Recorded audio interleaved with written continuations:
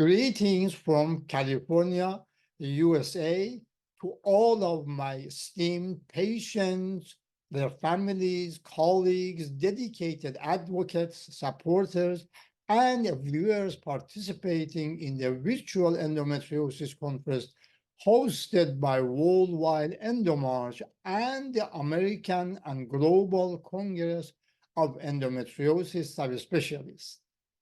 As I address you today, I am profoundly honored to speak to a community that has shown an unwavering commitment to the cause of endometriosis awareness and advocacy.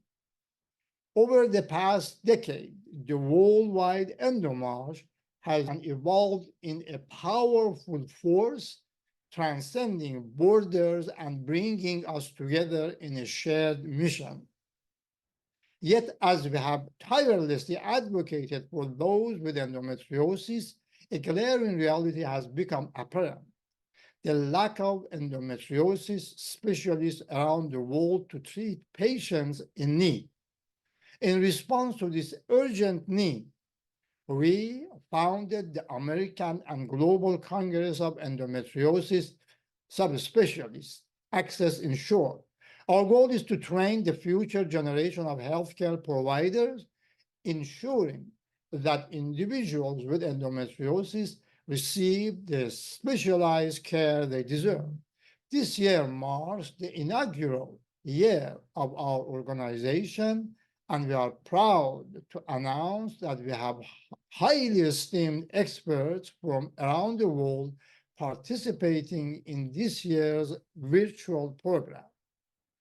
Reflecting on these 10 years of worldwide EndoMarch and the launch of the Congress, I am struck by the incredible strides we have made in raising awareness and fostering collaboration among the healthcare professionals, researchers, and advocates with patients involved in every step of the way.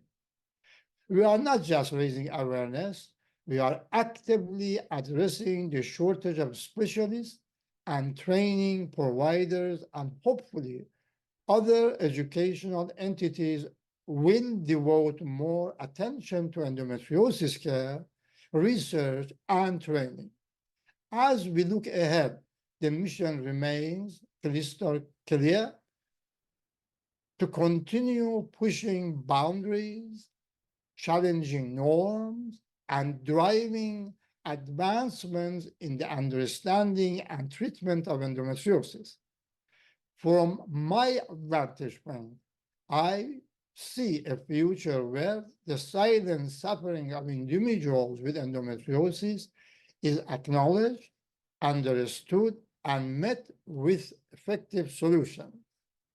Our collective vision is that one where early detection is the norm, where treatment options are not limited, and where the stigma surrounding endometriosis is dismantled. It is a future where the worldwide EndoMarch and AGES serve not only as platform for awareness, but as the catalyst for tangible change in the lives of those affected. I am inspired by the dedication of each and every one of you, and I am confident that EndoMarch will continue to be a driving force in the global fight against endometriosis. Together, from California to every location around the world, we will persist in our effort to make a difference. Thank you for your commitment, your passion, and your tireless advocacy. Forward we go.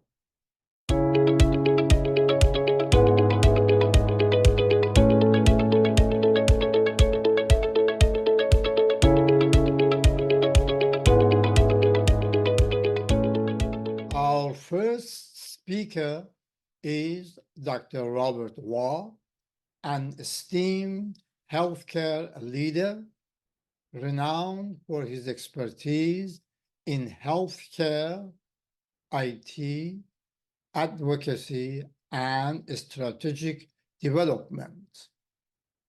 He is former president of American Medical Association, the largest medical society in the world. Dr. Wa currently chairs the Board of Commons Project, the innovative force behind covidcheck.org, a global risk assessment tool aligned with CDC and WHO guidelines.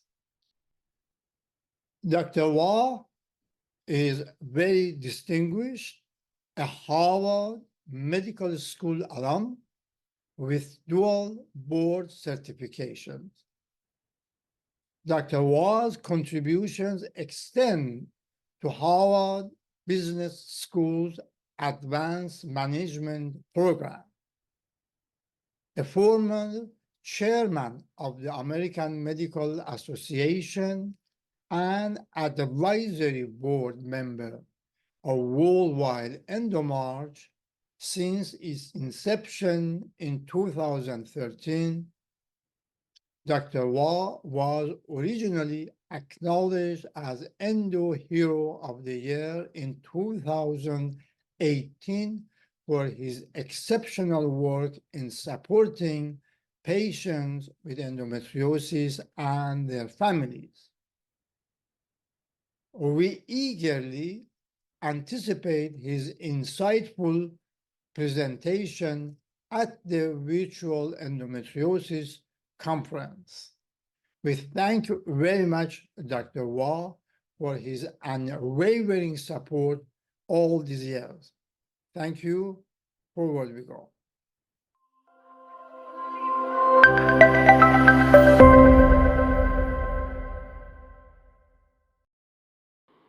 Hello, my name is Dr. Robert Wa, a member of the advisory board, and it's my privilege to help kick off and welcome you to the 2024 Worldwide EndoMarch. I'm a reproductive endocrinologist who has been working to help patients with hormonal disorders, infertility. I do microsurgery, minimally invasive surgery, and in vitro fertilization, along with teaching medical students, residents, and fellows.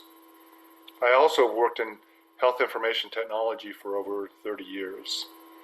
I bring you greetings from Colorado. Here it's sunny.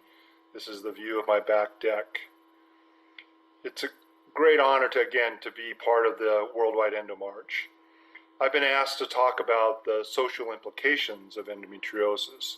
A number of my physician colleagues will be talking about the medical and clinical issues of endometriosis. But we thought we'd start by setting the stage for this EndoMarch this year, talking about the social issues as well.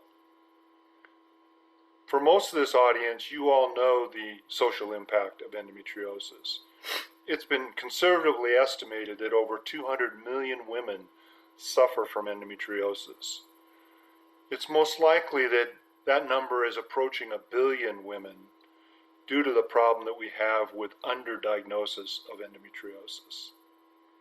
And certainly the wider impact of endometriosis is felt because all of us have patients, wives, mothers, sisters, aunts, family members, colleagues, and friends who suffer from endometriosis.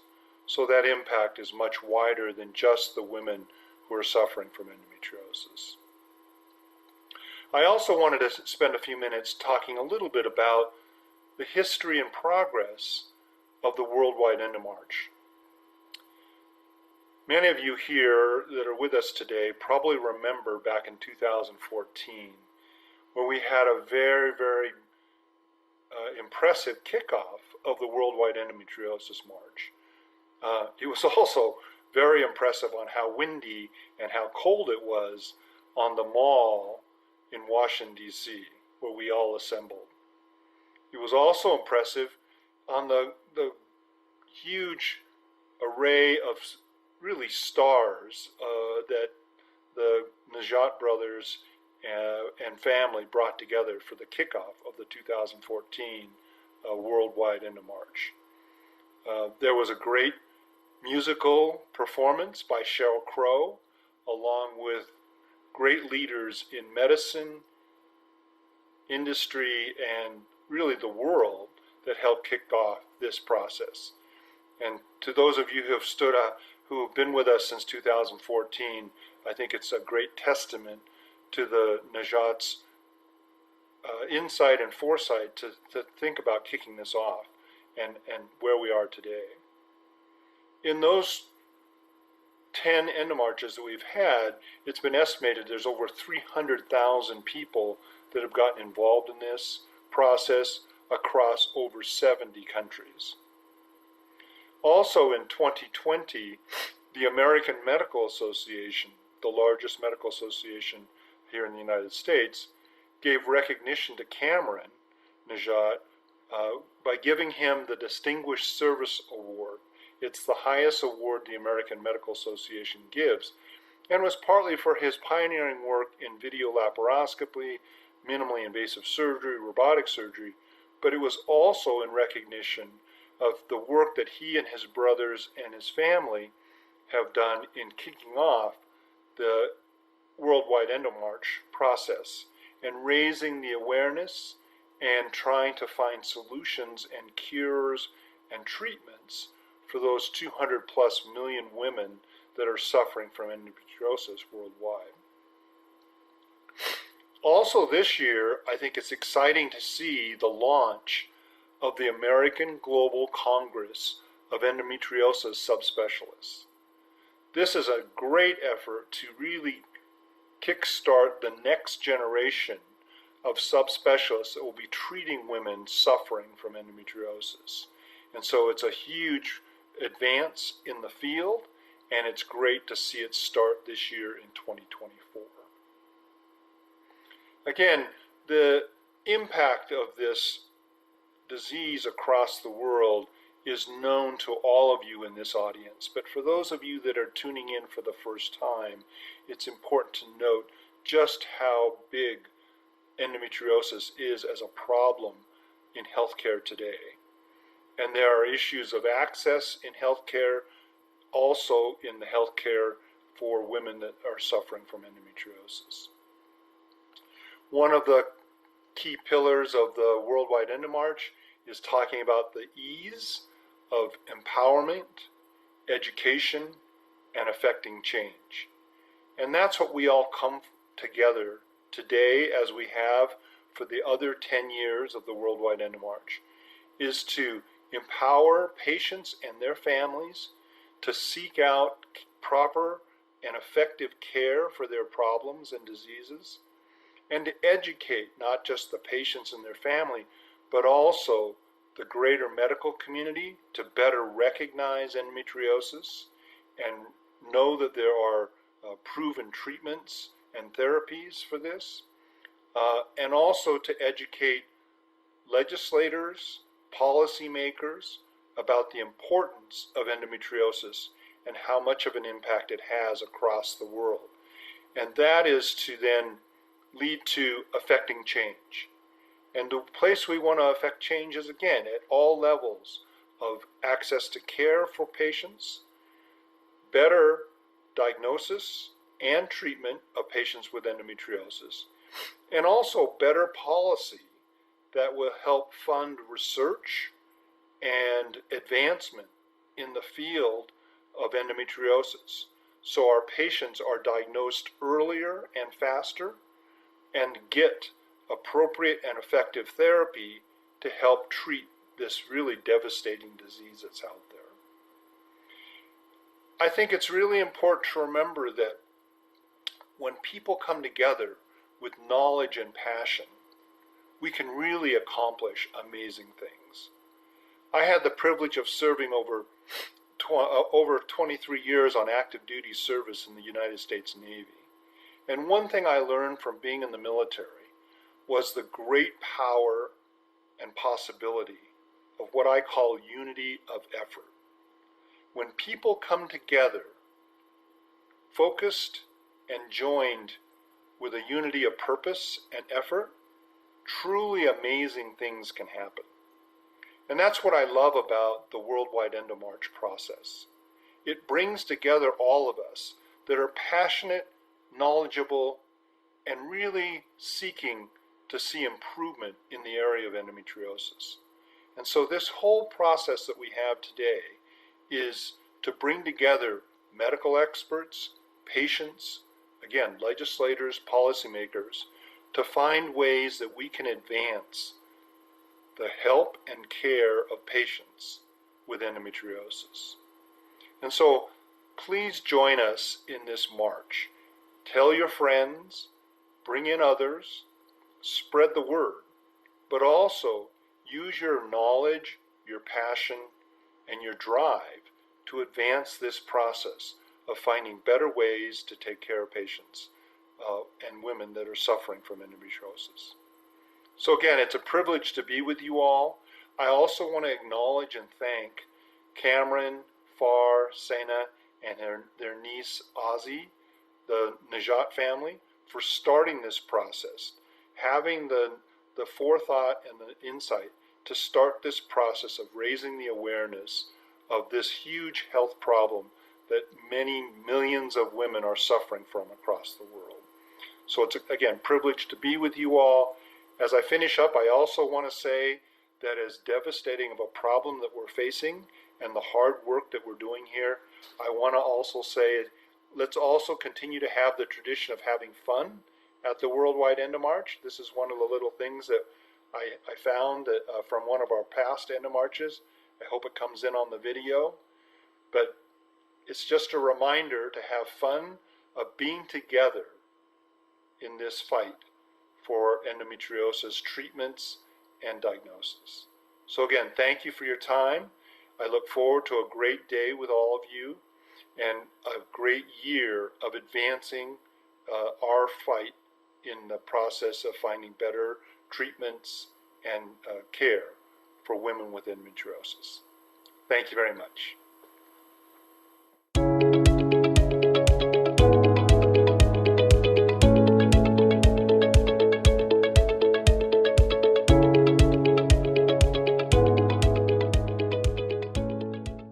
Hello, our next esteemed guest and recipient of the 2024 Endo Hero of the Year award is Miss Safra Katz.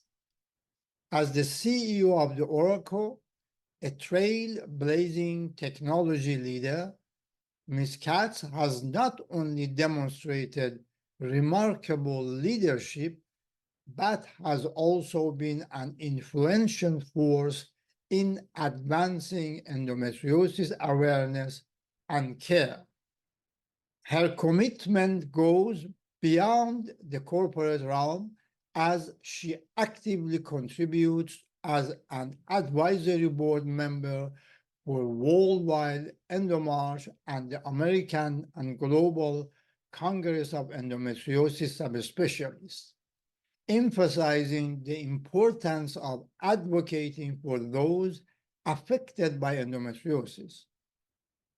Recognizing her exceptional dedication, we are honored to present Ms. Safra Katz with the 2024 Endo Hero of the Year Award. The accolades acknowledges her substantial contribution to endometriosis community, and we look forward to hearing her insights.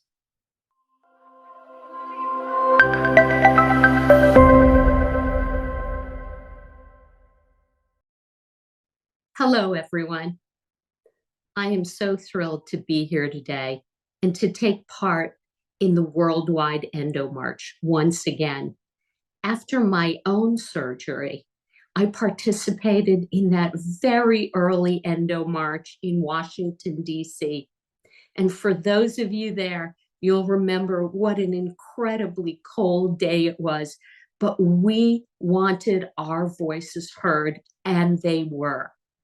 This organization means so much to me, and I am very proud of the important work that all of you do. It has been wonderful to be part of the advisory board and to see firsthand the important impact EndoMarch continues to make on how endometriosis is diagnosed and treated. My passion for healthcare spans not only this wonderful organization, but even my day job at Oracle. Healthcare is so important and such a critical part of everyone's life around the world. And the opportunity to create a more effective and efficient system that improves patient care is immense. Endometriosis, in particular, is so misunderstood and so often misdiagnosed. That is why this organization is so important. The impact EndoMarch has made on awareness and policy in more than 60 countries around the world is a testament to the dedication of the leaders and the members of this wonderful organization. All of you are making a huge difference. I'm so proud to be part of this community, and I know that all of you work so tirelessly to help hundreds of millions of people around the world. By raising awareness and sharing all of your powerful stories, we will continue to influence change and help those suffering with endometriosis. No longer should they be misdiagnosed and suffer in silence. This is incredibly important work.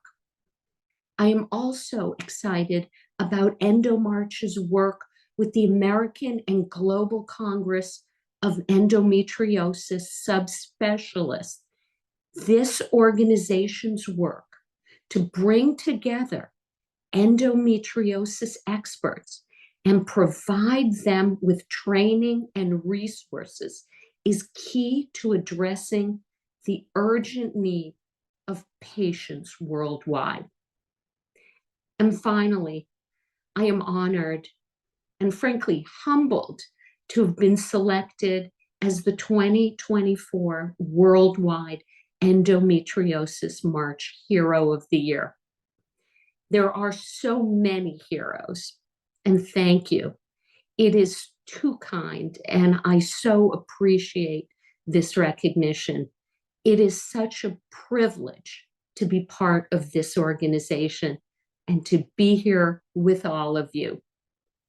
Thank you for your work and dedication to this critical cause. I look forward to a great year ahead.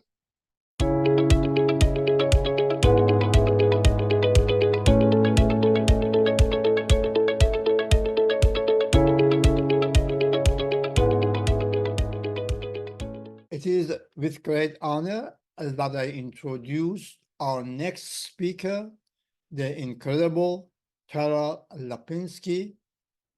Beyond her celebrated achievements as a gold medal figure skater, Tara is here today not only as an accomplished athlete, actress, and sports commentator, but as a patient and a courageous voice in the endometriosis community. As the host of the podcast Unexpecting, Tara intimately shares her ongoing 5-year journey to motherhood, navigating the complexities of endometriosis-related infertility. Her openness extends to discussing her personal experience with endometriosis, shedding light on the challenges faced by many. Alongside her husband, Todd, and their beautiful daughter, Georgie, Tara's story is one of the resilience and hope.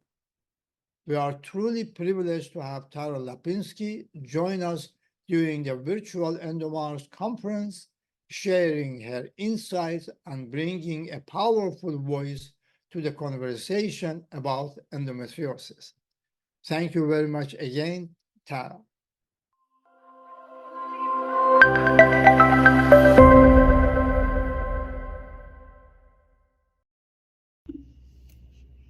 Hi, I'm Tara Lipinski, and I am so excited and honored to be speaking on behalf of EndoMarch.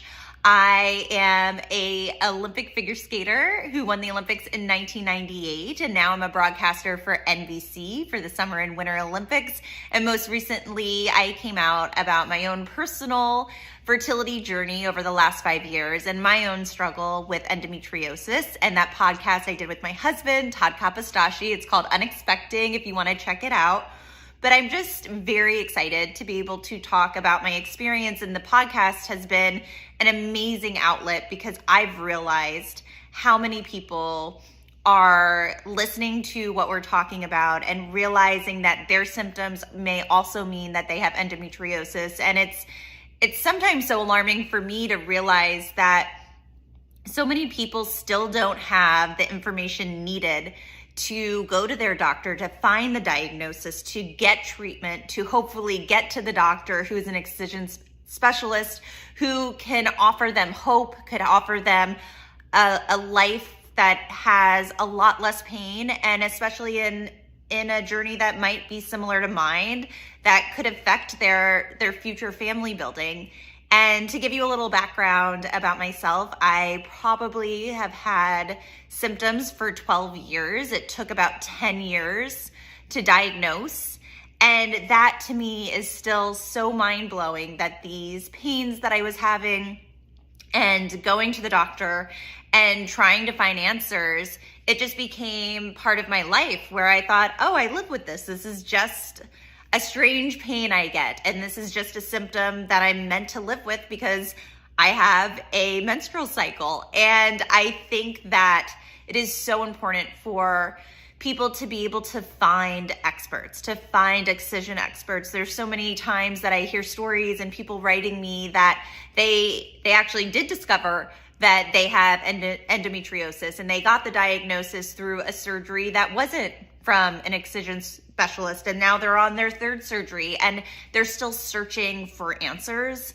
And there's just still so much to be done in the space to help people find a better quality of life when it comes to pain from this debilitating, sometimes debilitating disease, and to offer hope to people that, again, like myself, are on a fertility journey where endometriosis could be the reason that their family building process is delayed or they're dealing with loss. And for me, I've become so passionate about it because when I finally did get my surgeries, and Dr. Najat, who is my hero, literally my hero, and I realized walking away from these surgeries, how my life changed so much for the better, how the pain was greatly diminished.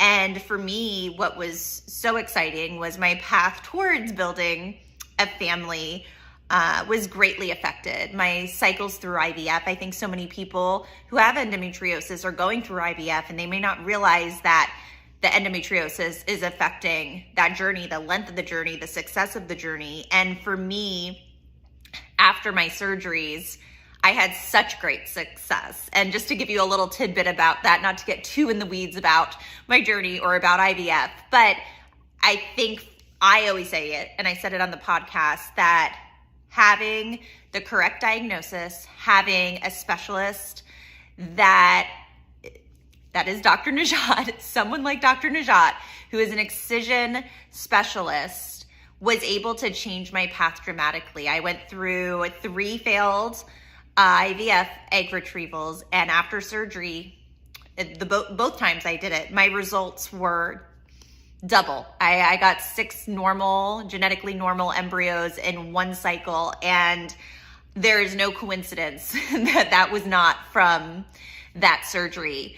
And it really is just for me such an honor and a privilege to try to spread awareness wherever I can, to try to direct people to the right surgeons, to the right people that can finally diagnose them. And it's crazy to think that it takes so many people, maybe 10 years, to get that correct diagnosis. And then, like I said, we don't even know what treatment they are getting, and are they getting the gold standard? And for someone who's dealt with endometriosis and knows that pain very well, that is my biggest hope, that we are able to become a world where someone struggling with endometriosis has all the information they need, has everything at their fingertips to improve the quality of their life. And I am privileged and lucky that I have been able to find doctors to help me on this path, but that's not always the case.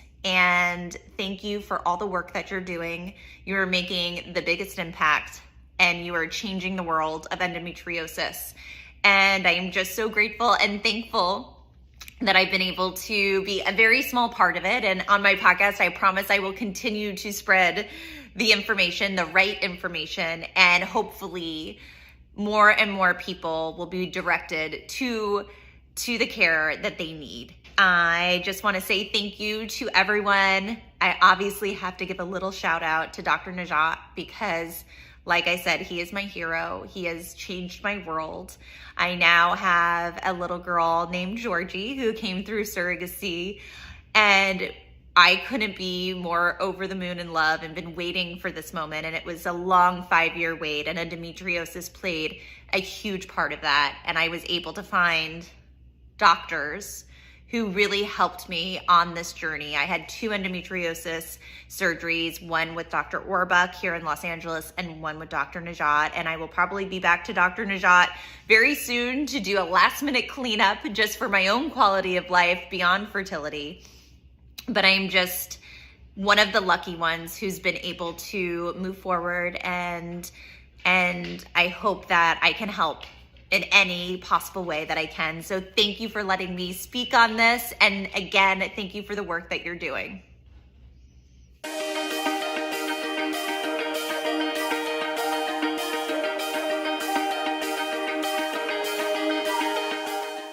We are here today in Washington, D.C. at the Capitol Hill, really, and we are meeting with state representatives as well as elected officials and letting them know that there are 8 to 10 million individuals nationwide suffering with endometriosis and the chronic comorbidities that come along with it as well.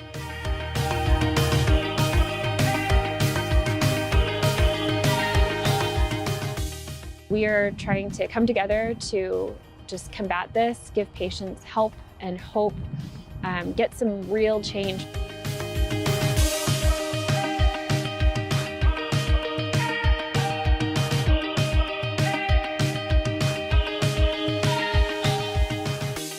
We're here today just to advocate for those many women who have been misdiagnosed or not diagnosed at all and suffer silently. The ones that can't make it out of bed because they're hunkered over in pain in their beds and can't get up or can't eat or take care of themselves enough to even work up the energy to advocate for themselves. That's where I stand. That's what I'm here for.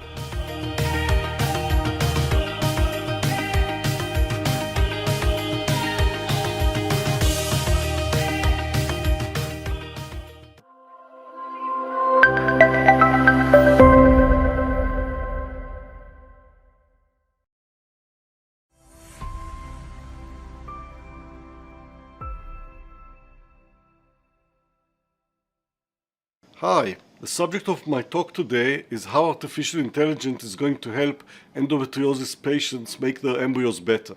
First, I'd like to thank Kamer Najat who invited me to talk today, and I'd like to introduce myself. I'm Daniel Seidman. I'm the co-founder and the chief medical officer of IVF, a company that has successfully developed algorithms which can actually improve the likelihood of success in IVF patients through artificial intelligence. Now, I think the audience is very familiar with the difficulty in getting pregnant that is very prevalent in patients with endometriosis. In fact, some patients realize that they have endometriosis for the first time when they have a difficulty to conceive. So there's been a lot of research over the last several years looking on reasons why patients find it difficult in conceiving when they have endometriosis. What we realized is the problem is probably in the eggs and the embryos. Why? Because when you do egg donation in patients with endometriosis and you take eggs from patients who do not have endometriosis and implant them in the uterus of patients with endometriosis, you get terrific pregnancy rates, which means that the uterine environment doesn't have a huge adverse effect on the success rates. So everything is probably concentrated in the quality of the eggs and the embryos. And we know from research that there are characteristics of oocytes coming from patients with endometriosis, for instance, darker granulation, thicker zona pellucida, a higher content of mitochondria, and we're trying to understand why is this happening and how can we improve pregnancy rates.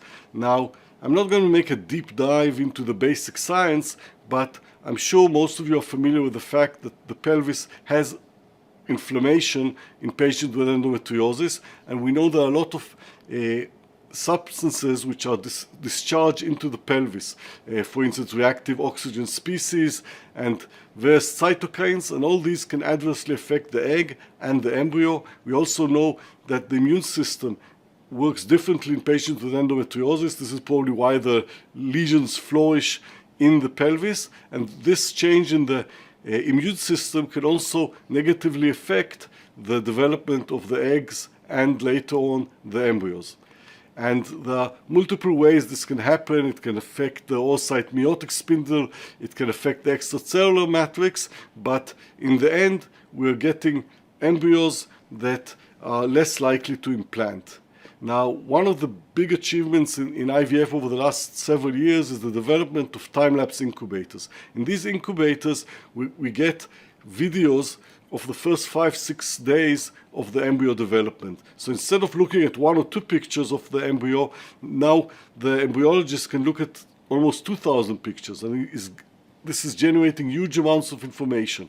And several studies have looked what happens in patients with endometriosis, and they found that patients with endometriosis have embryos that divide differently, the cleavage rate is different, and this, for instance, is a study from Nina Desai from Cleveland Clinic, and she has shown that embryos from patients with endometriosis are less likely to divide in an optimal manner.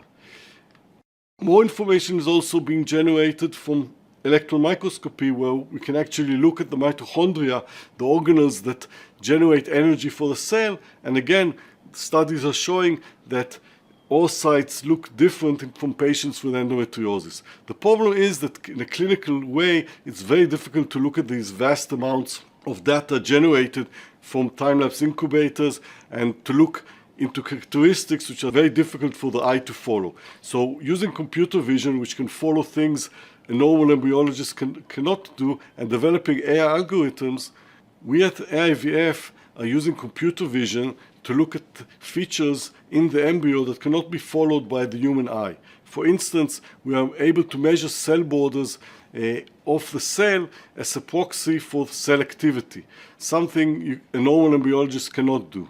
Also, our AI algorithms can look at minute pixels, microns inside, as a way to actually measure mitochondrial density. So we don't need an electron microscopy. We can actually look at features that no embryologist has been able to observe before.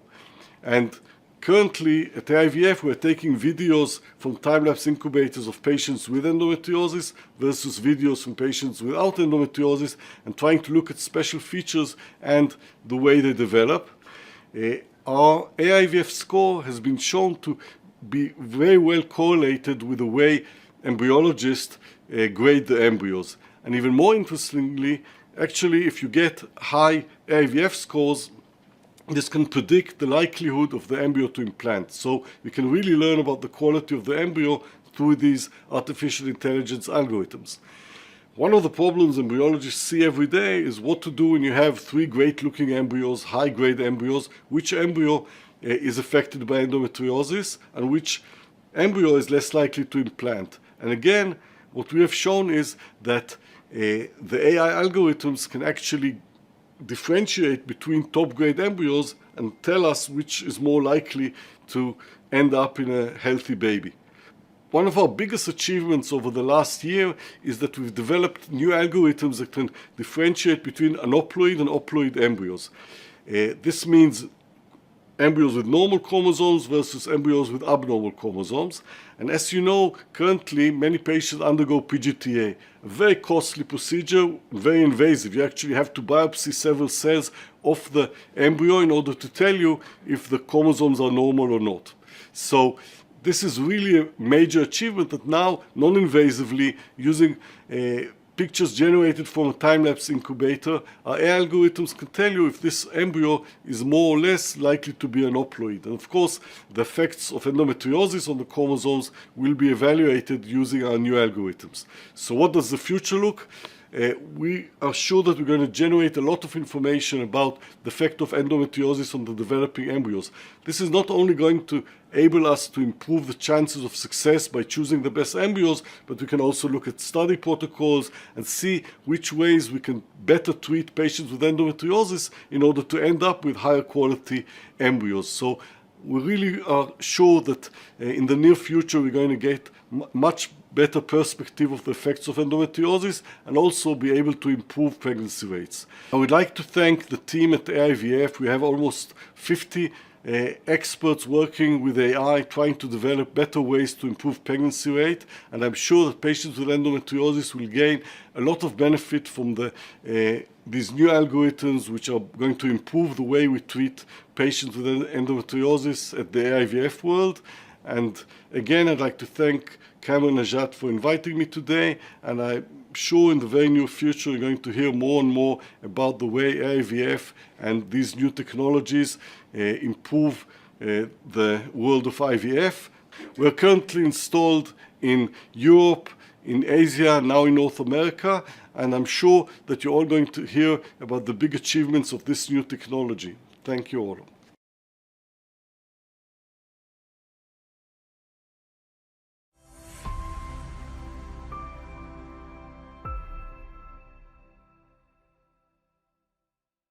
I would start with Alexis and Maria, and I just want to ask Maria that, and I want to thank them very, very much, immensely, enormously for being so kind to join this program for the benefit of the families of other patients with endometriosis to see how to navigate these roads. So I would ask first from Alexis and Maria to say hi, and I would ask Maria, how did you find out for the first time that Alexis had endometriosis? Hello, everyone, and thank you, Dr. Nesjat, for having us. We went through over 10 years of doctors trying to find out what was wrong with Alexis and were unsuccessful. It wasn't until we moved to LA, because we were originally from Florida, from Miami. And so we exhausted just about a lot of gynecologists in Miami trying to find answers, and many visits to the hospital. So it wasn't until we finally saw Dr. Nesjat, and it's been 2 years now that she had her first diagnosis ever and treatment. So, you know, so finally, in your way, in your course of treatment, you know, I just want Alexis and Maria, and you have the podium. Just tell your story, Alexis. How are you dealing with the issues now? How do you manage, and what would you do differently and what is your advice for other people? In general, go ahead and say some story about your journey. Yes. I feel like for many of endometriosis patients, there is a common thread And listening to Lily's story and even Taylor's mom's story, it really was similar in that we suffer for so many years without ourselves knowing what's going on. And when we finally can start voicing what we're feeling to medical professionals, not feeling heard when you're describing these symptoms. And unfortunately, as you said before, Dr. Najat, there aren't any tests that are fully available everywhere to diagnose and to even see the symptoms or this what could be endometriosis. And that's something that I went years without hearing at all. They didn't even say, oh, it could be endometriosis. It was just never even mentioned. And you learn in my journey, we definitely learned to advocate for yourself. You do have to do your own research because it really is the freedom that we have as in using our voice and trying to figure out what is going on in your body and to be able to find answers from there. And that's how we also came to learn about endometriosis. We came to find Dr. Najat through also a search in specialists that specialize in treating and diagnosing endometriosis. So once we did find Dr. Najat and we did get the surgery done, it was significantly better. I would say it was a complete 180 turnaround from my suffering for so many years. I mean, it impacted my everyday life. It impacted my schooling. I had missed several days of school. I was working part-time in college. There was a lot of things that I could not enjoy as a young woman. I wasn't able to enjoy going out, family vacations. There was a lot of things that I could not do because of the pain. And they also, my mom can, share how much she suffered seeing me in pain and not being able to go out because of it, and how much it impacted my life. But finally being able to find Dr. Najat and getting the treatment, it was a freedom physically and emotionally, a freedom to be able to finally find the answer. And from there, we have managed now through long-term treatment, through contraceptives. We also, in other webinars, Dr. Najat had a panel of other holistic doctors notifying the importance of diet and exercise and how it impacts, as endometriosis is an inflammatory disease, and having an anti-inflammatory diet. So definitely combining modern medicine with holistic treatment is now what I'm focusing on as long-term. But I have been able to get my life back and being able to enjoy things that I couldn't enjoy before without pain. And definitely being able to encourage other girls to be able to find their voice in describing what they're feeling and advocating for themselves to do their own research and to find answers and to find medical professionals who are aware of endometriosis and who can help them. Alexis, thank you very much for saying that.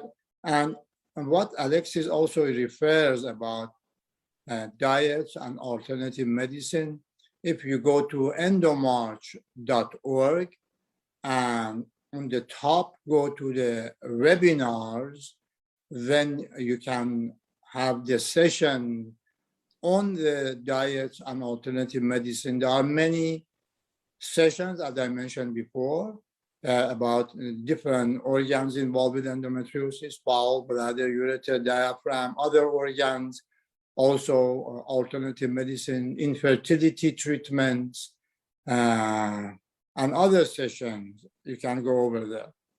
Well, now, Maria, when you hear the story of your daughter, please tell us, how did you navigate? How were you feeling when Alexis was going through all those heartaches? And, tell us, how did you support her? How how are you supporting her now? And tell us about your emotions, what you were going through. Well, first of all, let me just say that I'm a crier, so forgive me if I get a little emotional and start crying.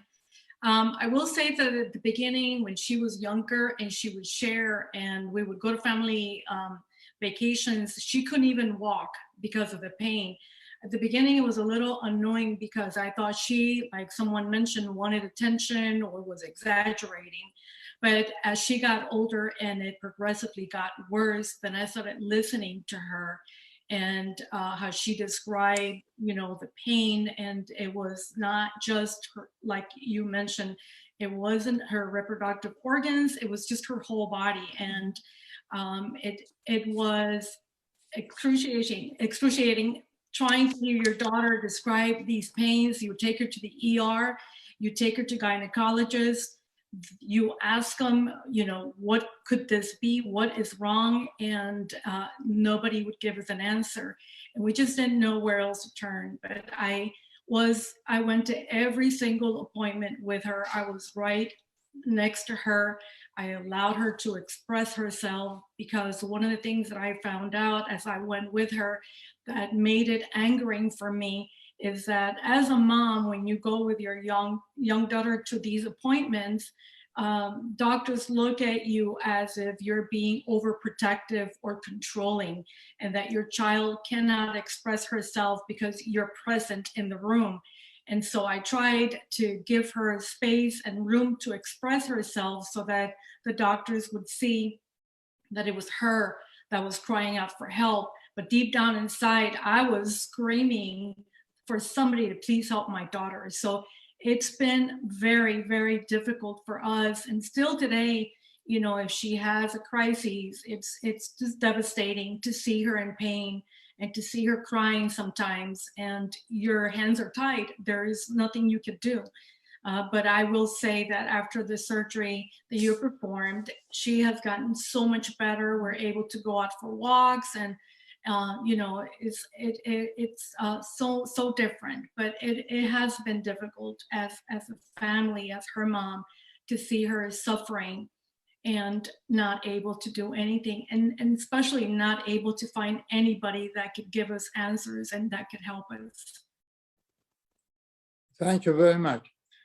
So during your course of treatment, and how have you managed, or when Alexis decides one method versus the other, how are you helping her in her decision making, or how do daughter and mother talk to each other and you decide?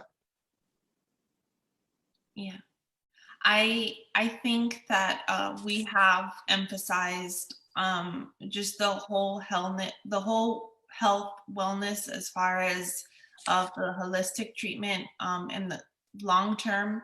I think as a family, when one of us does something, we support each other to the point where we also participate.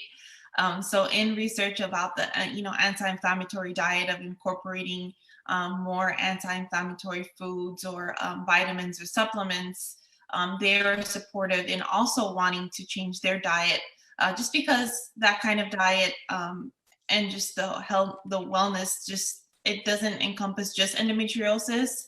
It really could be good for a lot of people as far as your health is concerned, and incorporating diet. So they're supportive in me of also participating. And so when we do groceries, or we buy stuff, or we do different recipes, and we cook dinner together, in also joining me of what I can eat or what I can't eat, and supporting me in that.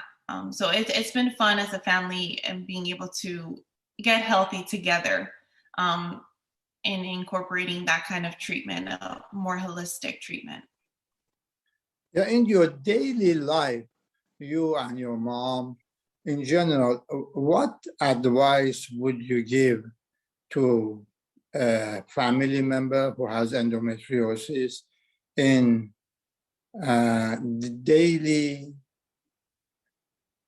actions, reactions, foods, emotions, and treatments. What advice do you have to them? How to, in general, how do they conduct their life? As a mom, I will say be more proactive and advocate even more for your child, but be more proactive and getting informed, learning what is helpful, what is going to help with the different aches and pains and symptoms that they feel, because they're different. And some month it might be one part of the body, and then the other month it might be something else. And if you are educated on what is good, then you could help with that. Also listening to them and being understanding and sympathetic, because they're the ones that are experiencing the body and the pain in their body. We're just watching them suffer, and there's very little we could do. But when we're there by their side and find any way to be able to help alleviate the pain, listen to them, and just be understanding, to me that's the best thing that you could do as a parent. And as a patient, I would say just don't give up. Don't give up, because you feel like giving up and you feel like you're alone. I felt alone for years, and I honestly don't even remember meeting anyone that had endometriosis. We didn't even know what it was. So I didn't even know if we knew anyone in our family or friends that had endometriosis. So I felt alone for years. And even you describe it to other women. I had other women tell me, oh, we all have cramps. It's just cramps. We all have our period. And it's not that. My advice is to not give up hope, to not stop fighting. You're stronger than what you think you are. And there is always hope. And through a lot of prayer, we're a family that prays together. You keep the faith and you keep the hope in fighting for answers, fighting for yourself, and being strong for yourself and for the people around you. You have a purpose. I honestly believe everyone has a purpose to be here, and your story, your life can change someone else's life. So for me, suffering as a endo survivor, I could say don't give up hope, and definitely fight. As a mother and daughter, what would you like to see happen? What is your advice for medical professionals? What do you think, ideally, what do you want to see? What advice do you give to the patients, and what advice do you to the medical professionals, to the doctors, and what do you want to see in general to happen? We had talked about this a little bit before the meeting started, but we would want it to be a required topic of diagnosis in every specialty of medicine, all over the world. We would want it to be part of the curriculum. We would want it to be just known and taught to medical professionals in every specialty. And I honestly think I say every specialty because as doctors, as specialists, you might be seeing a patient that might have multiple symptoms. So a psychiatrist, for example, might be treating a patient for depression and anxiety, and it's a female, and she might be describing other symptoms that could be associated with endometriosis. So even a psychiatrist, if they were educated upon this illness, could then refer their patient who's being treated for depression or anxiety to see an endometriosis specialist or a gynecologist that specializes in endometriosis. I would want to see that in the medical professional field as required treatment and curriculum, to bring awareness, to be able to diagnose and treat endometriosis. But I would also want to take it a step further. I would honestly also want to see laws being in place in employment. And I think this is a little bit of work that you're also doing, Dr. Najat, and your team in employment, to be able to bring aid and awareness to the illness. If it's a work-related disability or being able to have accommodations for those who are suffering severe symptoms of endometriosis in the workplace. So in every spectrum, so from medical professionals to employment is what I would want to see. And I think we have made progress, but there is still progress to be made. And I think, like I said before, to not giving up hope and to continue fighting is what's important in my advice. And to do what you can, either in sharing your story to anyone and bringing awareness, even in your circle of friends and family. It starts somewhere. I would like to see a way for girls to be diagnosed, because honestly, she's been suffering since she was 10 years old. Yeah. So if there is a method of diagnosing it early, and I also would like to see other treatments, because right now there is a certain amount of treatments that they could receive, but I would like to for a treatment that is specifically for each female that is going through this, because each one of them is different.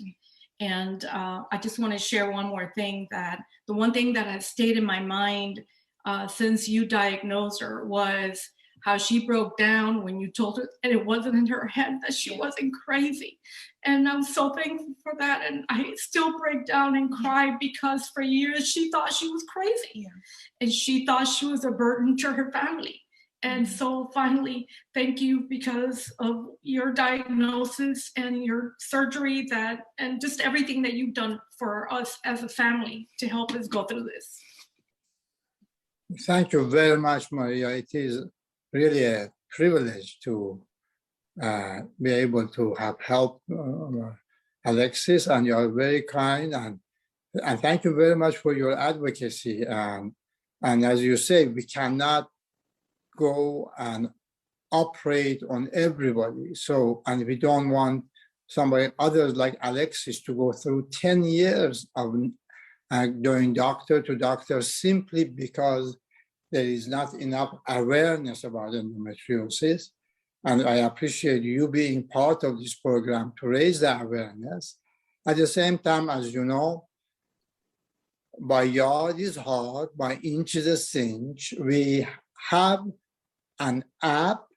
It is called Nejat Endometriosis Advisor. You can download it. It is completely free. And that would at least could give you a guideline if you have endometriosis that could help you to go to a doctor.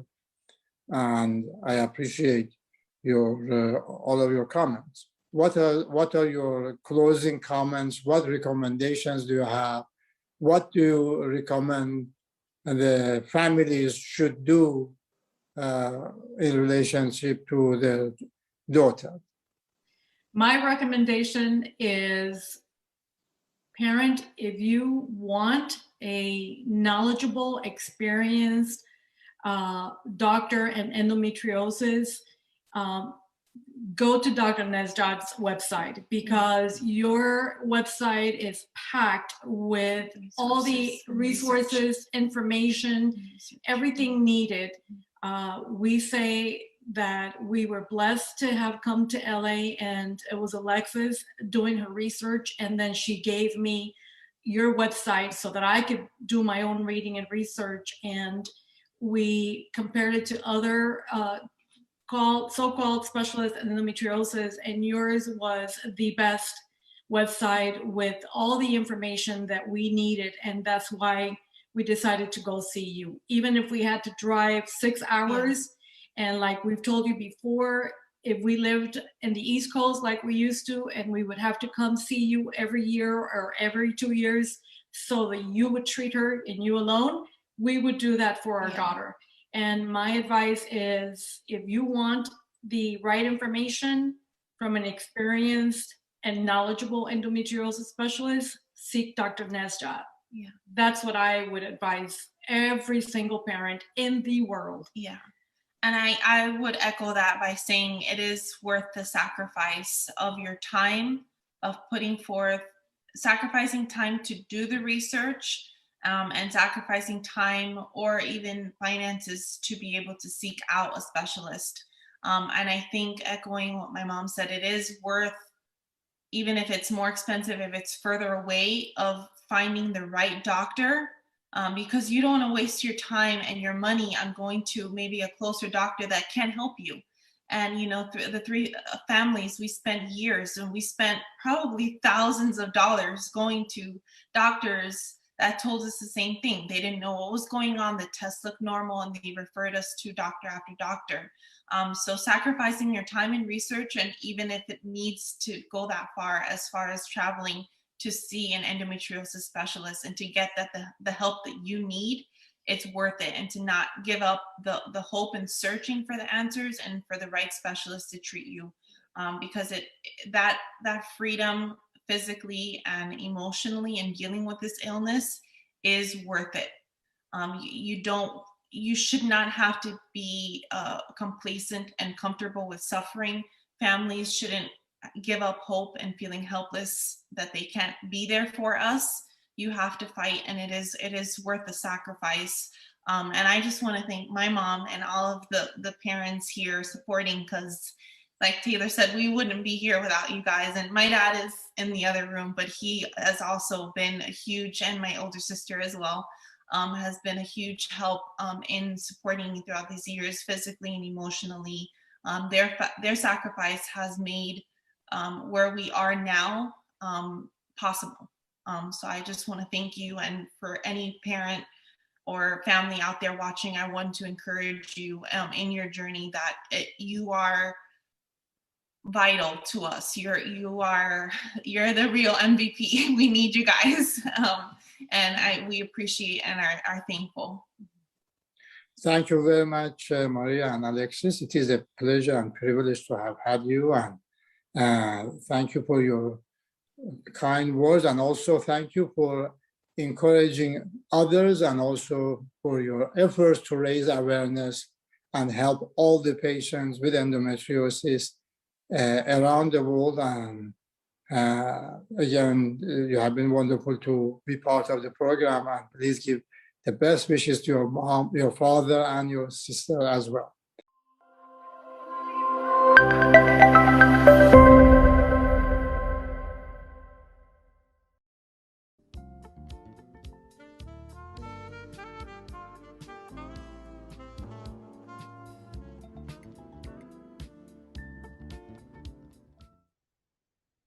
Okay. So hello, my name is Roy. I am a worldwide EndoMarch headquarters volunteer. I'm here today with the EndoMarch representative of Team Hungary, Adrian Salmon, who is also the board member of World Endometriosis Organizations. Once again, it's very nice to meet you, and thank you for taking the time today to answer some questions. To start off, how did you become involved with EndoMarch? Thank you, and nice to meet you too. We are involved in EndoMarch since 2015, so almost 10 years. This was our biggest project in Hungary. This was our first EndoMarch event, and we made a very nice event in the middle of the capital of Hungary, in Budapest. Wow. And since then, we are organizing this event from year to year. And now, I think for 4 years, this is all around Hungary. So we are making a roadshow during March. Yeah, I heard about that roadshow. Could you tell me more about that? Yes, these are events all around Hungary, in the biggest cities all around Hungary, and there are also big institutes about endometriosis or endometriosis centers. So we are invited doctors and different kind of experts also to the events to help women and the families dealing with endometriosis. Yeah, that's really awesome that you have this event all throughout everywhere, so that it further, different areas, you have different audience. So it's nice to reach everyone. And inform everyone, increase knowledge about endometriosis. So that's very And awesome. we also record these events. I mean, the lectures and the conversations or the roundtable talks. And these are available on our YouTube channel or our podcast channel as well. Amazing. Thank you. Along the same lines that we're talking about, how have other efforts increased or furthered endometriosis awareness in your area in Hungary? We are working in this area since more than 10 years or 14 years. I had endometriosis. I was the first patient in Hungary who was operated with endometriosis, in deep infiltrating endometriosis by laparoscopy. And I met Dr. Attila Bokor, and asked him about talking this endometriosis more. And he was very supportive. And for this time, or from this time, he is our biggest supporter. I'm as an expert. So we are working together in this awareness project as well. We have a lot of projects during the year. So we have not only the EndoMarch events in March, then during the year, the whole year, we have a different kind of projects. We have a hospital package. This is free for every woman in Hungary who is operated with endometriosis. We have different kind of goods and different kind of leaflets about endometriosis, which could be helpful during the hospital stay, after the surgery, and also helps by the recovery. This is a very popular package. This is available now, or we give it to at about 5,000 women in the last 1 year. I think it's a big number, and this is available more than 40 institutes or hospitals in Hungary. So this is one of our projects. We have Manshi box also. This is a small box for teenagers to help women with their first period, and because we think it's very important that know exact and important information about the cycle, about the menstruation, about maybe the problems also. So we had to start this communication and awareness at the first stage, and this is, I think, the first period. And this could be also a nice thing, because we record that in the life of a lot of women, the menstruation is a bad thing. So we would like to change this, how to have this better maybe, or how could we a nice period during our life. So this is the second. We have a tax reduce. This is a special thing in Hungary. So if you have a workplace, you could get tax reduce. This is one amount, could be one amount together per year. This is also very popular. You could get this if you have a surgery because of the endometriosis. We have YouTube videos or webinars, podcast talks during the whole year, and also have a support group. And the members are over 10,000 women or their family members, also maybe husband, mother, father as well. And in this group, we have also webinars. We have experts who can support the women living with endometriosis. I think these are our biggest projects. We are thinking about more and more. It depends on our capacity and our supporters or fundraisers. And one more project is our Lucy application, because we made the application to help women.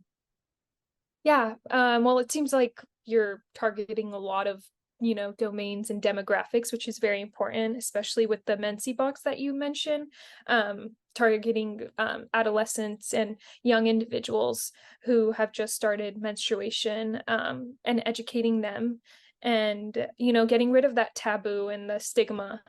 Um, all that is very important, and important in reducing diagnostic delays, in other words. So going back to the Lucy application, I heard about some of the Team Hungary's social media campaigns in cooperation with influencers, specifically the Lucy application. Could you share more about this campaign and the app? Yes, we made this application because we would like to reduce the diagnostic delay, which is in Hungary 4 years, which is, I think, very special if we compare with different countries, because as I know, in a lot of countries, the diagnostic delay is 7 and 10 years. And in Hungary, this is 4. I think it's a big thing that we could reduce it in 10 years. To 4 years, but we are not satisfied with this result. So that's why we made this Lucy application. Lucy application helps if you put data in it, your problems or your pain in it. The application alerts you that maybe you have problem, you should go to the doctor, and we can offer institutes because you can reach our website, and our website you can reach the institutes.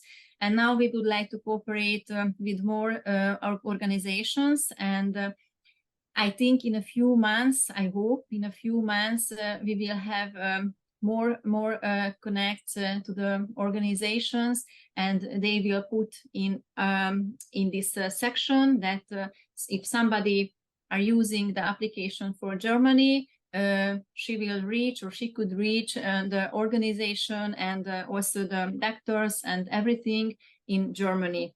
So I think it could be a very helpful thing. And next to this, we have a dietary block also in the application, which could help you monitoring your dietary things during the day. And also if you have problems with some goods, you can see in the application. And the application is the part of a big project, research project called Female. This is going on in 6 countries, but not only 6 countries, because the consortium partners are from 6 countries. But now in the last year, I think it's a very interesting project for outside the project as well. So more countries are connecting to the Lucy application and to the research. Yeah, also, and yes, we had with a social media campaign. It was very interesting. It's called Vagina Bags, because we compared the women's health with the women's bag, because our women's bag are also a mystery. We didn't know or don't know what is in it, and maybe we could find something strange also, and that's why we made this campaign. It was the reaction was very interesting. I take this campaign to big conference where are almost doctors, and I showed at a poster section. And if you were at a similar congress ever, you see that you can see only words and graphicons on these posters, and this Lucy is a vibrant red, purple, and this you can see the vagina in a big picture, or seems like a vagina. and a lot of people were coming at what's this, what are you doing?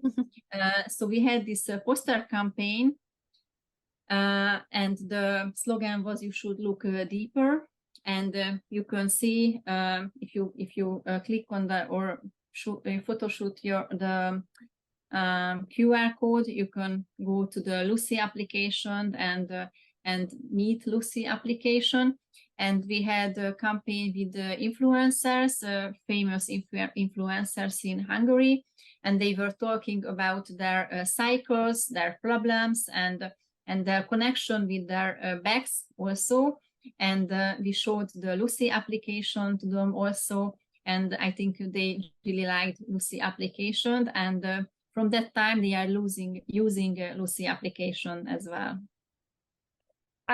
First of all, I wanted to say I really love the analogy of what's in the bag. I just needed to say that. I think it's so clever, and it calls for a great campaign.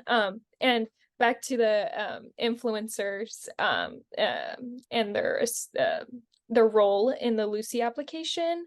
I think it's so great that you guys are using influencers to begin with, because they reach such a large audience.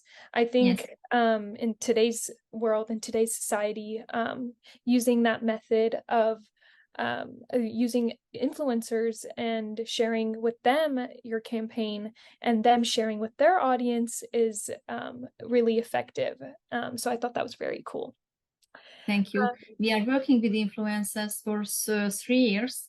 Mm-hmm. We had a campaign, it was very famous also. We had a nice connection with Hey Julie, and we made a video with her, and the topic was Lost Days. This was the video's name, Lost Days, because our agency find out that women living with endometriosis, because of the pain, are losing 1 year in 10 years period of their life.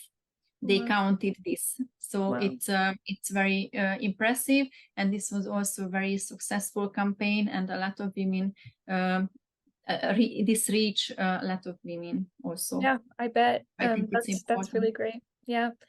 I wanted to ask if you've been a part of or noticed any change to endometriosis policy. So just wanted to get in the policy aspect of endometriosis really quick. In Hungary, we had a guideline accepted in this April, in 2023 April. So I think it's a huge success. It's similar to the ESHRE guideline as well. And now we are working on that the centers which are working and are available in Hungary. These are 6 or 8 centers around Hungary, could reach more people, or the people could get in, and they could have a better patient road. So we are working, we are work on this project now. We need money to the hospitals or to this project, but I think we have a good cooperation, and we have a good connect to the government, so they are very supportive. Before this acceptance of the guideline in March, we invited the most important people in this area in Hungary, and all of them come to our event on Sunday morning. So I think it shows that it's important to the government or the health committee also. So I believe that we can reach more in this field also in the next few months. Yeah, you know, obviously, as you know, women's health has for a long time been overlooked, and to hear that your government is supportive and you have created this endometriosis guideline to be implemented in health institutions is very reassuring, and it's good to hear. And I can't wait to hear about what Team Hungary continues to accomplish in the future and your efforts in raising awareness around such an important issue. And before we end, is there any last words you'd like to share? I think the foundation's name is Together It's Easier Women's Health Foundation, and I think it's a very important message that together is easier. So I think if we can connect more, we can reach more people and more things together. No, you're absolutely right. Thank you so much again for your time. Thank you. It was very nice to meet you, and have a great rest of your day. Thank you. The same to you. Thank you.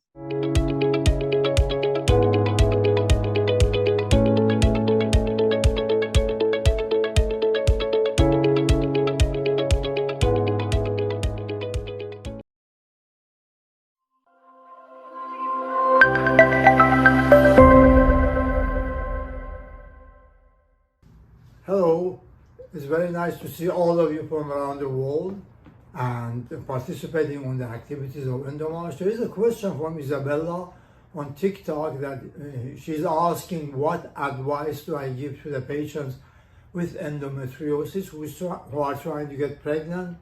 Isabella, I treat every single patient individually based on that patient's goals, and here goal being pregnant. I have to evaluate all the other factors, her partner's factors, her age, her situation, and also her condition, her fallopian tubes, her ovulation, where she lives, what she eats, and also her genetic factors for the treatment of endometriosis. I, in general, like to treat every patient according to her specific case. I don't have a cookie cutter technique. I don't treat every single patient the same. There is a question, I hope I answered your question. There's a question from Leila on Instagram. She says, how hormonal therapies such as birth control pills, hormonal IUDs, helping patients in managing endometriosis, and what are the potential side effects? Leila, unfortunately, hormones, almost all of them, there are some degree of side effects. And again, we have to individualize the care of patients. For example, is a teenage girl, a very young patient in the early years of her late 20s or or in her early 20s or in her late teens, and she wants, she's not planning to get pregnant, then birth control pill is a good idea. The lowest dosage possible is the best idea to take to decrease the side effect as much as possible. The same is with hormonal IUDs. The lower the dosage, it is better. So in general, we have to decide that patient, her weight, her height, and where she lives, and her other factors, and we treat her with hormones. And like birth control pills or IUD, or not everybody obviously can tolerate hormones. On Mohammed from YouTube is, can you elaborate on the impact of surgical interventions such as laparoscopy in managing endometriosis, related infertility or organ dysfunction? In general, surgery by minimally invasive technique is, by a very experienced surgeon, is the best way to address endometriosis, in my opinion, when a patient wants to get pregnant. If the patient is younger, let's say in her 20s and early 30s, in our experience, if the partner's sperm count is good, the best surgical approach if it is done by minimally invasive surgery and endometriosis is treated very thoroughly, the success in our hands is better than IVF, much better than IVF, and because IVF by itself, the medication that the patient receives by IVF produce a lot of estrogen, and that could cause endometriosis worse. Sometimes you have no choice. If the patient is older, in mid to late 30s and early 40s, and IVF is the best after surgical treatment of endometriosis.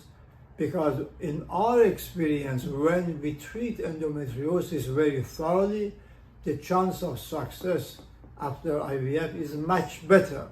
So it all depends on the experience of the surgeons or groups that are treating the patient. In our experience, patients with endometriosis, younger or older, after surgical treatment of endometriosis have better success. For the organ dysfunction, the same way. For example, if the patient has endometriosis on her ureter and it is causing a stricture of the ureter, which could cause silent loss of a kidney, it is better to go ahead and remove endometriosis rather than put the patient on hormones, because if you stop the hormone, endometriosis will keep progressing and patient might end up losing the function of that organ like the kidney. Again, thank you for asking your questions.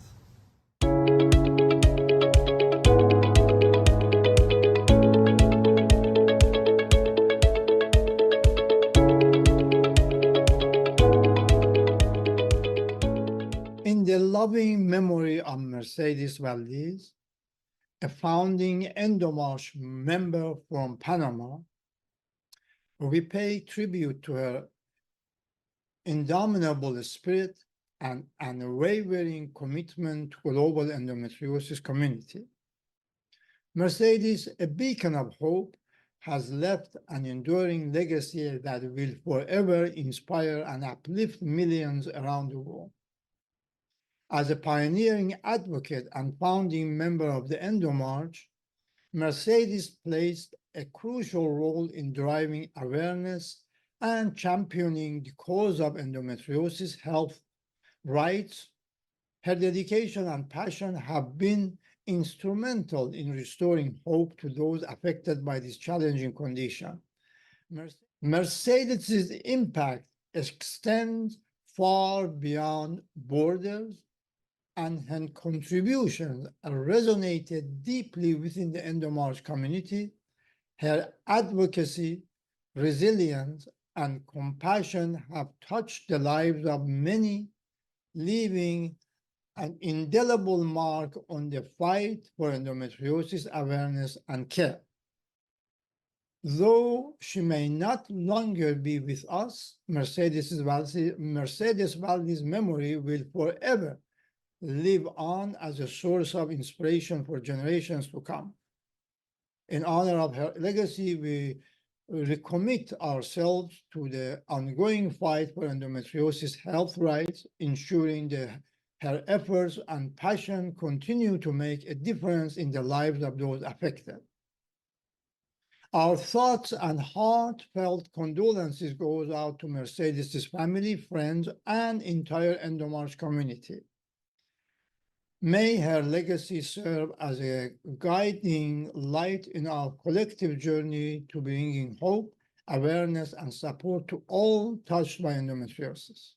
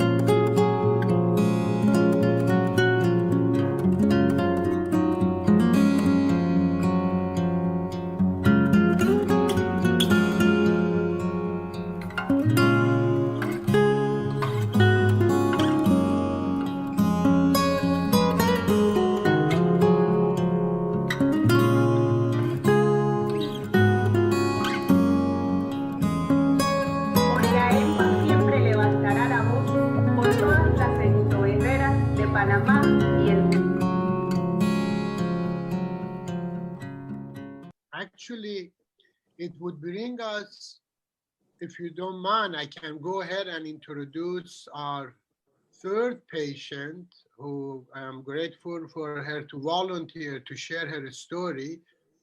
Mrs. Michelle Sunquest, that you will be amazed to hear her story, and I am impressed because of the educated patients. You heard the stories of, unfortunately, due to the lack of awareness, some of the healthcare providers may underestimate the endometriosis. So Michelle was the person who educated herself, and Michelle has little Sina with her. Welcome, Michelle. I will stop talking and let the people judge for themselves that how educated patients could take control of their health.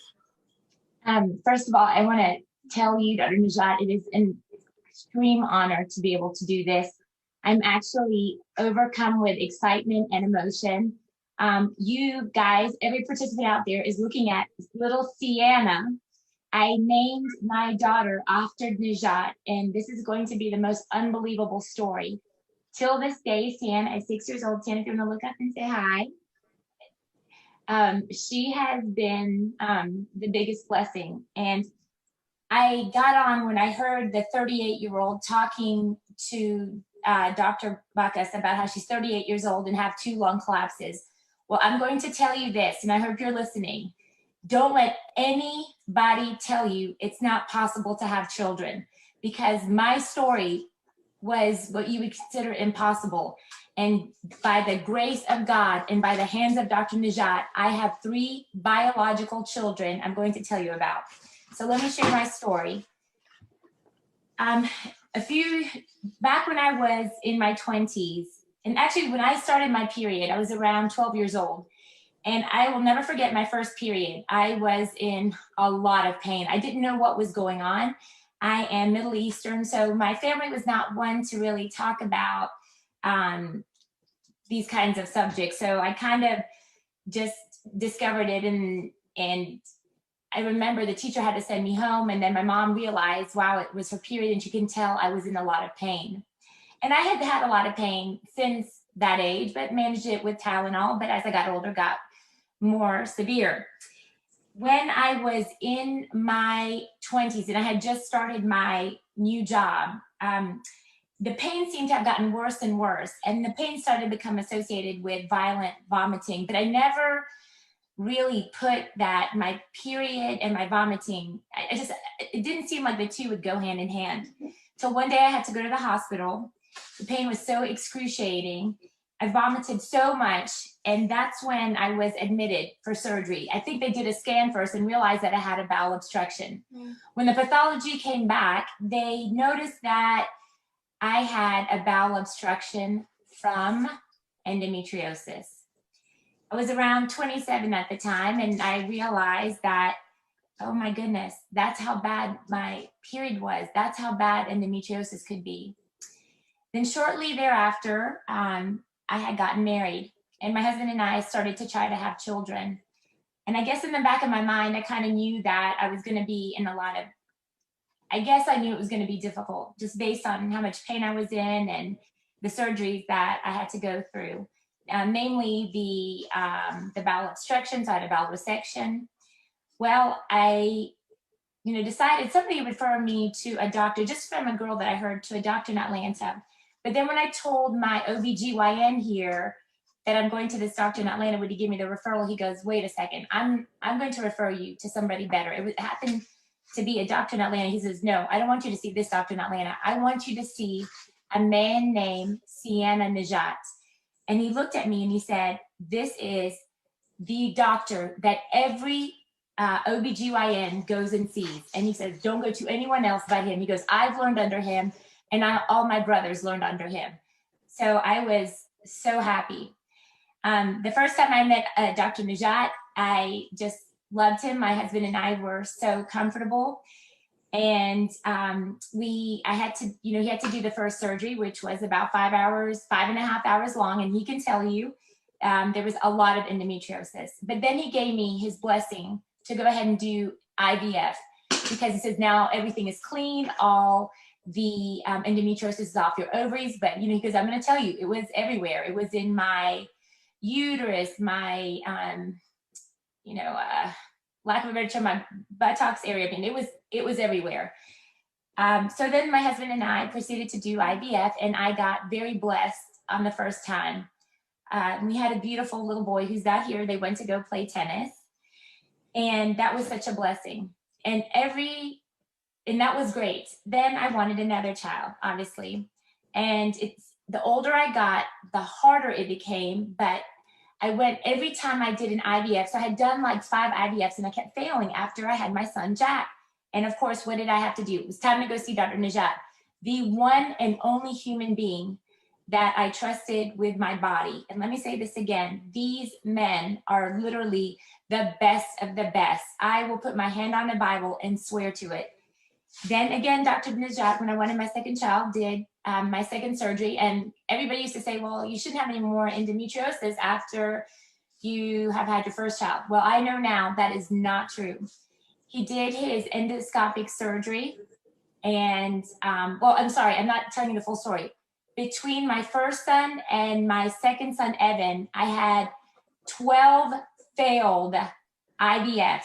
And when I went back to do a second procedure, 12 failed IVFs. When I went back, lo and behold, when Dr. Najat goes in, cleans me out, I had my second child. None of the reproductive oncologists could believe I had a second biological child, because let me tell you, that follicle stimulating hormone test kept saying I have no eggs in my ovaries. But I'm about to tell you the most unbelievable part of this story. I really wanted a little girl. I wanted a girl more than anything. And I begged and begged my husband to please, let's go through this one more time. Now, I am not going to lie to you. I hated IVF. By the 14th round, my body is just so fatigued from these forced hormones. And I almost didn't want to do that. But I went to have one more surgery with Dr. Najat. And these were his last words to me. And these words will forever be cemented in my head. He goes, Michelle, I got a woman naturally pregnant at age 47, and I have C in your ovaries. There are eggs still in your ovaries, and I don't see any reason why you can't have another child. Well, anyway, we go back, and I decided, hey, I'm just going to do everything as holistically as possible, along with the IVF. But in the meantime, I'm still going to try, to get my cycles right, and was working with a doctor in California. And then finally, I just ate better, listened to the advice of my acupuncturist. And on the day that the IVF medicines arrived for the last and final round, because if it failed, then I'm out of luck. This was it for me. I was feeling really sick. I mean, my husband was making hamburgers, and I was like, this is just terrible. And he goes, Michelle, just take a pregnancy test just to see. I said, it's going to be negative. I was like, let's not even waste our time. Well, he just goes out and buys one. No, I'm sorry. We happened to have one at home. And I said, just go ahead and tell me it's nothing. He goes, it must not be working because it says pregnant. It's flashing pregnant. I was like, what? Yeah, he said he thought it was broken. So of course we were shaking. He ran to Walgreens and bought 5 more tests. Pregnant. And with 5 weeks plus. Of course, I called my acupuncturist. I called the doctor, and the doctor says, come and let's see. The next day, there it was in my uterus, a beating heart, a little tiny beating heart. You guys have to understand, every doctor said I could never conceive naturally except for Dr. Najat. Even though Dr. Najat was very supportive with IVF, I hanged on so dearly to those words. It was the day that the 14th box of in vitro medicines came, and there I was carrying a little baby. So I go to the maternal medicine. I had to get a maternal fetal because I was considered a senior citizen. I think I was 39 years old.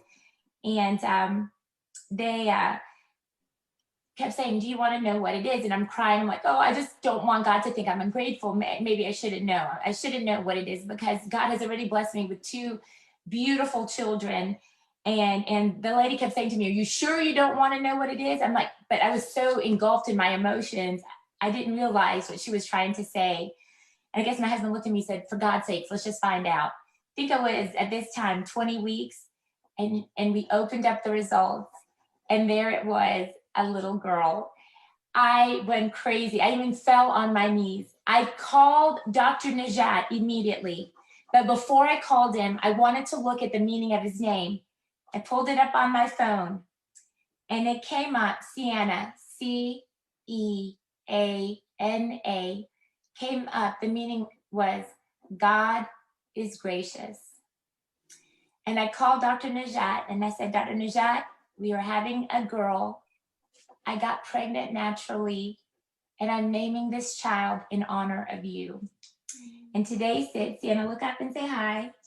Hi. This child, this miracle baby, when every doctor, except for Dr. Najat, who so believed in me, believed in my cause, allowed me to have this child. When I went to the reproductive endocrinologist who told me that I'll never have my own child, he could not say anything. He threw up his papers in the air and said, "It just goes to show God is the ultimate, and he's in control. And I'm here to tell you, make an appointment with one of these Najat brothers, or it's Dr. Leah, because I'm telling you, it is worth going to the best of the best." And my endometriosis didn't stop after my daughter. For the person on the phone who had the lung collapse, this lovely 38-year-old, well, after Sienna, when Sienna was a year old, my endometriosis came back with such a vengeance. I ended up having 4 lung collapses. 4. And when I was in the hospital with the first one, and I called Dr. Najat, as I always do, he said, "You know what? I bet it has to do with your endometriosis." I'm sitting here today, pretty free of my endometriosis, because I've done everything Dr. Najat told me to do. Yes, I had my 3 children. Yes, I had to go into early menopause, but I would do it again. I would absolutely see one of the Najat brothers. I would say listen intently to their advice, because I am sitting here with 3 miracles, and I'm a firm believer. And anybody is free to reach out to me, because my story is unbelievable. And I'm happy to say it is possible. It is very possible. Thank you. Thank you very, very much, Michelle, and also beautiful Sienna for joining. And the Sienna looks fantastic, and also she looks awesome because of the Halloween. Yeah. I really like your Halloween costume. And thank you for sharing your very, very wonderful, inspiring story and raising awareness about this. We truly, truly appreciate your kindness, and we congratulate you and Sienna, also my brother, to be part of your life. And congratulations. Thank Thank So you. Can I briefly add one more thing, that Michelle, after 3 lung collapses she had, one of the audience had asked that, could you have lung collapse without lung endometriosis? Yeah, Michelle did. And she had to do she had diaphragmatic fenestration, that we took care of it. And I am pleased to tell you, since her last surgery, thank God, she's been symptom free. Am I correct?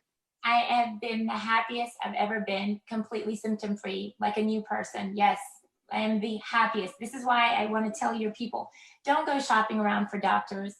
You're seeing the best here on the panel. It's worth flying out. I had to travel almost 4 hours every time to see them.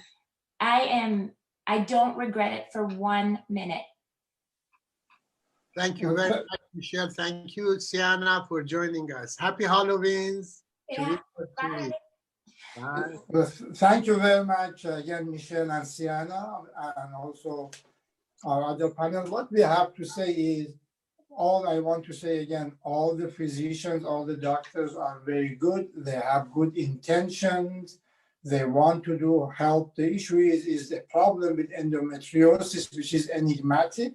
That is why the purpose of this series is to raise awareness among everyone, and thank goodness we are making progress.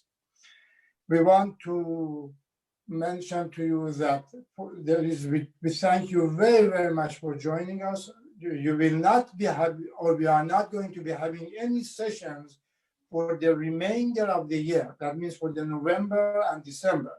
We wish you a safe and happy holiday season. Join us in January, where we will kick off the year with a session on endometriosis on teenagers. And the reason that because of the November and December is going to be holiday season, everybody is going to be busy. You can continue to see the previous webinars if you would like, and visit them on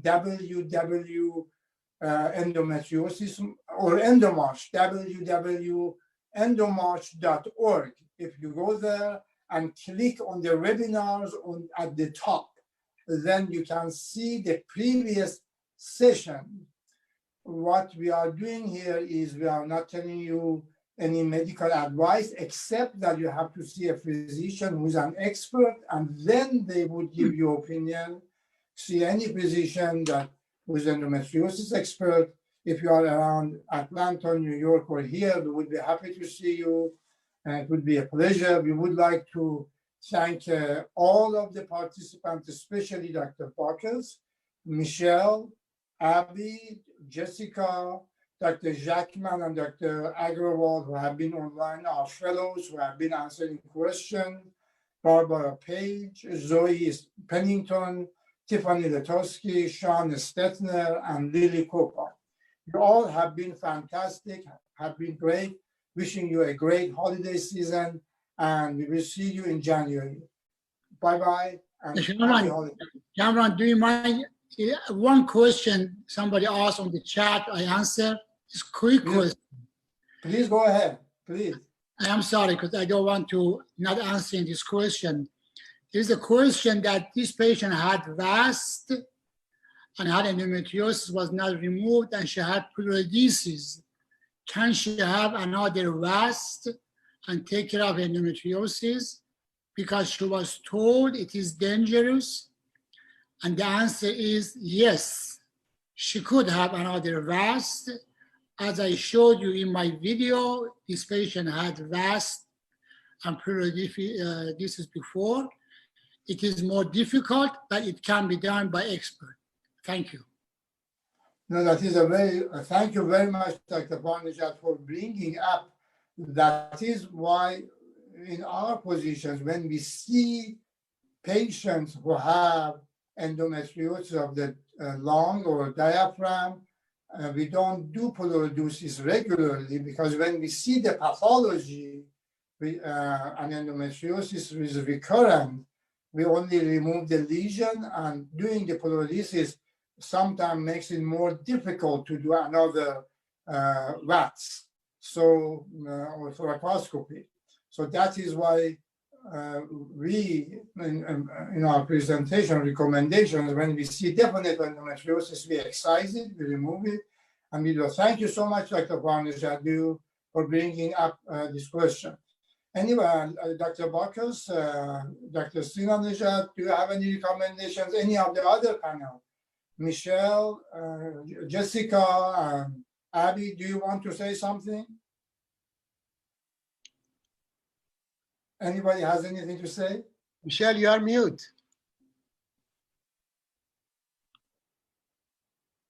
Unmute. Okay. I just want to, let me just reemphasize this again. Every doctor I had seen prior to Dr. Najat said it was impossible. They even encouraged me to go for donor eggs. Please, it is worth the travel. It is worth the headache. It is worth the money to go see the best of the best. And don't sit back and say, I can't have children. Well, I can honestly tell you, you can help children. These doctors are incredible. And if it can happen to me, it can happen for you. Thank you very, very much, Michelle. You are so kind. And I tell you, I cannot get over how beautiful is Sienna. And look, contrast to it is my brother. Look, Sienna. Beautiful Sienna, and look at my brother. You cannot even look at him. Thank you, Michelle. Thank you, everybody. But to re-emphasize what Dr. Farnijat, Michelle also had pleurodesis before, which shouldn't have been done. And when we did her VATS and took care of the fenestration, took care of her problem. And Michelle has given me permission to share her story. So Michelle is a perfect example of a patient being her own advocate. And when they told her, oh, we did paralysis, you shouldn't get it, she said, no, I'm going to go see Dr. Nejad. We took care of her. So it can be done. Thank you again.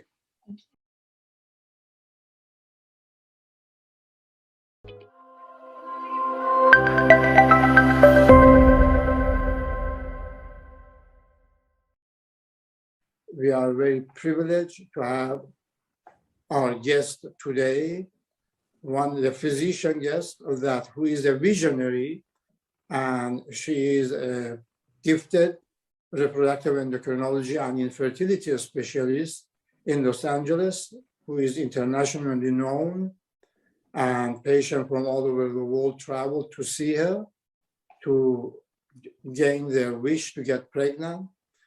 Brilliant Dr. Kelly Beck, who has had significant training in endometriosis, infertility. She has been trained at Hopkins, the best institutions in this country, Sinai and Cornell. And she presently practices in Los Angeles. Also, two couples of her patients, Roya and her husband Scott, and their daughter Anaya, and also Carly and her husband Zach and their son Jacques. They are also joining our webinar today. We thank you for listening. Past webinars, you can watch them in endomarch.org, and there are many, many sessions that you can watch. You can ask your questions. We have our fellows, Dr. Shruti Agrawal and Dr. Deborah Lee, and also Dr. Makam Tavallai. They are all also joining us to answer your questions. And we will start, as I said, the endometriosis is a social issue. In developed countries, the birth rate is in some cases less than 0. And in our country, in US, we are going towards that direction. So endometriosis is one of the major issues, and hopefully with your interest that you are raising awareness, we will have better and better results. Saying so, I would like to introduce first Dr. Kelly Beck, that I mentioned to you. She is going to express to you her interest and how she sees patients with endometriosis. As I mentioned to you again, she is completely gifted. Practically, we work together on a weekly basis, and they have had numerous patients. I cannot believe how she diagnoses endometriosis, but she is incredible. Dr. Beck, please go ahead. Dr. Najat, thank you so much for having me on your on this forum, and I really I'm so grateful to Roya, Scott, Zach, Carly, and your children for joining us. This is like so kind of you. But I do think that endometriosis is something that does affect a lot of women, and unfortunately is either undiagnosed or misdiagnosed for years. And so I know that we're probably going to go into when and how do we diagnose it, because it's not always that you need a biopsy, and there are times where you can detect it on physical exam. And because the true way to assess endo, if you have a suspicion for it, is laparoscopy, and it is surgery, and it's invasive. It's one of those things that we really have to kind of come to an understanding and educate women about, like, when should you seek it? So when you have irregular menstrual cycles, or you have pain, or you have things with GI symptoms that you're being diagnosed as having GI issues, sometimes it could be endo on your colon, and that's what most women are diagnosed as having IBS or irritable bowel, or having something called SIBO, which is a small intestinal bacterial overgrowth. And so I do think that just being able to identify it for women and asking for answers, because a lot of times when women have irregular menstrual cycles, or they have burst ovarian cysts when they're younger, one of the first knee-jerk reactions that they get when they try to seek help is that they're placed on birth control pills. And I think before getting placed on birth control pills, it is good to first try to get some type of answers. And I think I'm really glad for opportunities like this to help educate people. So thank you. But Dr. Beck, how do you feel about, in general, the patient with endometriosis? Is there anything, comments that you would like to give, the difference or the age difference of as the patient getting older? Do you have any specific recommendations for younger patients, female and also male, about freezing the eggs and the sperm? How do you feel about that? Roya brought that up. This is something where oftentimes when I suspect endo in younger women, because I have a lot of women who come in their 20s and 30s for egg freezing. When I have a younger woman and they have a lower number of eggs for their age, you typically see about 10 to 20 follicles on each side, or they have a very low AMH. Their AMH should be like 5 to 8 and it's less than 1. And they have really no other significant red flags. They don't have a history of smoking or vaping, or have an autoimmune issue, or had pelvic surgery or infections. One of the first things I try to rule out is endometriosis, and I look for any potential physical findings, whether their uterus is deviated to the right or the left, if there's thickening of their uterosacral ligaments.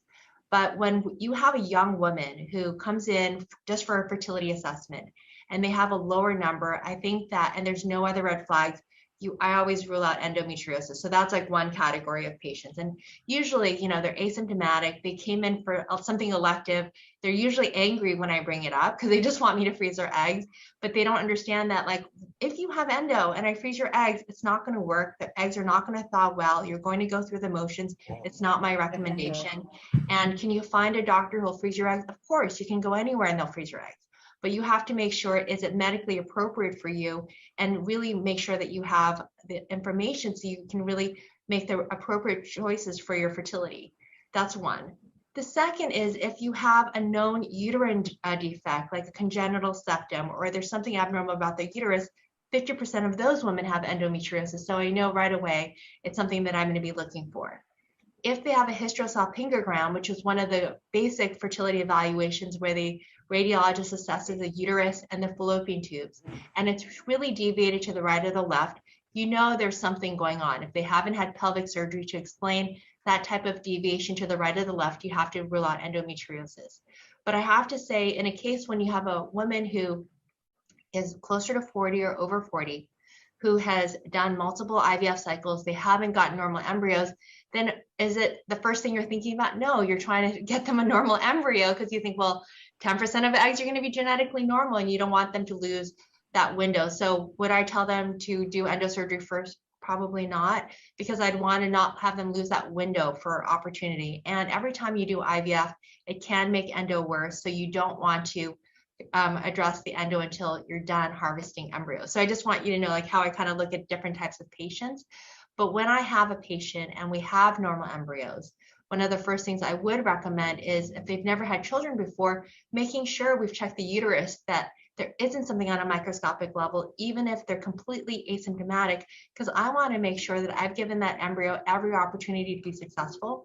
And so in someone who's never had children, once I get normal embryos, I do the endometrial function test. I know there's other tests out there that are commercially available that are backed by Wall Street, but they're not really appropriate for someone who's never had children.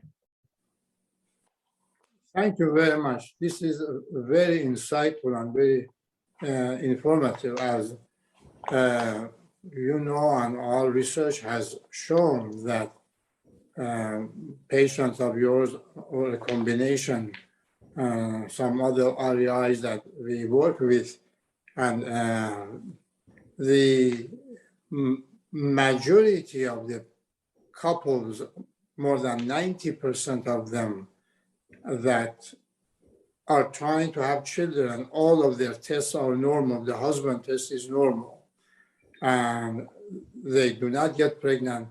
We have pathologically proven endometriosis.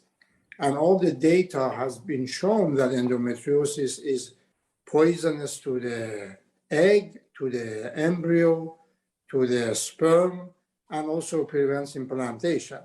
Good morning, Dr. Beck. How are you? Hi, good morning. It's finally nice to meet you. We see so many of your patients. They speak so highly of you. Oh, thanks. It's nice to meet you. Nice to meet you. I think one of our patients is asking this question as well. Can you explain further? Like we have seen with research that endo does affect euploid embryos, and people who are harvesting these embryos, they can be abnormal if you have endometriosis. Can you delve on why that is? Why does endo cause that to happen? Sure. So what endometriosis can do is it can age your ovaries more quickly. And by aging your ovaries more quickly, how does it affect the eggs? Well, it's a machinery of the egg that has to divide normally to get a normal or genetically normal embryo. So if that membrane of the egg is a little bit more fragile because you have an underlying inflammatory environment, which is caused by the endometriosis, that would affect it. Oftentimes, if I know someone has endometriosis, I always trigger ovulation smaller because I know that their eggs will mature potentially at a smaller age. Who matures smaller? Women who, as they start to get older, they'll mature smaller, or if they have endometriosis or any type of autoimmune issue, their eggs tends to be a little bit more fragile. They mature at a smaller size. And so when you do IVF, if you know someone has endometriosis, I always try to trigger at a smaller size so that the machinery of the egg will divide normally, and that's why. And so even if someone has endometriosis and they don't have a lot of follicles, first of all, usually I don't recommend they do egg freezing because I really worry that they're not going to freeze and thaw well, and I don't want to simply go through the motions of it. But if we're doing embryos, even in the scenario of an embryo and you do genetic testing, if someone has endo, people always want to do IVF first. But if we're doing harvesting for the future, I do recommend having the surgery first so that their eggs have a better chance of being normal, responding better to the medication, and so that we have a better chance of getting normal embryos. Right. And that is the question with a lot of our patients who come to us with infertility, that they are always asking us, should I go ahead and harvest embryos or eggs, then go through surgery in case my ovaries get damaged? And I had looked at some research, and I actually ended up publishing it at ASRM. We looked at about 40 patients who all had endo on their pathology, and before surgery, they were all trying to conceive for about 29 months. And after surgery, they were all able to conceive within 4 months, and all 40 of them were able to get pregnant by embryo transfers, but they shortened that time after surgery. So absolutely, but I the totally one caveat agree of that is you have to make sure it's someone who doesn't have adenomyosis, which is endometriosis in the muscle. That you have to separate that category. And so that's one of the things that Dr. Najat will identify. There are times that when he does surgery, even in someone who's completely asymptomatic, if they have adenomyosis that's in the muscle, I do bring up surrogacy. It's not a fun topic.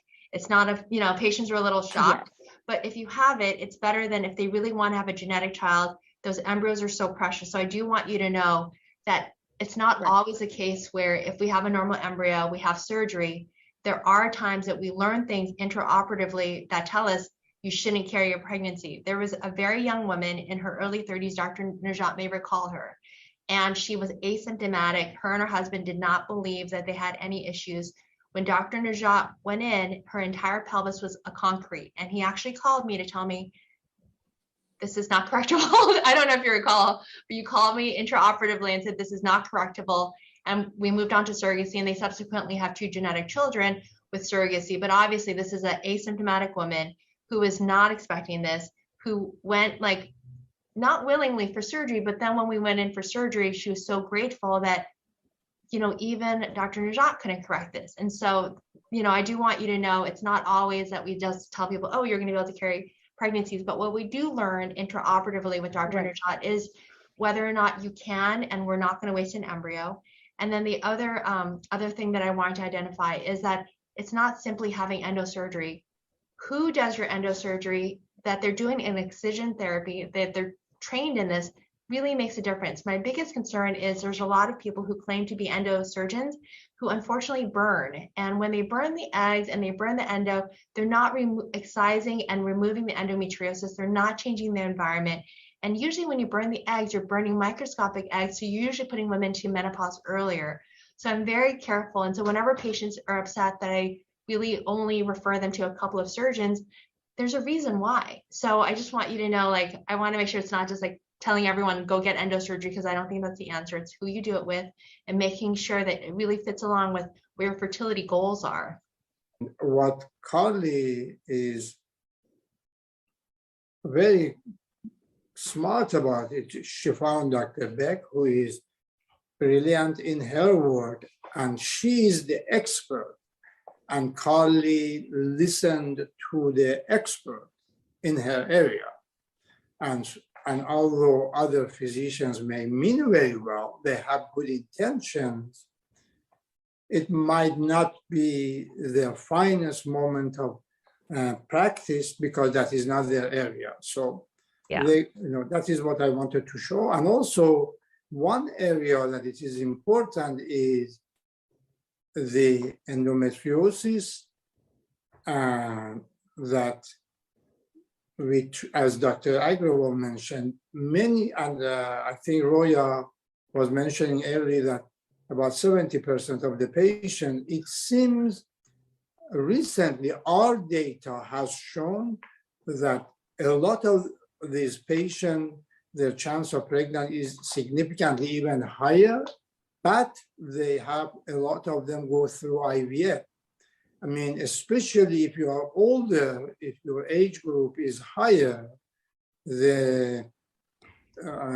after about a period that we usually after surgery, perhaps 6 weeks, or every patient is different, they could go through the process of IVF, and the chance of success with IVF and implantation is significantly higher. And now Carly and Roya got lucky, got pregnant spontaneously, and Dr. Beck recommended to them to wait. And during that period of wait, when you listen to your physician, but some cases they have to go ahead and proceed with IVF and the embryo transfer. That is important. And I wanted to see how Dr. Beck decides which patient do you recommend to them to try on their own, and which of them, Dr. Beck, you proceed and you transfer the embryos. So if there is endometriosis or they have a uterine factor. So if there's a uterine factor, 100%, I'm going to have them try it on their own, as long as the tubes are healthy and the sperm is normal. Because if there's a uterine factor, there was no way they could have gotten pregnant. So if you have polyps, or if you have a uterine septum or a fibroid in the uterus, this entire time they were trying, there was no way they would have conceived, because there was no place to implant.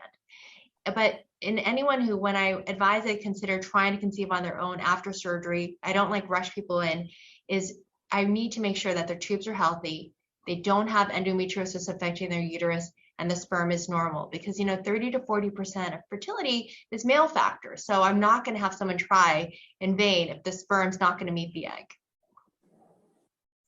Yeah, thank you very much. Again, this is very, very important that, when there is a combination factor of endometriosis and also male factor, that is why the rate of infertility increases. Mm-hmm. Sometimes the female partner has no endometriosis and the sperm count is a little bit low, she would get pregnant. Or sometimes both of them, they have a little bit of endometriosis and a little bit of sperm problem, then the infertility is exaggerated. So these are all factors that we evaluate, and the recommendations, it is Dr. Beck's recommendation. Our recommendation is individual. It is not a cookie cutter. Every patient is very different. Deborah, go ahead and please ask Dr. Beck. Yes, good morning. Dr. Beck, it's so nice to meet you. We've really been looking forward to this. And Carly and Roya, thank you so much for sharing your stories. Your children are beautiful. Thank you.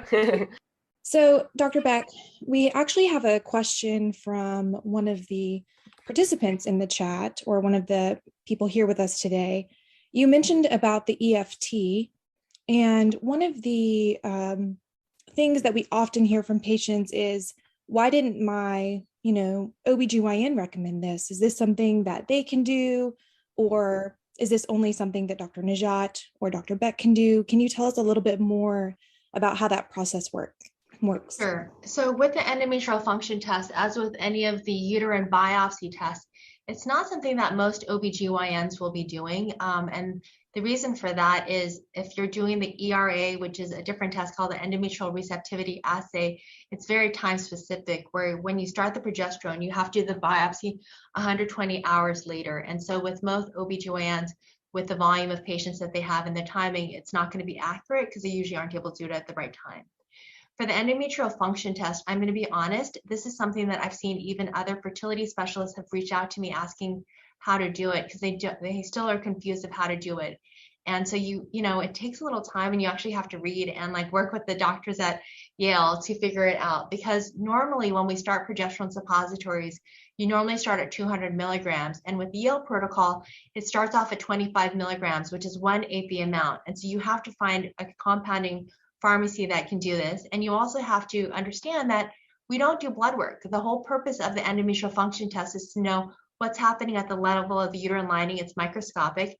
And so, because most doctors are so used to, if you read the textbook, you're going to do estrogen, progesterone levels, and they think that, oh, the levels are too low, I'm going to up it. And they don't follow the pattern that's recommended by the lab that created this test at Yale.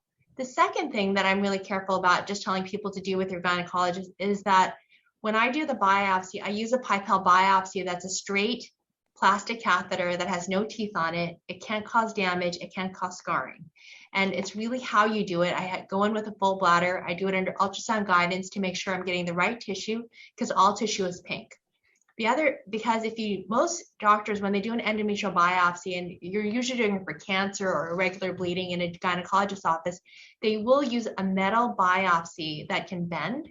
You can get into the uterus easily, but it has teeth on it. And what's the downside of that? Well, if you have endometriosis, you have an inflammatory environment, and you have a biopsy with that, you may have had no uterine problem. And now, after this biopsy, you now have scarring inside the uterus called Asherman's, and you are now going to have a difficult time getting pregnant. So it's not something I encourage everyone to do, because if you do it just to go through doing the test, but it's not done appropriately, or you have, even in the best hands, it's how your body responds because they used an instrument that can actually cause scarring. That's why I'm really hesitant to advise people to do this with a generalist or a fertility specialist who isn't familiar with it, because it can cause harm. Thank you very much.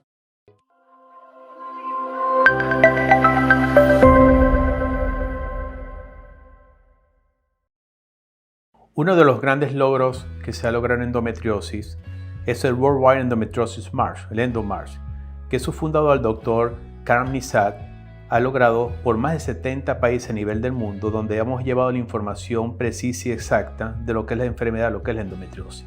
Este ha sido un trabajo muy grande, donde muchos médicos, los cuales el doctor Nizat ha reclutado y ha llamado personalmente para apoyarlo y formar una red de médicos en los cuales nos estamos difundiendo la información adecuada, buscando pacientes con endometriosis para darle toda la información correcta, para que no vuelva a pasar lo que estamos viendo nosotros en nuestros consultorios, pacientes que llegan sin ovario, que llegan con muchos problemas destructivos por cirugías y tratamientos que no fueron los correctos.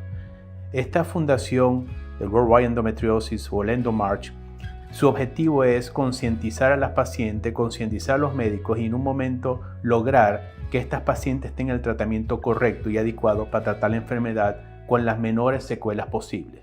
Nuestro objetivo es que esta información llegue a todo tipo de paciente que sufre esta enfermedad. Recordemos que esta enfermedad es más de 200 millones de mujeres en el mundo, que esta enfermedad tarda entre 7 y 10 años en ser diagnosticada y es muy importante que el médico, desde que llega la paciente con todos los síntomas, pensemos en ella y la tratemos correctamente. Hay que agradecer y aplaudir esta labor que ha hecho el doctor Nizat a nivel mundial y muy honrado de que me haya nombrado como director de su programa en Venezuela, en el cual vamos a servir muy fielmente para que estas pacientes tengan la información correcta en cada momento y en cada segundo.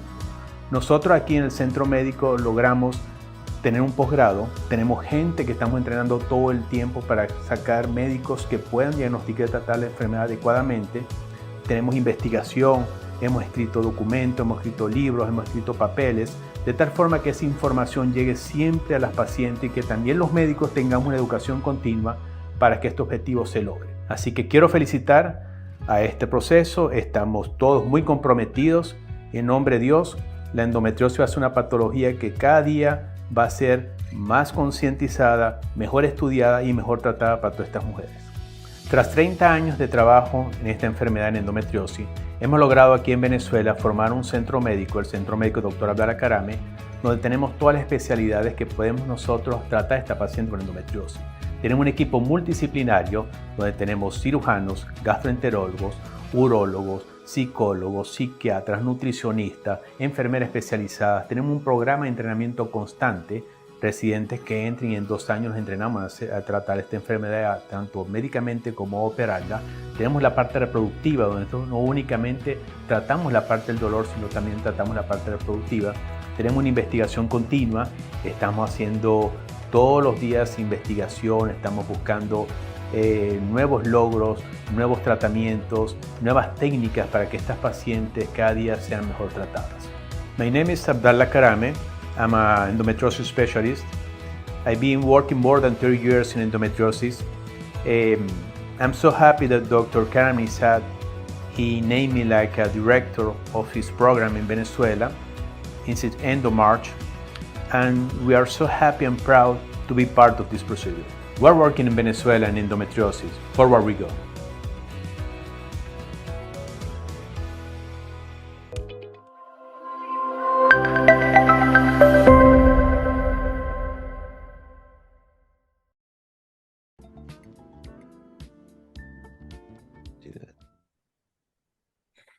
Good afternoon, and thank you so much for joining me. My name is Gerard Polian, and I am a worldwide EndoMarch headquarters volunteer. And today we have the EndoMarch representative from Team France, Priscilla Soreso, joining us today. Thank you so much for your time, Priscilla. How are you doing? Good. How are you? Oh, everything is going well. It's a pleasure to talk to you. And hopefully I'll be hearing about the many accomplishments Team France has done. Well, we're excited to announce that Worldwide EndoMarch is celebrating its 10-year anniversary. And throughout these years, many efforts have been made all over the world to increase advocacy and involvement to fight endometriosis. Now, Priscilla, I was wondering if you could give us a rundown as to how Team France's efforts have furthered endometriosis awareness in your area, and if there have been any specific events in France that have been particularly successful. Of course, for us, so Endomine France is an association of patients. We are going to celebrate our 10 years anniversary too in 2024, so it's pretty exciting. From 2014, we have made such a big difference so far. Back then, it was really hard to just, have an article on a journal or something talking about endometriosis. Today in France, we have 1 media per day talking about endometriosis, which is just huge and everything. But we are really focusing on not just doing sensibilization around the disease, but also looking for what we can do to make it better every day for the patients, what they can do in their life around treatment or around different tools that they can use to have a better quality of life. The different events that we had so far that have been very successful are obviously the EndoMarch, because it's really powerful for the patient to be around, to be able to meet and talk about the disease. And also we usually organize a big conference this day, so some doctors can come and talk about it. We also organize since 2018 the Endo Run. So it's a run that we can, with which we are raising funds for research. So we've done two years in a row in Paris, but after that in 2020, we had to go virtual because of COVID. So we did 3 years in virtual, but it's been very successful because we raised 50,000 euro last year for research. So it was pretty amazing. So in 2023, we are doing both virtual and a race in Paris to raise more money for research, and also have an event so people can be together, discover different tools with partnerships around the event. So it's always very good event for us. We are organizing all through the years also some conferences all around the country to make sure the patient have all the information and they can get sensibilization. We also organize sensibilization in different schools in order to sensibilize the teenagers. And it's very important to have a different way of talking about endometriosis to the teenagers, because hopefully they won't have the same impact as the women who are now 30 and 40 who had 10 years delay and with all the consequences that come with it. Also, we are doing some works in different companies around the country. So we go in the companies, or we do webinars where we do sensibilization and trying to find some tools and things that we can implement in the companies in order to make it better for the employees, but also for, well, employees that are suffering from endometriosis, but also employees that have someone in their family, either wife or, you know, their parents from teenagers with endometriosis. So it can be better for them to have adjustments in their work. So that's around all the events. We also do workshops with health professionals, in which it's a whole program where patients get in the program and get different workshops where they can start with understanding endometriosis, understanding all the treatments and how pain works too, because it's very important to understand how the pain works. And also then they have different workshops where they can get some access to tools, either on, you know,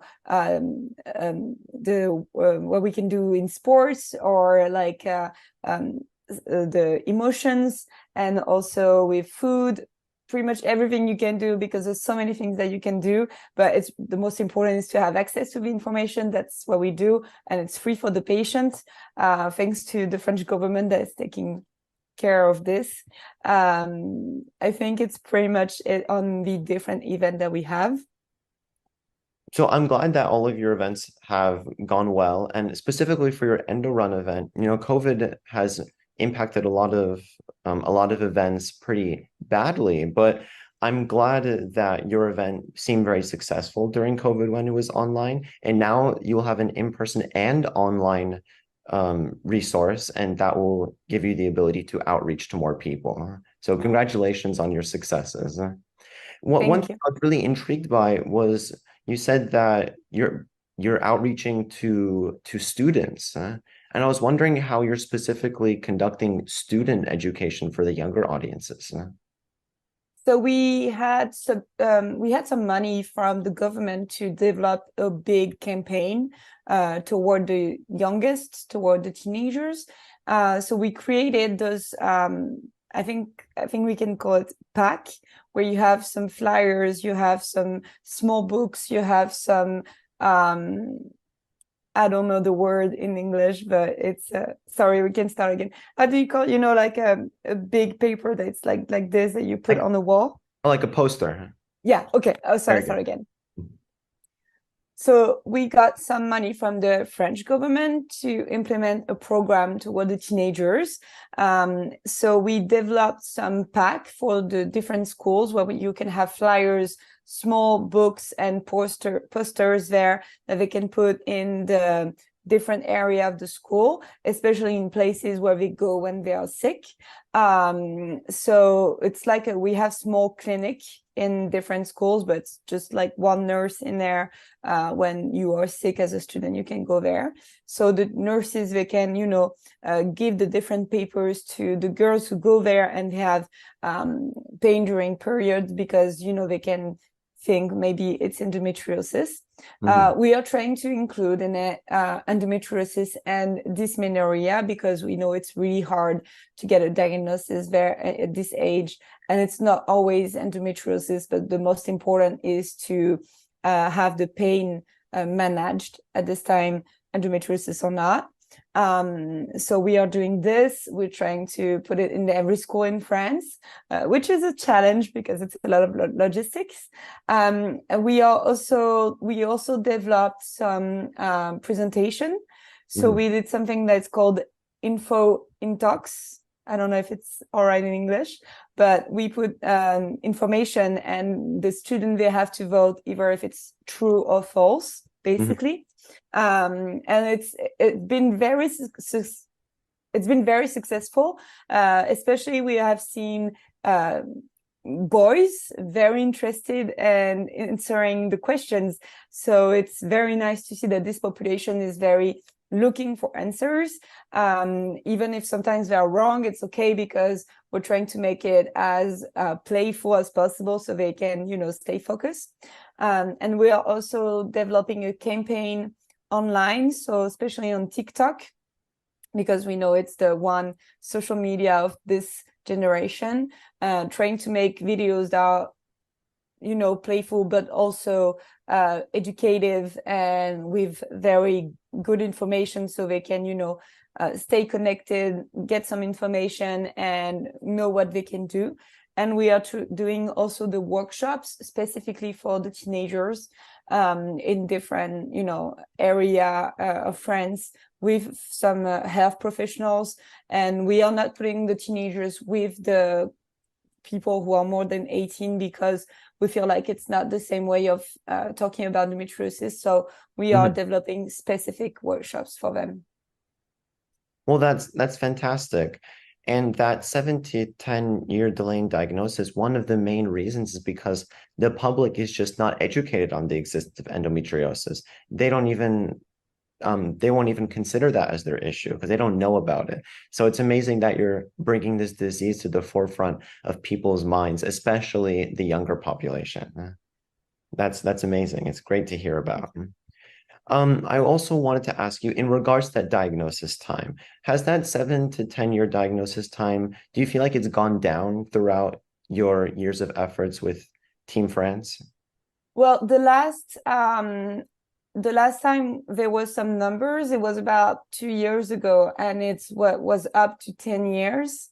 But the thing is, we have some teenagers who are being diagnosed right now, which is a success. But I feel like it's staying at 10 years also because there are some women who are like 40 and 50 years old who are finally being diagnosed, which brings, the average really high.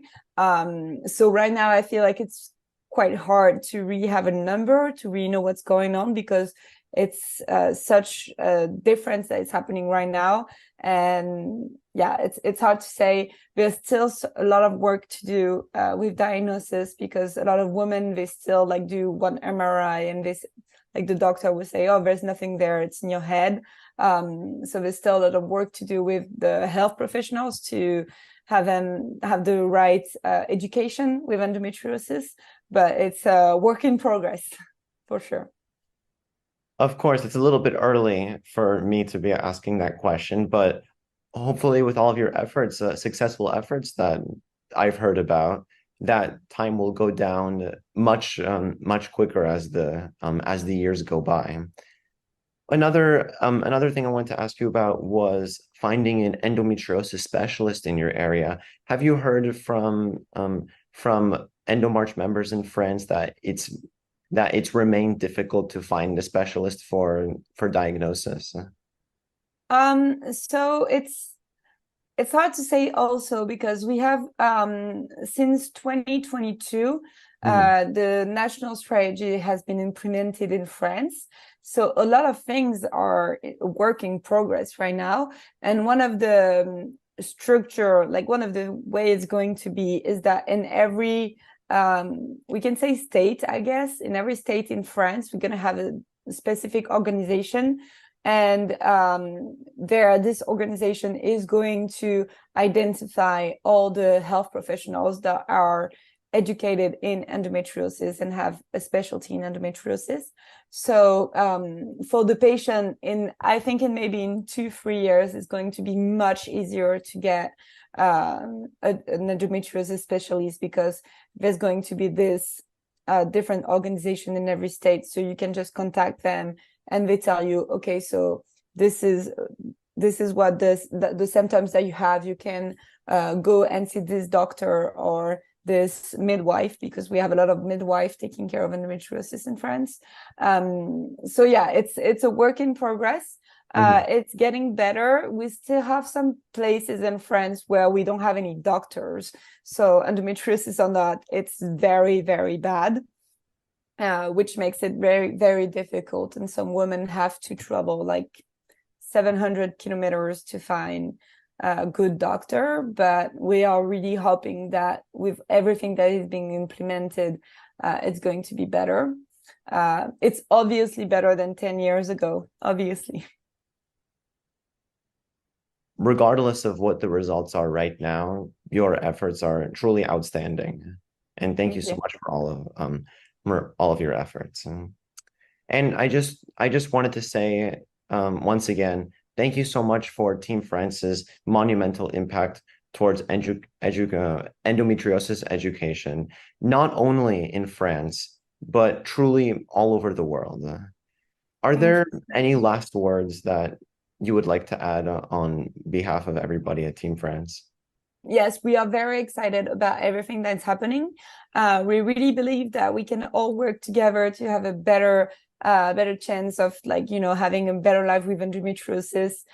We've been working with, different countries right now in Europe, especially, but I think that by exchanging all the things that we get together, that we do in every country, we can just, find different solutions and go beyond and, make it better for everybody.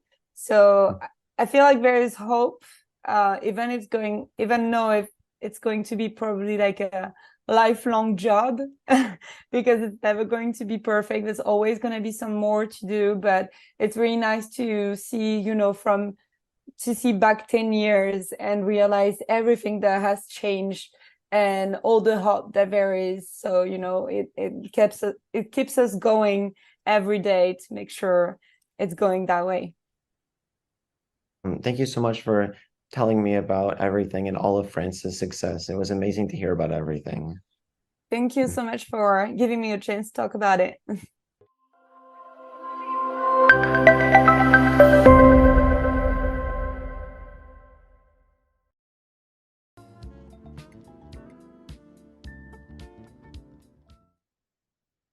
Good afternoon. My name is Gerard Paulian, and I am a worldwide EndoMarch headquarters volunteer. And today we have the EndoMarch representative from Team Malaysia, Sarita Morgan, joining us today. Thank you so much for your time, Sarita. I know it is actually quite late in Malaysia. How are you doing?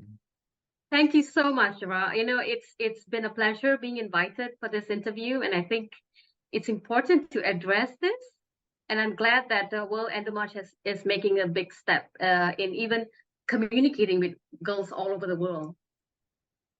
Of course. Well, the pleasure is truly all mine.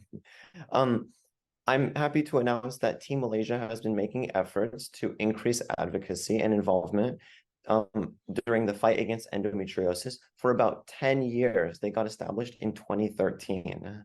So now I was wondering if you could give us a rundown as to how Team Malaysia's efforts have furthered endometriosis awareness in your area. Are there any specific events that have been particularly successful with people? Okay. Well, Gerard, to be honest with you, awareness is still low, but I'm glad that we have started this way back in 2014, 2013. And it's still a taboo to talk about period pain. And I think as our association is trying to do, we're trying to make a drastic stand against misinformation about endometriosis. We're trying to change people's perception about this condition. And I think our harshest critic is, well, basically other women, they are our harshest critic, because the perception that period pain is something that we should not talk about, we're trying to get rid of that. So our association has been trying our very level best to educate the public as well as healthcare professionals, because sometimes we do see doctors being dismissive, so we're trying to address that as well. Now, what's happening in school, we are actually doing something. We're making some steps. We're trying to educate young girls in school. Now, the girls in school in Malaysia, they're mainly taught about menstrual hygiene, and not many of them are taught about menstrual pain, you know. So that's what we're trying to do. We're trying to start somewhere, and we're getting that done by dealing with teachers first, talking to teachers about period pain, educating them so that they are the first individual to identify young girls who have period pain. So that's the monumental step that we have taken. You know, we have conducted an online talk with teachers last year. We have also done some talks in schools and to educate young girls in schools as well as girls in the university. So that's where we wanted to start, because as you all know, sometimes these girls start having their pain in schools and in universities. And that is why you have the 7-year diagnostic delay, and it's not being addressed. And of course, the other thing that we try to change is the perception that it's just period pain. So we're trying to do that by educating the public. That's the step that we're trying to take, you know, slowly. Well, it's very difficult to educate the public overall when people are when people are very unaware of the condition. They don't even consider endometriosis a possibility for their pain. So the fact that you're trying to educate the younger population is very, very important, because when they have grandkids and when they have children, then they can educate their children and grandchildren, and from there, hopefully, everything will get much better. Sadly, overall, 10 years is such a small amount of time to make a substantial effort, but every single effort is chipping away at the grindstone, and eventually it will become very known and knowledgeable in Malaysia. Yes. So go ahead. Yeah, you go ahead. You go ahead, Jara. I wanted to actually clarify that 7 to 10 year diagnosis delay in your area. Have there been any studies showing either an increase or decrease in that delay over your 10 years? I think there's a slight decrease, Jara. There is, you know. It has now reduced to, we have done a survey, it has now reduced to about 4 to 5 years, you know. But I think it's both sides of the coin, you know, because we are not educating people enough, you know, because Malaysia is a country where we have a lot of states, many different states. And a lot of these education is in the urban areas, you know. We're not reaching out to the rural areas. So that's where we need to play our part as well. But due to lack of funding, so we are doing it step by step. But like I said, it's not an easy journey. We hope that this is a continuous process, and we're glad that we are starting it here now with this association. And hopefully in the next generation, we can actually see awareness on this condition, a lot more awareness. And we're hoping to change the perception of young girls. You know, a lot of them are only seeing a gynecologist when they have fertility issues. They're not seeing a gynecologist when they have pain, simply because people around them are telling them that pain is normal for females, and pain is synonymous to women, you know, or girls, you know. So that's the change that we want to make. We want to change that perception. We want them to get this addressed early on, and that must come from the community, because educating girls is just not enough. We have to educate the people around these girls, like their family members, their spouses. We have to do that, and it's a monumental task. It's not an easy task, but I think it can be done if we really push through. And I'm glad that we have a committed group of people. Our association, we have a group of people that's working tirelessly to help make the changes that we need. So that's the baby steps we're doing. So I'm glad that there are some changes.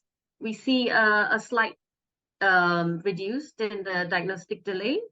So that's an interesting development. So hopefully in future we can see a lot more changes in terms of the diagnostic delay. It's amazing to hear that the diagnostic delay has gone down throughout your 10 years, because even though it can be a very, very small decrease, that in itself is a huge accomplishment. Yes. Especially since you've talked about that, talking about gynecologic issues is kind of more of a more restricted in your area. Would you say that talking about these issues is kind of more of a cultural taboo in Malaysia? Why isn't it talked about as much as it is in other countries, for example? It's still considered a cultural taboo, Gerard, because well, the perception is, sometimes when you look at religion, period is considered unclean. In some religion, we are not allowed to go to places of worship. So there's this cultural taboo that's going on. And I think talking about it openly can be uncomfortable, especially if you have people who still think that, oh, this is something private and it should not be shared, So again, it's not an easy thing to do. When we speak to young girls around, we tell them to speak about this condition, and some of them are not very open about it because they feel like it's something embarrassing to talk about, especially to the public. So what we did, our association did a very big thing this year. We actually launched our video of 4 Malaysian girls talking about their period pain.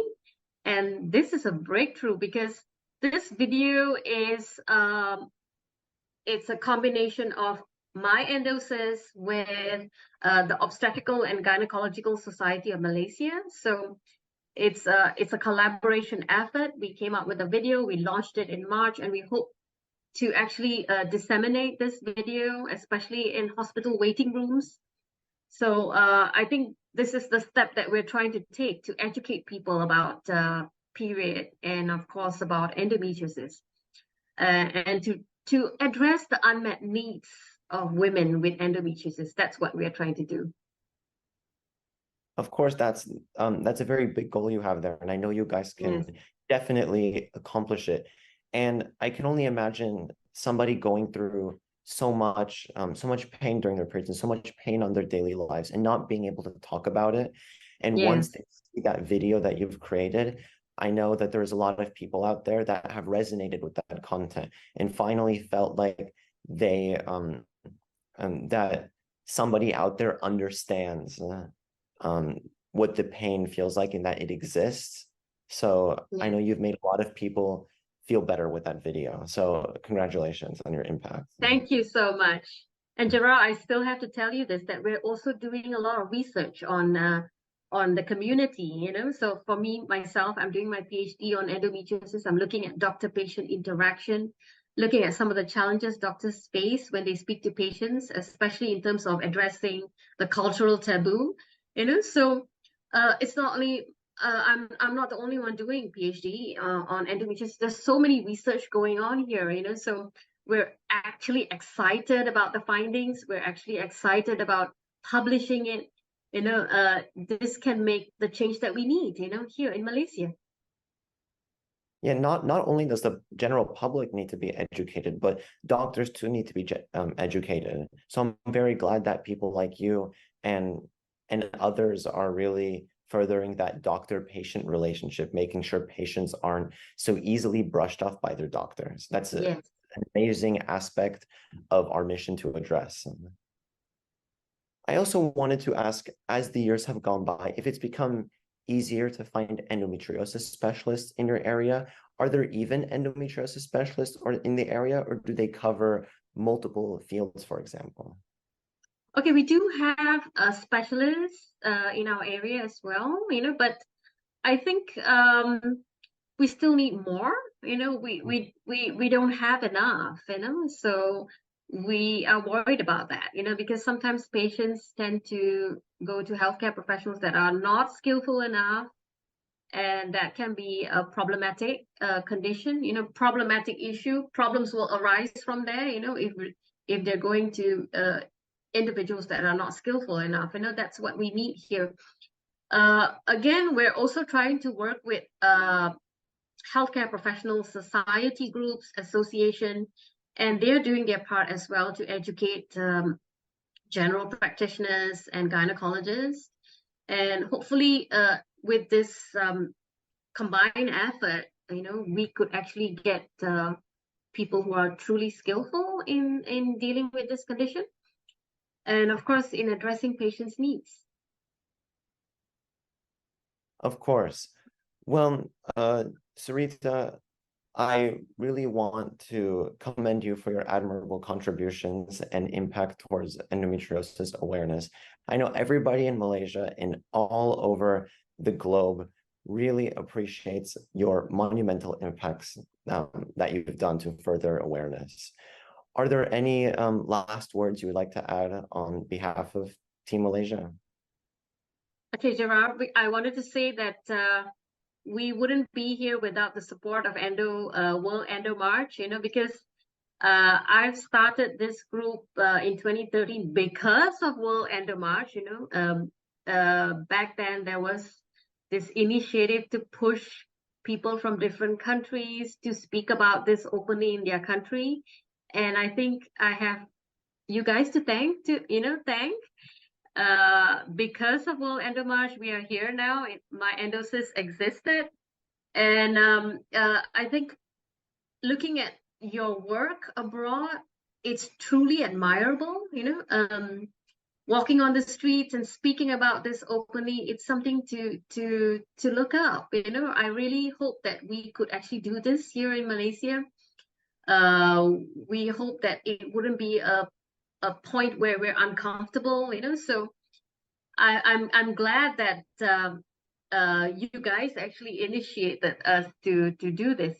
So I'm truly happy to be part of this, in a big way.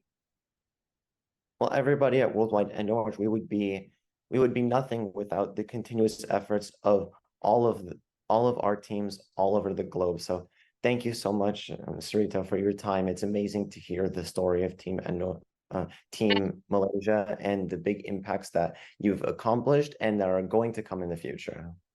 And thank you to Dr. Kamran Nazhat, and team, and all the people there in US who have been totally supportive of our cause to create awareness in this country, and everyone else. Thank you so much.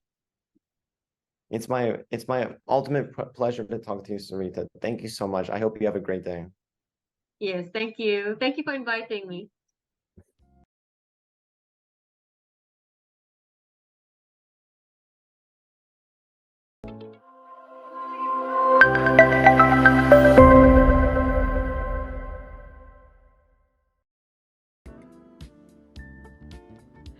Hello, my name is Roy Tagavi, and I'm a Worldwide EndoMarch Headquarters volunteer. I'm here today with the EndoMarch representative of Team Ireland, Kathleen King.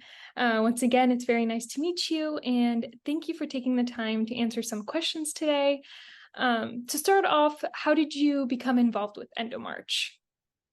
Thanks, Roya, and all the Worldwide EndoMarch team. I became involved from the very first Worldwide EndoMarch that the Nejat Institute had instigated a number of years back. And while there was no appetite to have a physical EndoMarch in Ireland, we did mark those days for the first number of years by holding local awareness events and small personal events and online things.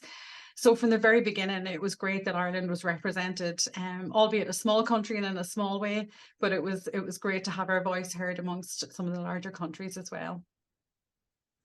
That's amazing. So currently, in your opinion, how easy or hard is it to find an endometriosis specialist in your area?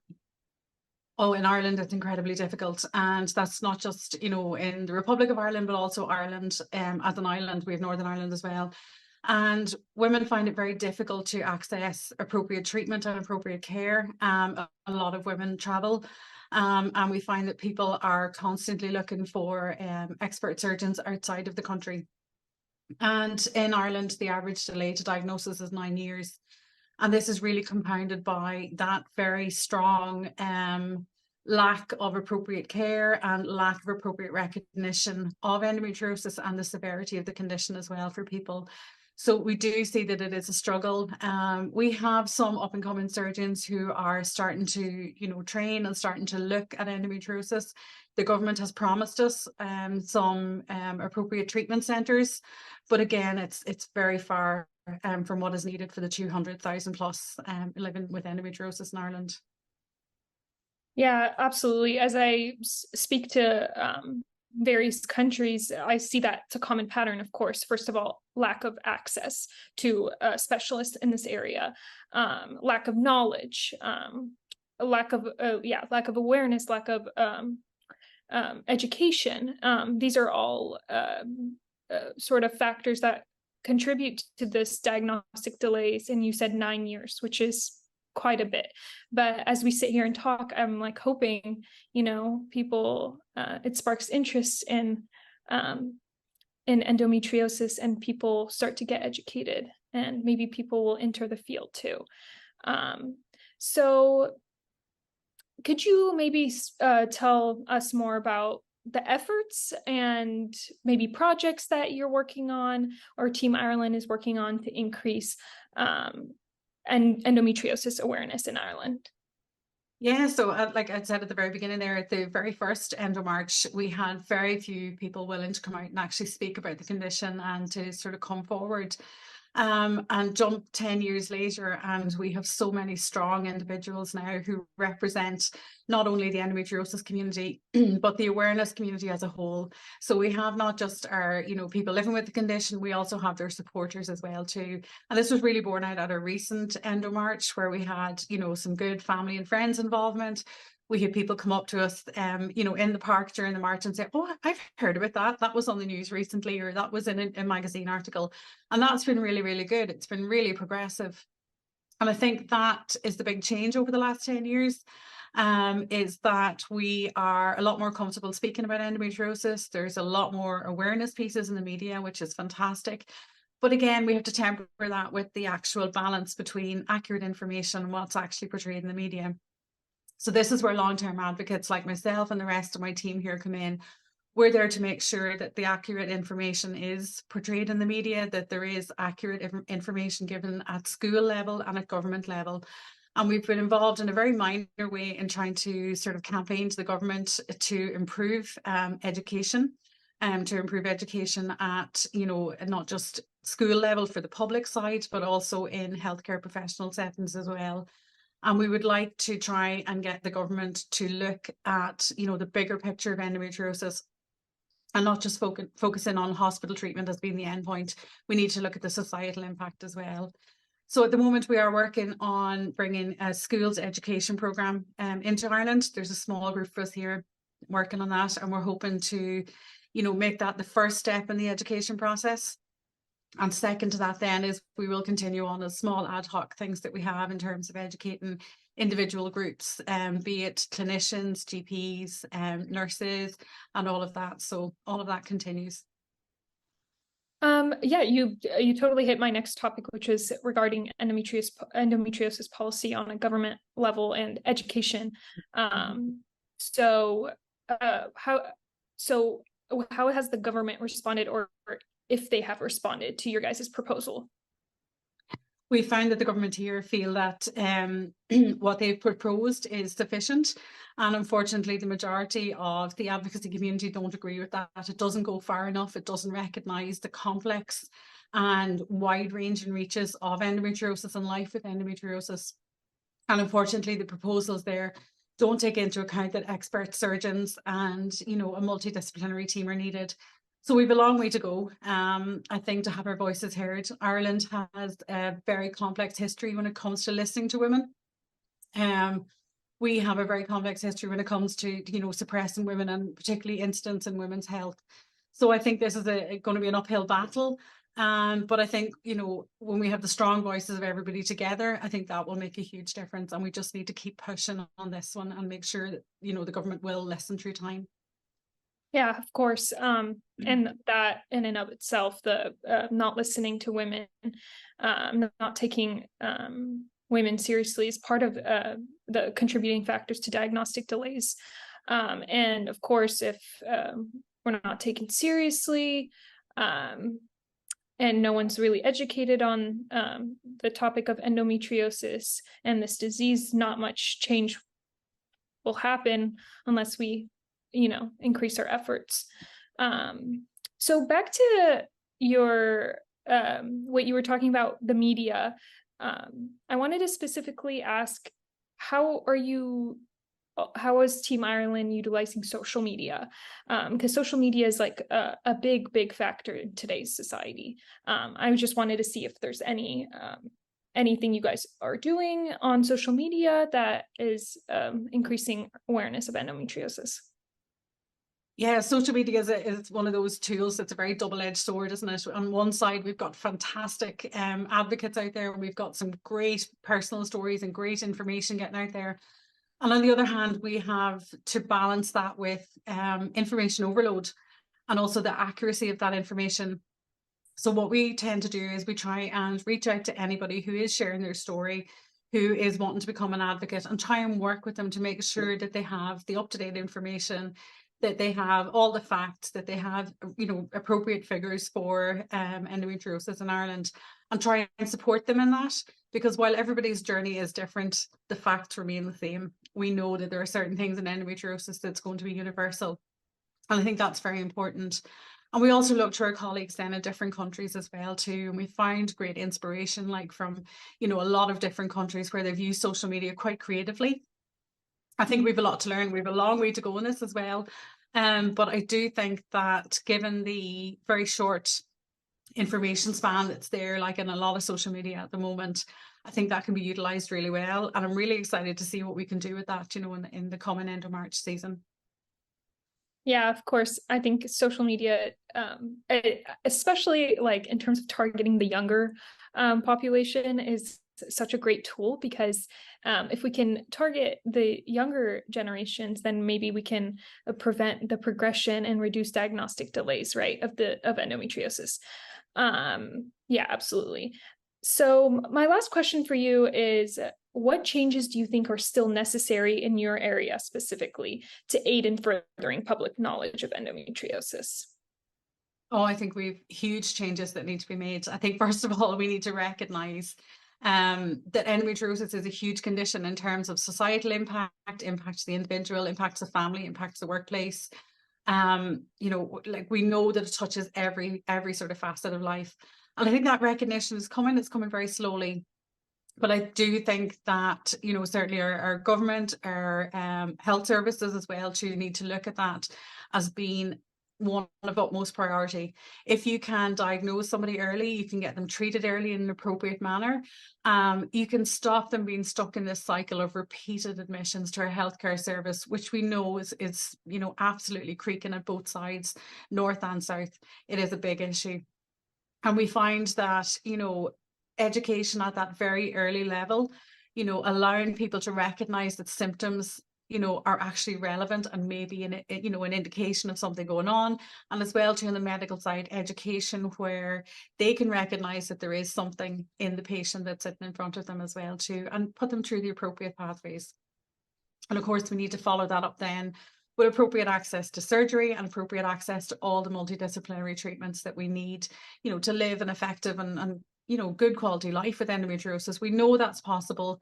And I think, we're probably mirroring what everybody else is saying throughout the world. I don't think anybody has this perfect at the moment. I do think Ireland would have the potential to lead that out. We're a small country. I think we need the buy-in of a lot of people behind us for that, but we can live in hope. We can certainly keep fighting for it. Yes, and I love that you mention education a lot and changing, policy in your area, and enacting education programs in schools and institutions is something that's so necessary to see a wider scale change. So thank you for bringing that up. And I really can't wait to hear what Team Ireland continues to accomplish in the future and your efforts in raising awareness around such an important issue. Before we end, is there any last words you'd like to share? No, we'd just like to wish everybody involved in the EndoMarch this year all the best, and to say that we feel your solidarity and support every year, and it is truly, truly amazing. And for everybody who's fighting the same fight worldwide, the best of luck. And if you crack the secret to getting endometriosis being taken seriously, please share it, because we would all love that. And, you know, we can all learn and benefit from each other. And I think, like anything, we're stronger together. So thank you very much for all your support. I second that, absolutely. Thank you again for your time, Kathleen, and have a great rest of your day. Perfect. Thank you very much, Raya.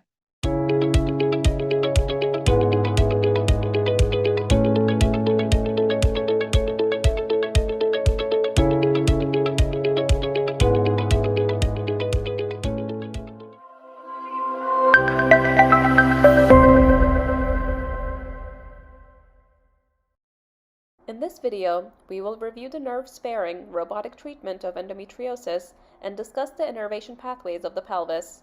This is a case of a 37-year-old Gravida 2 Para 1 with history of infertility and stage 4 endometriosis, diagnosed on prior laparoscopy for bilateral ovarian endometriomas 13 years ago. She had one successful pregnancy by IVF after treatment of endometriosis, then was unable to get pregnant again. She underwent 2 failed embryo transfers and presented for repeat surgical treatment of endometriosis prior to pursuing further IVF. Her past medical history was significant for polycystic ovarian syndrome, and her surgical history was significant for her previous laparoscopic bilateral ovarian cystectomy and a dilation curettage polypectomy. She was on oral contraceptive pills and metformin. She was taken to the operating room for fertility-sparing robotic treatment of endometriosis. Chromoperturbation revealed bilaterally patent fallopian tubes. She was found to have filmy adhesions on the uterine serosa and dense adhesions of bilateral ovaries to the posterior uterus and bilateral pelvic side walls. Filmy adhesions were excised from the surface of the uterine serosa. Next, the ovaries were freed from the posterior aspect of the uterus.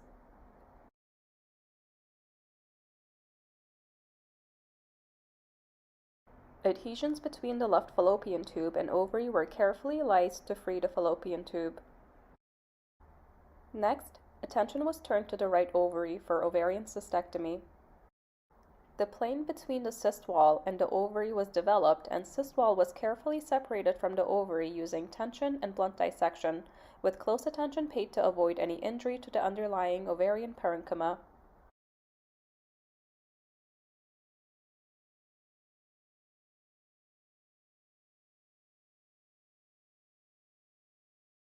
Attention was then turned to the left pelvic side wall to open up the pelvic side wall for identification of the ureter. The peritoneum was tented up and carefully opened. The left ureter was identified retroperitoneally and can be seen vermiculating here.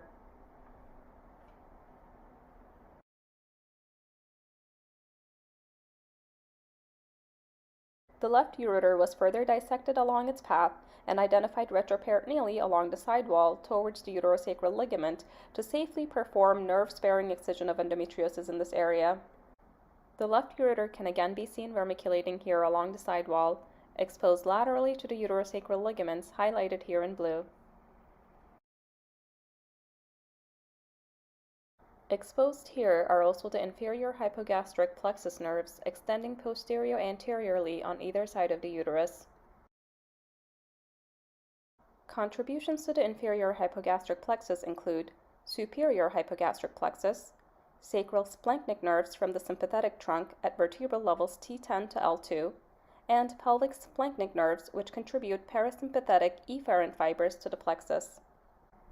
Here is a schematic view of the pelvic nerves in the female pelvis. The inferior hypogastric plexus can be seen here, extending posterior-anteriorly along the uterus and bladder.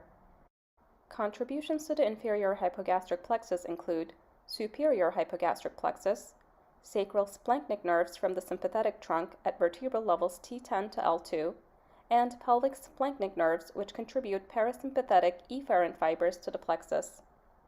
The inferior hypogastric nerves supply innervation to the bladder and urethra, and innervate the smooth muscle fibers of the visceral portion of the levator ani muscles. Endometriosis excision in this area must be done with due diligence to avoid damaging the nerve fibers of the inferior hypogastric plexus, as the disruption of these nerves may cause sexual, bladder, and bowel motility dysfunction.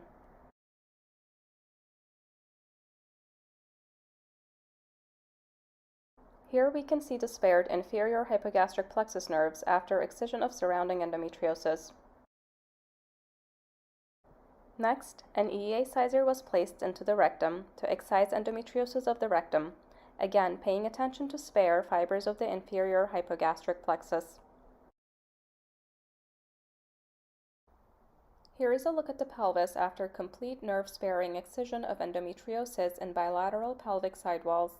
Nerve fibers of the inferior hypogastric plexus can be seen as spared, traveling posterior-anteriorly along the uterus. Thank you for watching.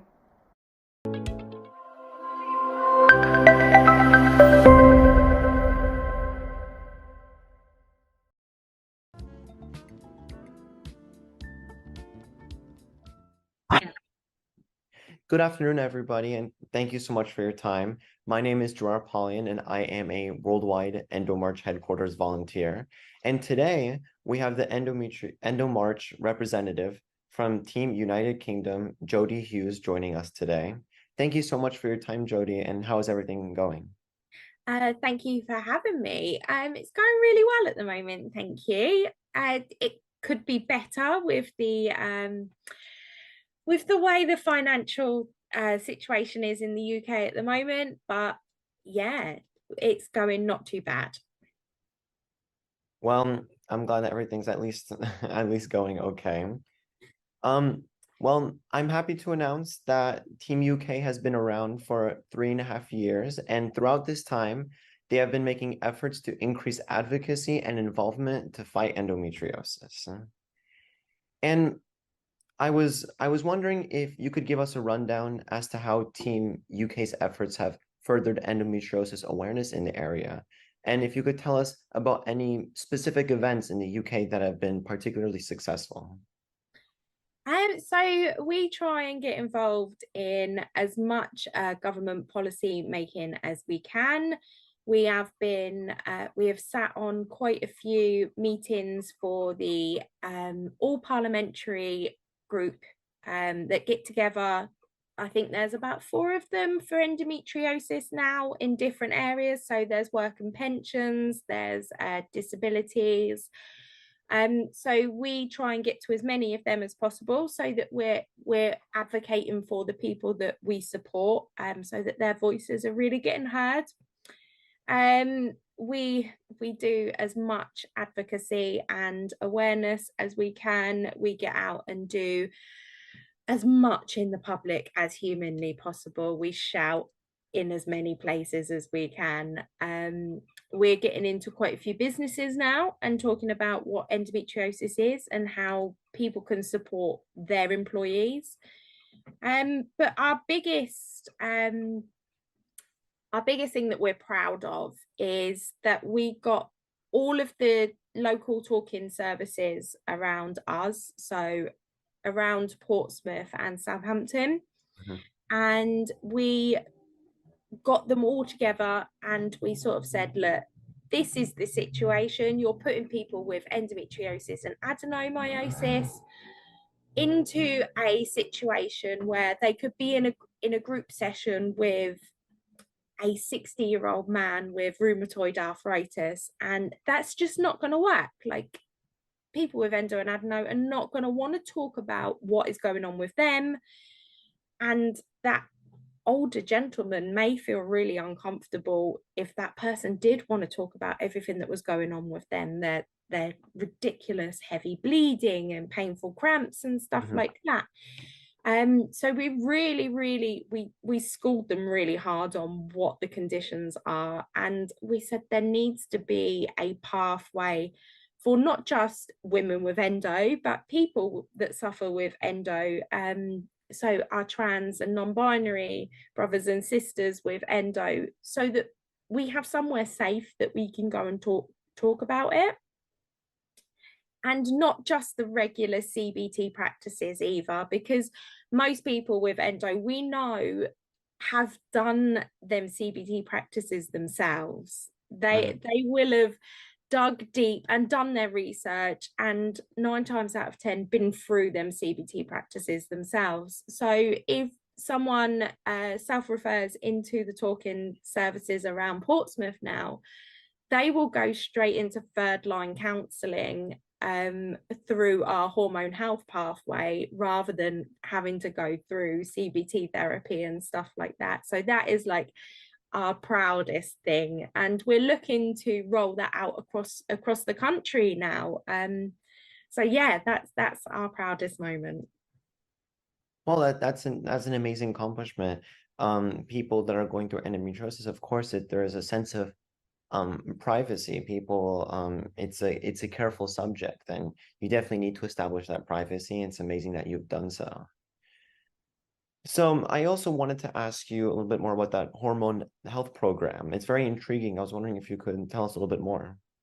Yeah, so it's just what I just talked about, but it's just, we wanted to make sure that it's not just women with endo that are being looked after within that mental health service. It is our trans and non-binary brothers and siblings, because endo is such a lonely experience for our endo siblings, that we really wanted to make sure that they were looked after.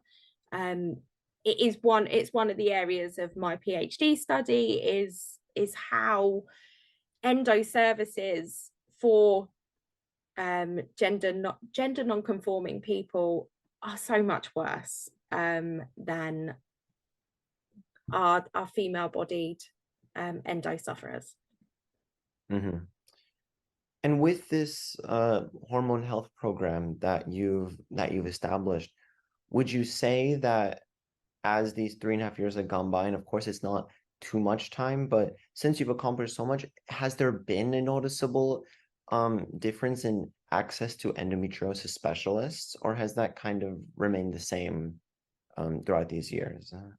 I think the demand for access to endometriosis specialists has increased. Unfortunately, due to COVID, the ability to get into said specialists has decreased. So the demand has gone up and the supply has gone down, which has increased our wait times, our wait lists. To get in to see a endo specialist at our local hospital at the moment is 18-month wait list. Oh, wow. Because over in the UK we have the NHS, so we get free healthcare, which is fantastic when it works, but unfortunately for chronic conditions it doesn't work quite so well. And we don't have very many specialists in endometriosis in the UK, which is, it's the same around the world. But our specialists don't get paid enough to be able to work full time. So they do 1 or 2 days a week. So we have 1 or 2 specialists that only work 1 or 2 days a week. That's in our local hospital anyway. It does change in different areas of the UK. London and Liverpool, the big cities are better than the smaller cities. But yeah, demand has definitely gone up, supply has 100% gone down. And as we know, 1 in 10 people suffer endometriosis. With this 10% of people suffering, there is definitely enough cases, enough people going through this condition that will allow these specialists to work full time. It's totally applicable. So hopefully through your efforts, we can 100% see that change coming up in the UK, because it's definitely possible. We know you guys can do it. Oh, it's definitely possible. And like you say, that there are so many people. And I think where there's so many good advocates now are across social media and stuff, and like the work that you guys are doing and the work we're doing, there's so many fantastic advocates that people are learning about it on social media and then going to their doctors and then getting referred, that the demand is just going to keep going up and up and up and up and up. So surely there has to be a breaking point that they will give us more doctors. 100%. And it's difficult for people going through suffering through endometriosis to like realize they have the condition. It's a possibility when they're completely unaware of the condition's existence. So how do you guys propose to bring this condition to the forefront of people's minds to make sure it's aware that it's a possibility? It's keeping on doing what we're doing, really. Keep going with the advocacy work, keep going with the awareness raising. Schools is a massive one that I think all organisations are looking at getting into schools at the moment and doing better at teaching our young people. And not just young girls either, it's the young boys and our young trans and non-binary people. They all need to learn, because one day they could be parents, they could be uncles, aunties, whoever they are, they're going to know someone that has endometriosis. There's 1 in 10 people that have endometriosis, so they are going to know someone that has endo. No, definitely. Do you guys have any efforts right now or coming up to educate the younger population at this moment? At this moment, it's in the works. It is in the works. We have one of our trustees is a school teacher, and she is squirreling away behind the scenes, making fantastic resources. But we want to teach the teachers how to teach it properly, so that it's a self-sustaining prophecy, really, rather than going in and teaching the kids every year and keep going and keep going and keep going. If we can teach the teachers how to teach it properly, then it will be a self-sustaining model. Of course. And comparatively to other teams, Team UK is very young, and hearing about this hormone health program in itself is a huge accomplishment from the 3.5 years that you guys have been established. You all should be very proud of yourselves. And we all look forward to hearing about all the amazing things that are going to happen when you guys get to your 10-year anniversary. We cannot wait. I hope we get there. I really, really hope we do get there. And truly, Team UK has made very monumental impacts towards endometriosis awareness, not only in the UK, but truly everywhere. Thank you so much. Are there any last words you would like to add on behalf of your team? Just not to forget our trans and non-binary brothers and sisters and siblings, because they are left out of the conversation and they really shouldn't be. No, of course, everybody, this condition can affect a wide array of people, and nobody should be put down because of how they conform or how they act or how they look. Everybody should be treated equally, definitely. Absolutely. Thank you so much for everything, and I hope everything goes well. Have a great day. Thank you for having me.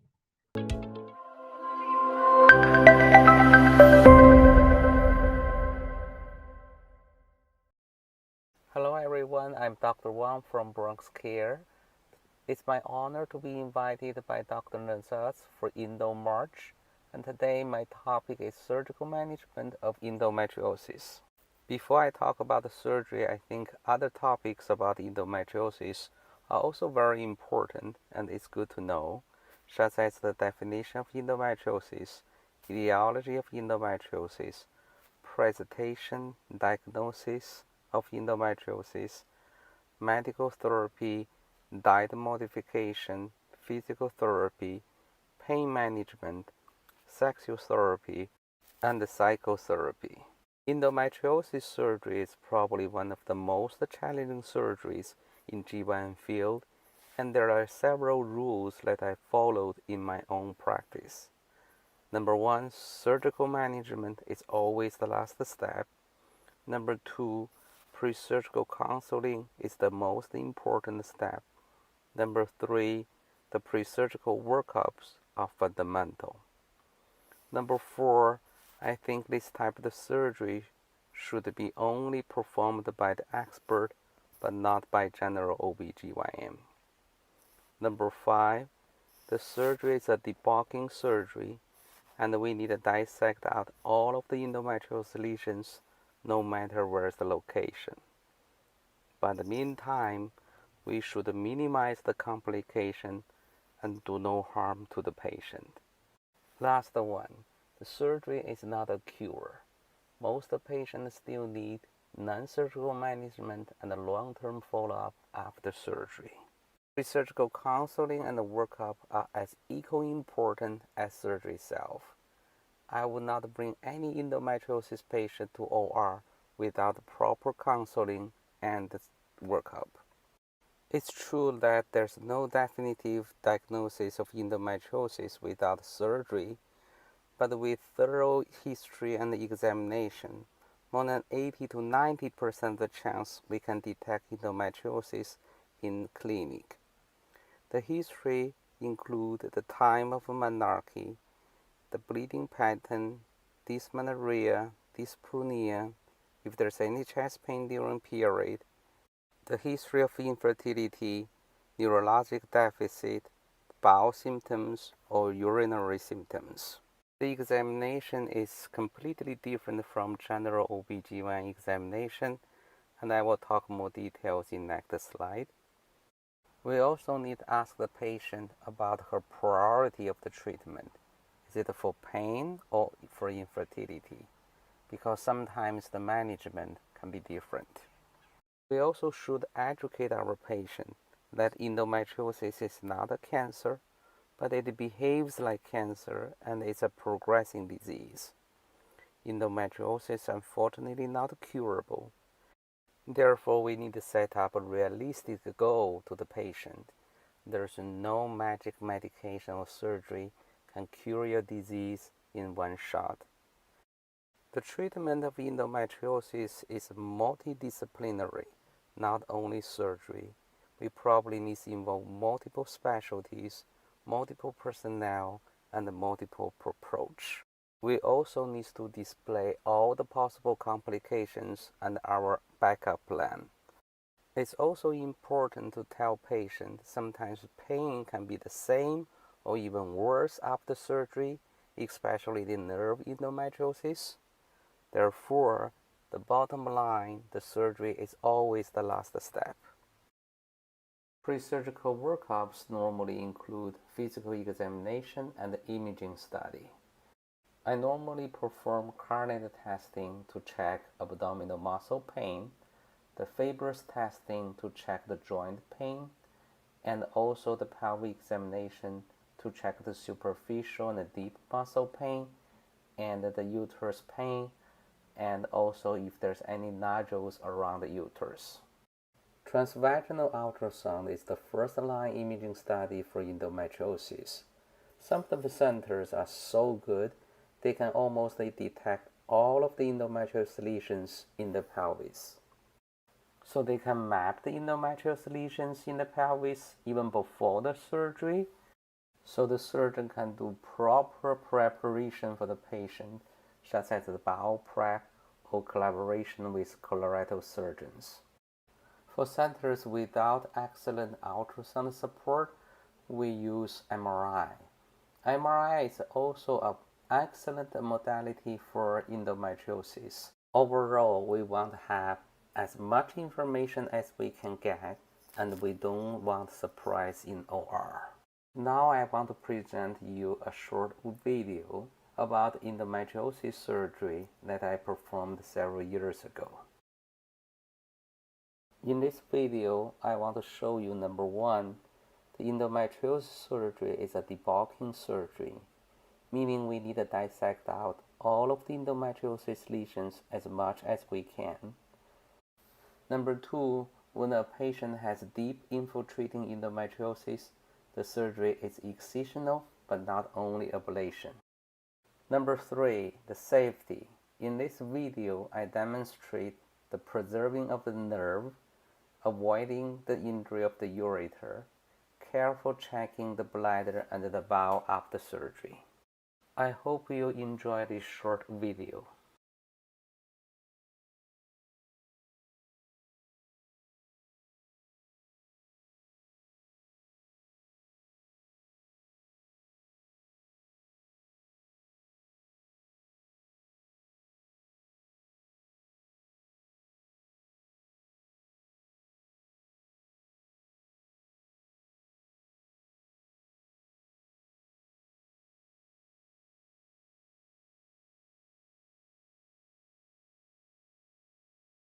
I put a probe into the rectum and the endometriosis lesion was shaved off from the rectum.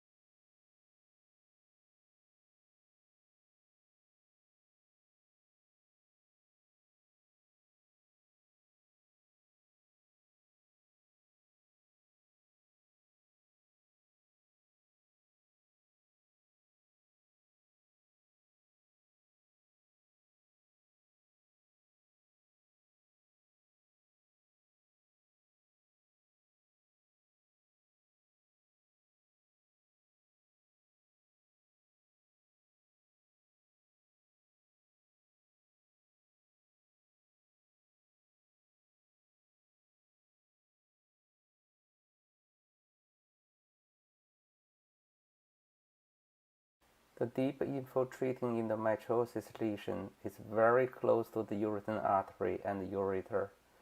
They were excised without injury of the artery and the ureter.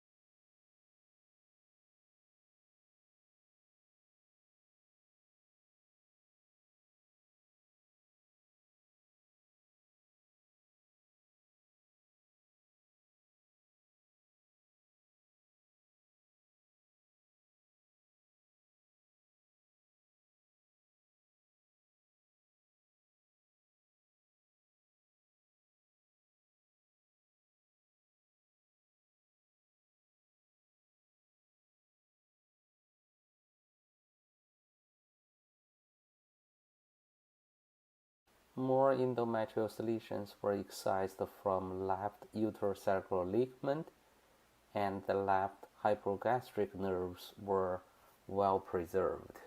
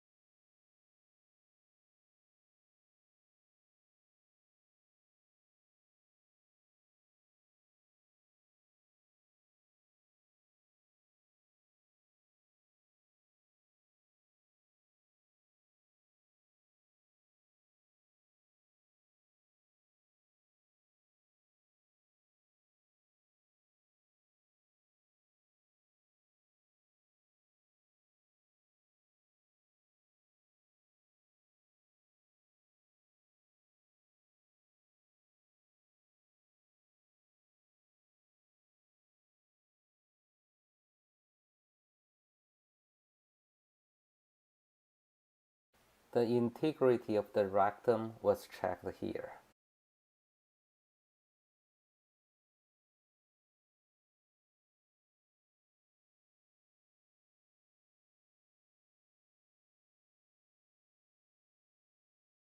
Extensive endometriosis lesions were also found on the bladder.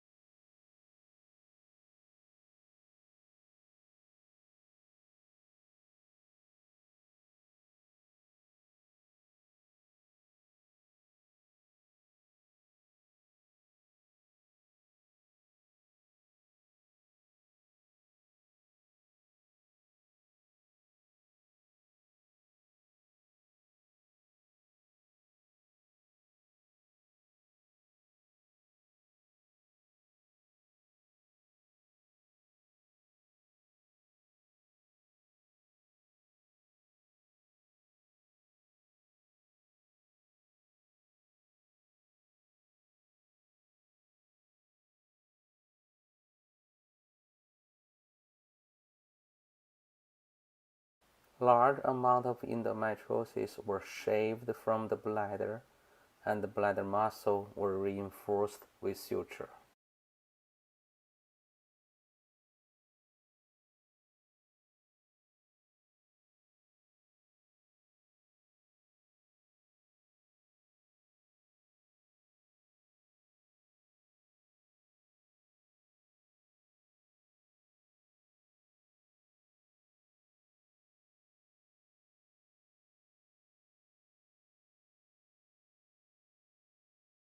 The staging of the endometriosis is recorded per AAGL classification. Dr. Farnazat was my mentor, and he is always my mentor. I cannot thank him enough for training me and guiding me. I always wish you the best, sir.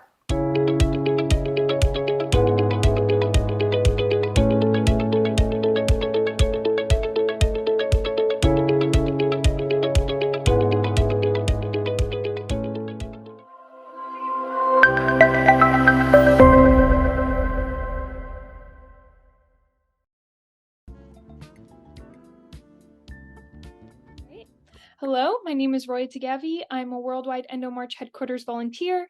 I'm here today with the EndoMarch representatives of Team Kenya. Once again, it's nice to meet you all, and thank you for taking the time to answer some questions today. To start off, how did you all become involved with EndoMarch? Okay, thank you so much. Yeah, so we first heard about EndoMarch about 3 or 4 years ago. Yeah, we just saw it online, and it was a call for anyone to participate, and we thought, why not? And so that's how we just participated in the first one. Yeah, so it was just really online around March, because of course, well, slightly before March, of course. It was just talking about, submit your videos, say something, we're rallying around, bringing Endo warriors together. And we thought, wow, I mean, this looks like fun and something we'd want to be associated with. Amazing. Yeah. So 3 to 4 years ago, pretty recent. So in your opinion, is it easy or is it very difficult to find an endometriosis specialist in your area? Yeah, thank you very much. Maybe I can respond to the question, and thank you for inviting us to this meeting. We are so grateful. In Kenya, of course, we do have a few endometriosis specialists, but it's not easy to reach them because most people do not know about this condition, and most of the time when they go to the hospital, they are going there with issues of menstrual, like the cramps and so forth. And the gynecologists, at the first instance, they are not able to say it's endometriosis. So they end up just giving some pills or some treatment which is not really related to endometriosis because of lack of diagnosis or proper diagnosis. So the few experts that are available, most people do not know about them, and maybe when the condition has worsened, that's when people start looking for really specialists. So it's a bit challenging in terms of accessibility. And what actually we are trying to do is creating awareness about endometriosis so that it's no longer a myth, but actually it's a reality.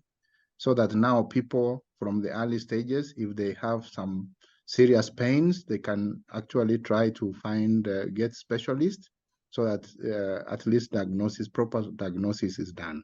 So that is the challenge we have. But at Endo Sisters, I think we are trying really our best to be able to advocate for access to treatment and diagnosis, especially because there's no treatment, it's just management of the condition. Thank you. Right. So you mentioned lack of proper education and awareness regarding endometriosis, and of course the lack of access and knowledge to endometriosis specialists leads to these diagnostic delays, of course. But what else do you think contributes to that diagnostic delay or lack of access, I guess, to an endometriosis specialist? Yeah, thank you. You know, the issue also is the method of diagnosis is mainly laparoscopy. Right. And laparoscopy, it's more or less a surgical procedure. So, and not all hospitals or not all clinics actually have the laparoscopic equipment. So most of the time, before people reach to say that let's do laparoscopy, first of all, it's a bit expensive.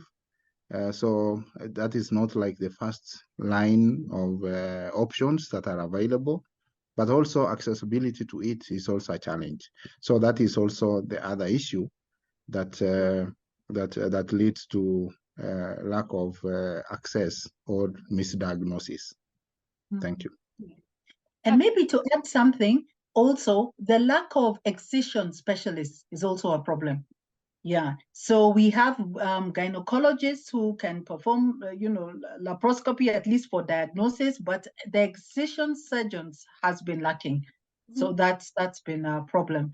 And maybe Havin and Amina, you'd like to chip in?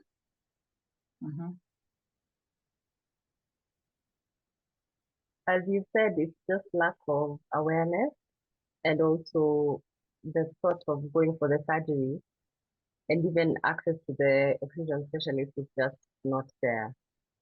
Right. So that has been the challenge.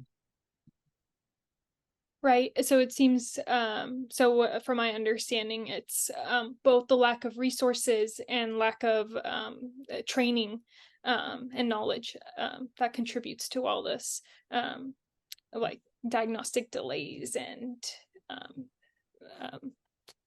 improper, I guess, treatment of women going through endometriosis. So I wanted to ask, now going back to the efforts, your guys' efforts, how have they increased or furthered endometriosis awareness in your area? I think the most notable, okay, sorry, Amina, please go ahead. I was going to say we have the yellow nail movement. So what that is we partnered with some salons in Kenya, which started in 2019. So the idea was to paint your nails yellow and then use the hashtag yellow nail movement. Because yellow is sort of not a common color, it gets the conversation going. So people ask you why your nails yellow, and you get them started. It's because of endo, and then they get to find out more about that. So it gets the conversation going, and then more people know about it. Yeah, and so just targeting young women and adolescents.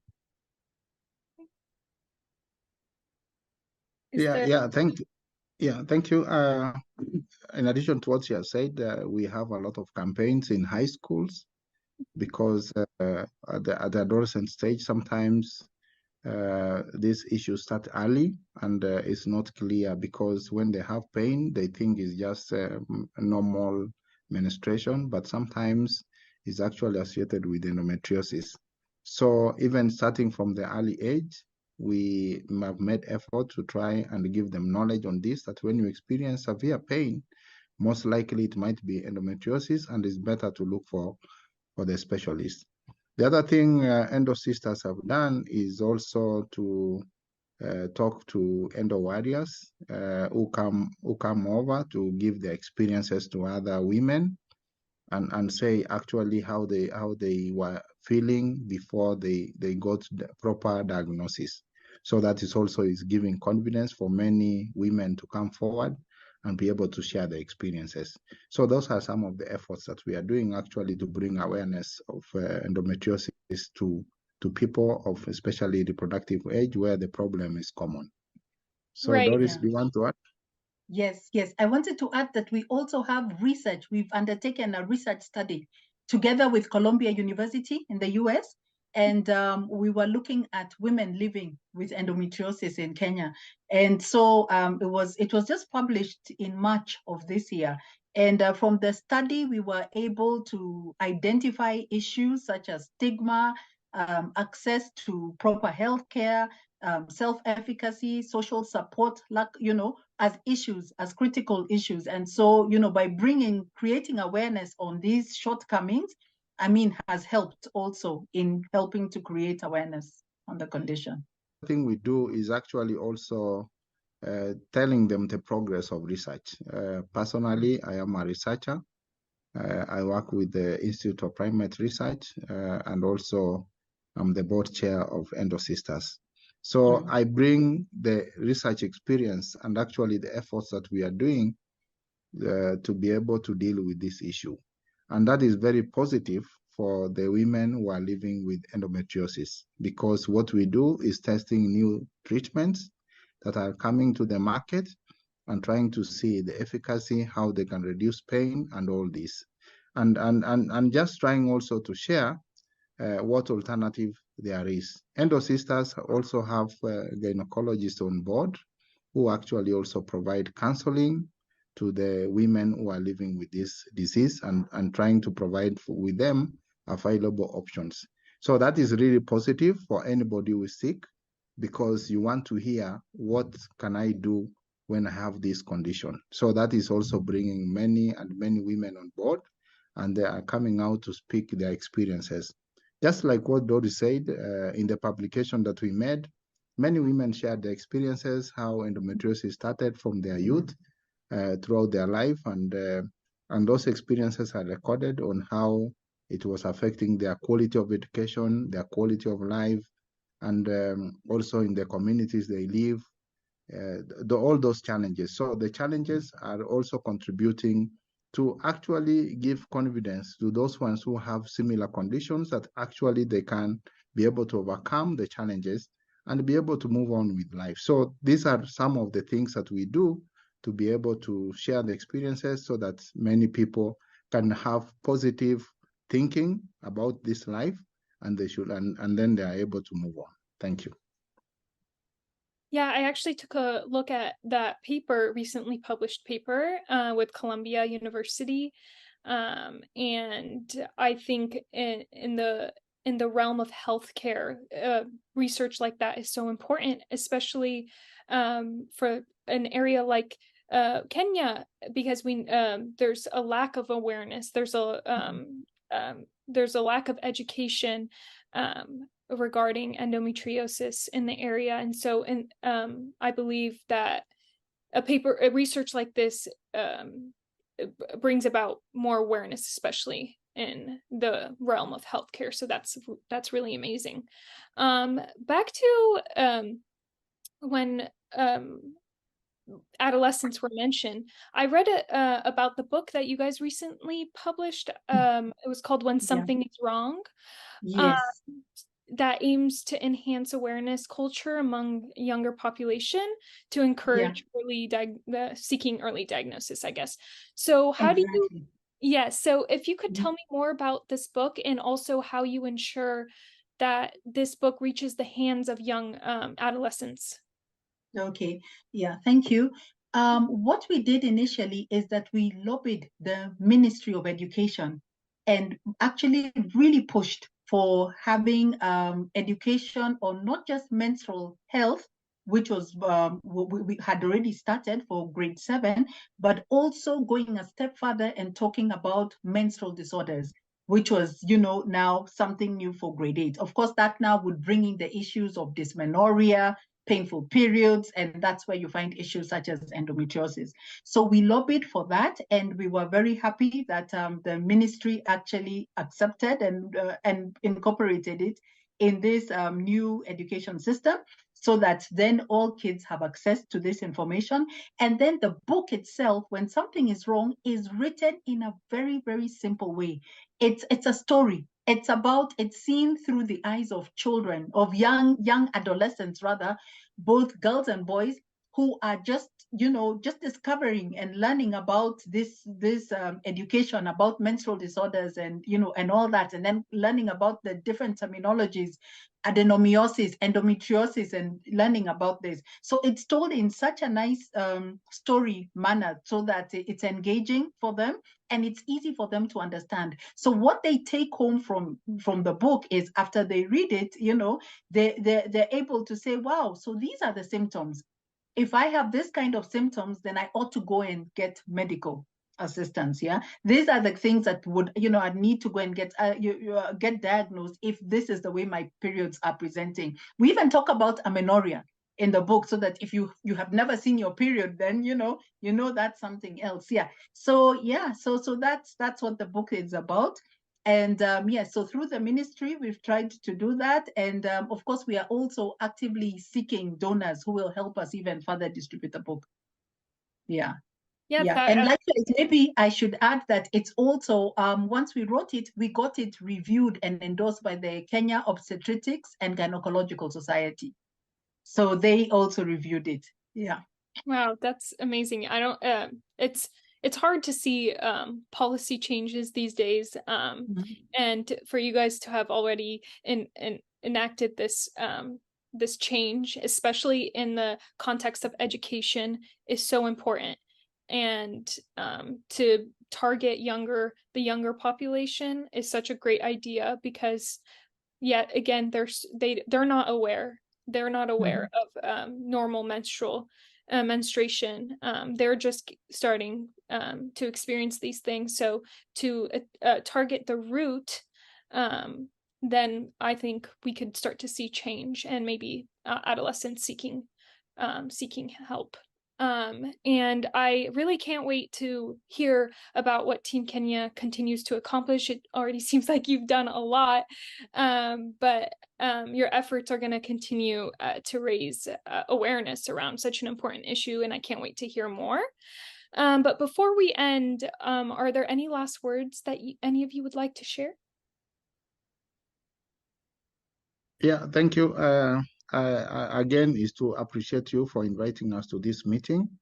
And because all these issues of awareness, advocacy also requires resources, we are appealing to anybody else who is willing to partner with us, give us support in terms of finances, add to what we have, the small we have, so that actually we ensure that all women better access healthcare and they live better. So thank you. Thank you so much. And thank you again for your time, and have a great rest of your day. Okay. Thank you so much. Thank you. Yeah, thank you very much. Have a nice evening. Bye-bye.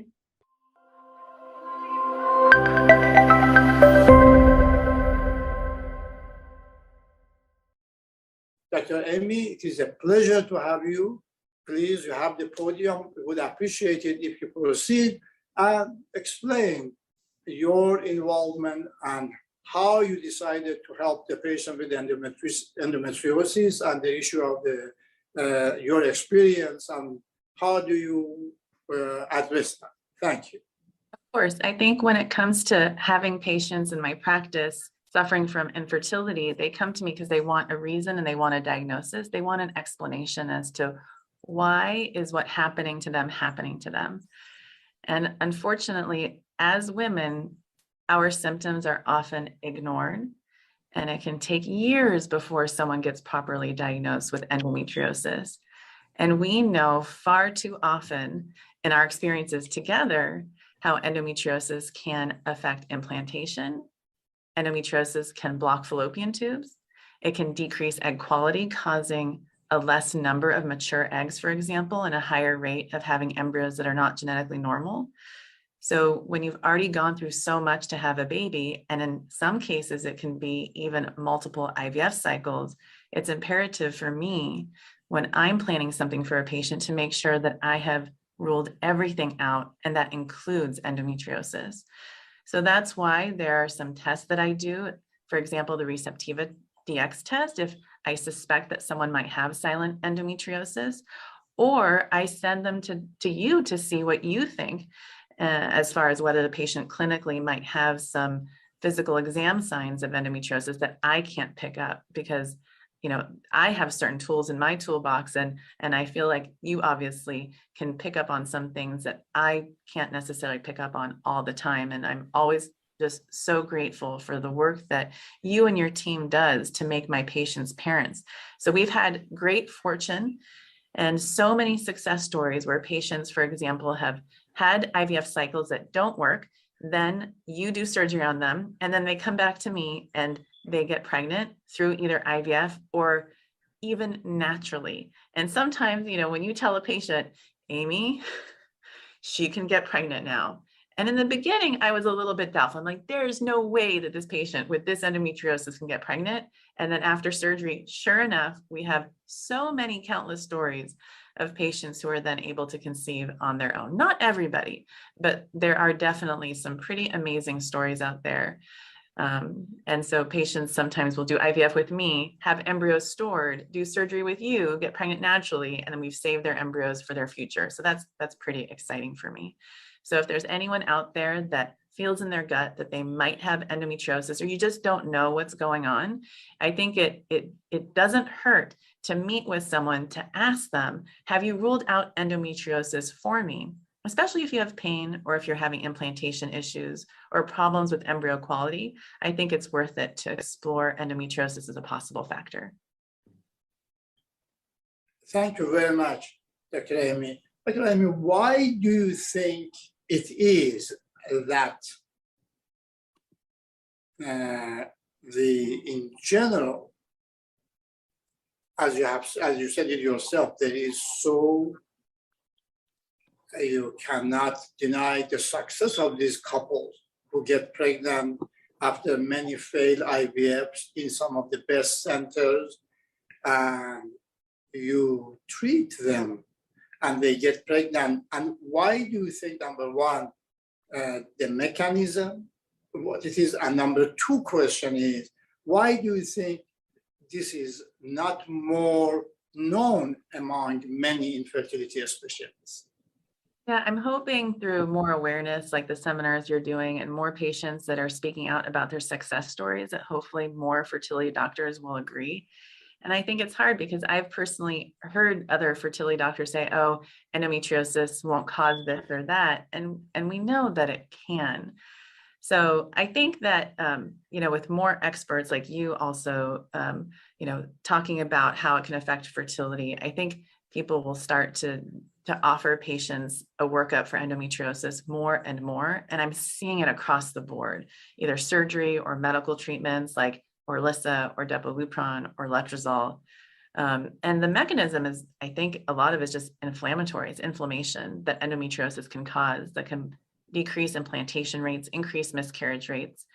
And the hardest part for me is getting healthy eggs when someone has endometriosis. And so I'm not surprised, but I'm pleasantly pleased, I should say, when a patient has endometriosis surgery, especially if it's more severe, then they come back and they make beautiful embryos for me. So I think a lot of it has to do with inflammation, and that's how it can affect egg quality and make things not work the way I would want them to work the first time for them. Thank you very much. There have been, as you know, the many couples with everybody thinks endometriosis patients that have pain, but there are many patients with endometriosis that they have no pain at all. Many couples, many of your patients, the husband is fine, all the tests are okay on the female side, the HSG, everything is normal, and they are completely asymptomatic. In our experience, more than 90% of these patients, when we see them, they have endometriosis. And it would be very typical for you, I take it, that when you have a couple like that and you see they have had failed IVF, everything is okay, and tell them, hey, you might have endometriosis. How do you talk to those patients? Yeah, I mean, I feel like the way I talk to them is I talk to them about how common endometriosis is for so many reasons in terms of the things that we're exposed to in the environment. And then also when you've taken so many hormones through so many cycles, I feel like IVF medications can also sometimes stimulate endometriosis. So those are the kinds of things that I bring up. And then I also tell them, just because you have endometriosis does not mean you cannot get pregnant and have a healthy pregnancy. It just means that you should be more thoughtful about the approach you take. And it's kind of a catch-22. And I'm sure everyone who's listening right now understands what I'm talking about. Sometimes people say, oh, you have endometriosis, so go ahead and get pregnant. But when you have endometriosis, it's harder to get pregnant because pregnancy can be a treatment for endometriosis. So I find sometimes it's mean to tell someone who has endometriosis, go get pregnant and that's going to fix it. They just aren't ready yet to get pregnant, or they're ready for sure, but sometimes it's just a little bit harder. So I explain it in those terms, and I feel like people can understand that it's not their fault. It's something that could be environmental and genetic, and it could be stimulated by IVF medications. And that's why it would be important to rule it out before, let's say, you transfer your very last embryo, or you rule it out before you go through all your embryos and then have to do another IVF cycle to have a pregnancy. Thank you, Dr. Amy, you are so precise. Dr. Amy, one thing that I would really appreciate it if you explain, you have been so outspoken and advocate to raising awareness about infertility couples. Would you please talk about Egg Whisperer and your previous programs that you have done, and many of them are very, very watched by thousands and thousands everywhere. Could you please, if you don't mind, explain some of that for our viewers? Absolutely. So I have Would they get involved? Of course. So I have a podcast, and you have been a very big part of that podcast. You were a guest not that long ago. And then I also have a YouTube show, and then I have a Q&A series that people can send questions into. It's asktheeggwhisperer.com. And my favorite is actually my classes. So I teach IVF classes. I call them master classes, and it's at the Egg Whisperer School. You would think that I could be more creative with the names here, but eggwhispererschool.com. You can go there. You can learn about fertility. I have a Tushy class. Tushy method is one of the methods that I teach people. All the tests that you have to do before you get pregnant. I don't know if you can see it back there. I think it says Tushy method back there, but it just raises awareness about getting your tubes checked, getting an ultrasound to rule out endometriosis if it's present on ultrasound, getting your sperm checked, your hormones, and then lastly, your genetics. So those are the kinds of things that I do to teach people, build awareness. I make catchy phrases so that people can hopefully sometimes or always laugh and smile as they think about something that sometimes brings a lot of sadness and depression. Thank you, Dr. I think she has some questions from you. And I would ask Dr. Agrawal to go ahead and ask Dr. Amy. Hi, Dr. Amy. Good morning. I think I wanted to ask, what do you think about BCL6? I know you are very well aware and you have it performed on your patients all the time. You test for BCL6, but we don't see it from other fertility doctors as much. So how would you educate patients on whether they should ask their doctors to test for this to see if they have endometriosis?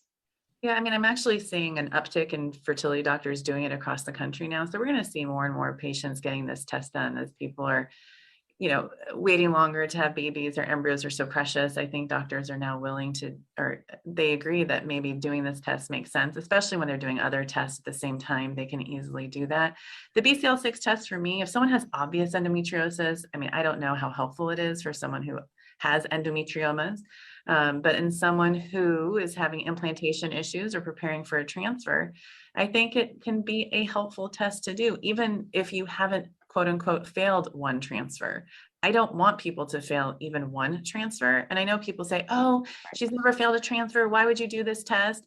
And my personality is I'm not going to discuss this test with somebody after a transfer doesn't work. I want them to know the menu of tests that they can choose from at the very beginning.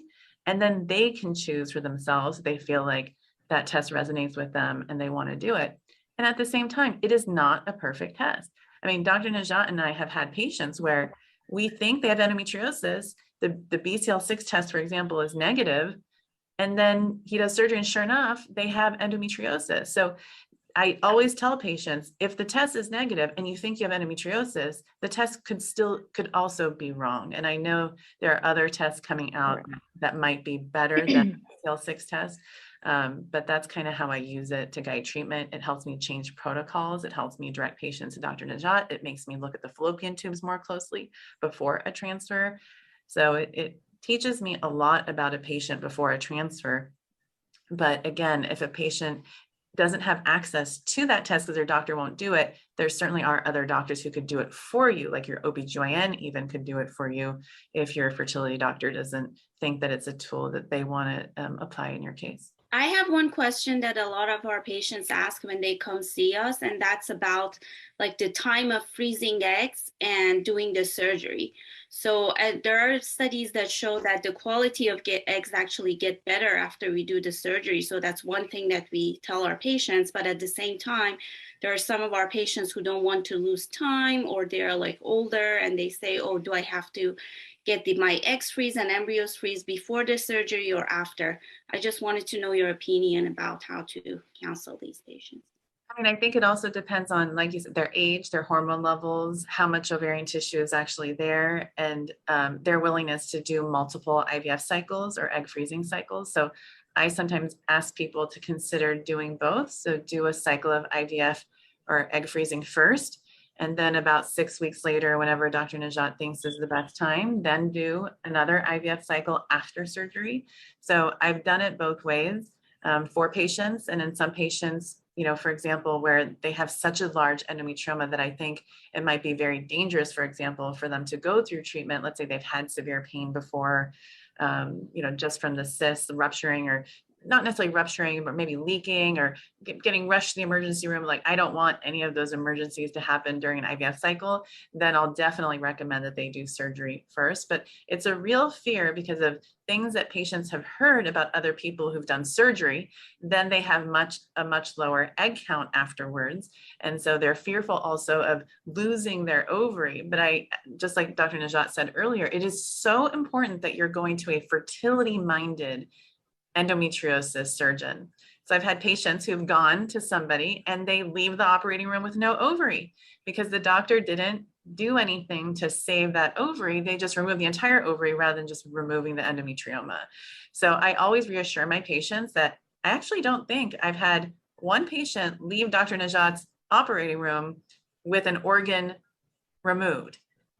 In all these years, the surgeries that Dr. Najat and his team does for my patients is always fertility sparing because he knows how important having babies is for them. But not every surgeon has that approach. And I think that, going through all the worst case scenarios in our heads is normal, but I think it's important to verbalize that with your surgeon. And then the other thing is to go through all the worst case scenarios about your fallopian tubes as well. No one wants to wake up not realizing that a fallopian tube could be removed. And that's a very careful, thoughtful discussion that I know you guys have with all my patients as well. And I do also just let them know that, endometriosis can affect your fallopian tubes and it might be helpful to have one removed. You can still get pregnant from the other side. But when it comes to transferring an embryo, having abnormal tubes can really get in the way. Thank you very much, Dr. Amin. One issue that I like to also ask you, what do you think, why do you think the couples, do you think the rate of infertility is increasing, and why do you think it is? I mean, I know it's a controversial topic, but stress, I think, and right now we're living in unprecedented times with people undergoing, they're very, very stressed. And I think stress and then the environment and all the garbage that we're exposed to from the minute we're in utero, all the plastics, I feel like that has a lot to do with potentially why we're seeing more endometriosis. And then society, obviously, the trend is for us to wait longer to have babies. And the longer you wait, the higher the chance that you'll have a problem like endometriosis as well, especially if you had it as a younger person. Then waiting longer to have babies, you're obviously going to have worsening endometriosis. And so many people say, like, why didn't I know this when I was younger? So I think a lot of that plays a role into why I think I'm seeing more fertility patients now more than ever with some, I think with more endometriosis than I saw maybe, 15 years ago. So I do think that the environment has a lot to do with it. Stress has a lot to do with it. And then also age-related infertility is a big part of it as well. Thank you very much. And Dr. Amy, do you think there should be a program or perhaps a national program that all the female patients who want to have children be given an option to freeze their eggs in the optimal time of getting pregnant, as you said it yourself, and we see it very often now, couples in their 40s and sometimes very early 50s, they want to have children of their own. How do you feel about that? And how do you think that should be addressed? Yeah, I mean, I feel like we're going to see a huge trend toward a population decline in the United States. And I think the government, I predict, is going to play an active role in changing that and increasing the birth rate by incentivizing young people to freeze their eggs. I don't think it's going to be happening in the next 5 years or so, but I predict in probably 15 years, just like other countries are doing now, they're incentivizing young people to freeze eggs, and they're actually paying for it. So I would not be surprised if that starts happening here in the US, that people will actually get their egg freezing done for free, just so that as a society, we can continue to grow and support, everything that we need to support. Otherwise, Elon Musk will be taking us on SpaceX, or, Elon and Bezos to Mars soon, just because of what we're doing to this. Anyways, but you know what I mean. But I do feel that it's one of my egg whisperer golden rules that every woman by the age of 25 should have a fertility level check and get, some fertility tests done. And she should consider freezing her eggs if she is considering having children younger, even 21, if she has a history of endometriosis, having an ovary removed, or her mother went into early menopause, because there sometimes are some even 25-year-olds that wish someone had told them about these things sooner. And then I think by the age of 32, if a woman wants at least one baby and hasn't had one yet, whether you're married or not, should consider freezing her eggs. So I do think that egg freezing is a powerful tool. It's a great technology. It works. I do it a lot. I freeze a lot of patients' eggs and they come back to me and we use those eggs and they have healthy babies. It's not perfect. It's not an insurance policy, but it's a future chance at a pregnancy with better chances than you had at the age that you're at. So I always tell people, you want to be your own egg donor. So when you're 40 and 50, I mean, I'm not almost 50, I'm almost 46. And I feel like if I wanted a baby right now, I could have one, but I would have to use eggs that I froze when I was 32 years old. Unfortunately, I didn't freeze, my eggs. Not that I want to have more babies right now, but I froze my sister's eggs when she was 32. So maybe I'll be calling her up if I want another baby. Well, you are a good pioneer in this area, and you have done a very good job. And thank you for that comment. So, Dr. Amy has a wonderful family. I let her talk about it if she wants, but I don't want to spill all the beans for you. So, and it has been a pleasure to know you and your family. So, what role? I have another question, and I think perhaps one of my colleagues wants to ask you. It was about anti-Mullerian hormone. Was it Shruti? Who was it? Any of you want to ask Dr. Amy the question yourself, or do you want me to proceed? No problem, sir. I mean, with anti-Mullerian hormone, we want to know, Dr. Amy, what are your thoughts? Because sometimes patients just randomly have an anti-Mullerian hormone test done. They get a low number and they start freaking out about it, thinking that they're never going to get pregnant again. And these are younger patients and patients who are about to undergo an infertility workup. What would you say to patients who just have not had a single infertility workup and just have a low AMH in their hands and now don't know what to do? Yeah, I mean, it also depends on your age, but I tell patients one snapshot in time doesn't define you. It doesn't define your fertility. And, the AMH can go both ways. You can have a high number and actually it could be a lab variation and wrong, and then you repeat it, and then it could be closer to what your true number is. So I tell patients to never just rely on one AMH level to guide your, fertility treatment. And then never do it in isolation. You want to get an ultrasound and have something called an antral follicle check done. So that's a measurement of the tiny little cysts called follicles in your ovaries. They kind of look like boba pearls in a boba tea, or chocolate chip cookies, chocolate chips in a chocolate chip cookie. We just count those little circles. Or someone said to me the other day, they're like, they look like little caves. I'm like, yeah, little caves with a tiny sparkling microscopic egg inside. So we take all that information, and then I tell patients, I'm not your fertility doctor for just today. I'm your doctor for 2 years from now, 5 years from now. I have a patient who just saw me yesterday. I'm now helping her with another baby, and I met her 12 years ago. So I froze embryos for her back then. So when I take the AMH, I use it to project someone's fertility for them. And I say, okay, well, this is what it means right now, but I can also tell you what it means to me based on everything I know about you 2 years from now. So I always talk to patients about how many kids they want. And then I kind of think through, well, how old are you going to be when you have your last baby?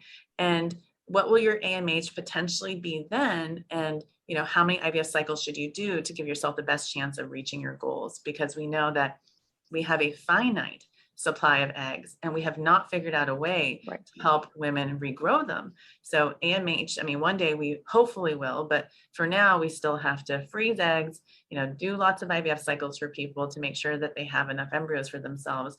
And until then, the AMH, unfortunately, is the closest thing to a sperm count that we have for a woman. And it's certainly not perfect.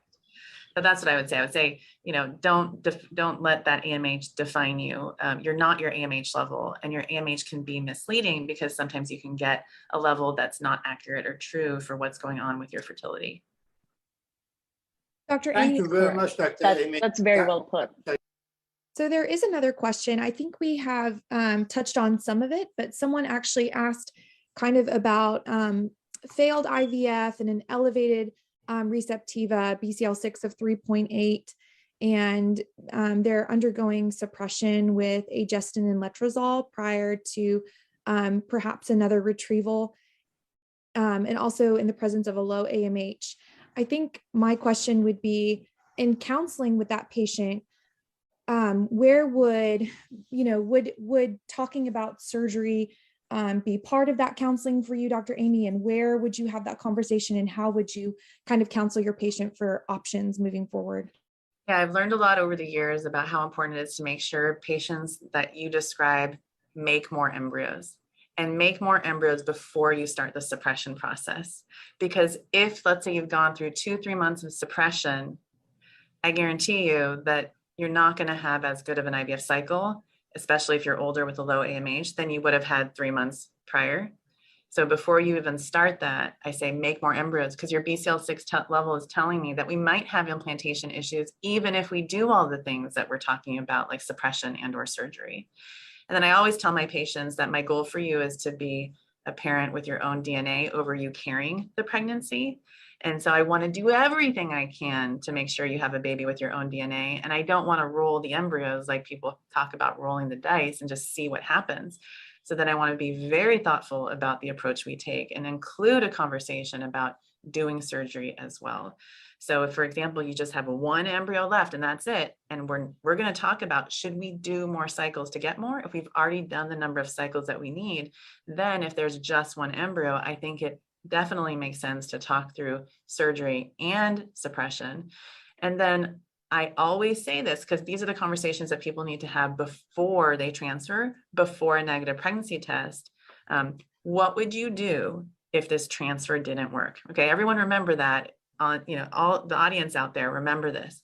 Talk to your fertility doctor and say, hi, doctor. If this transfer doesn't work, what else would you do for me? And if they say, well, we should consider surgery, and you say, but I only have the one embryo, why don't we consider it now? Because people get really angry when they learn that there could have been something else that they could have done to give themselves the best chance of pregnancy for their one embryo. And people make assumptions that the doctors make assumptions that maybe the patient wouldn't do surgery, or she doesn't want to hear about all the other things. But my patients, they want to know every possible scenario. They want to know every single thing they can do to give themselves the best chance.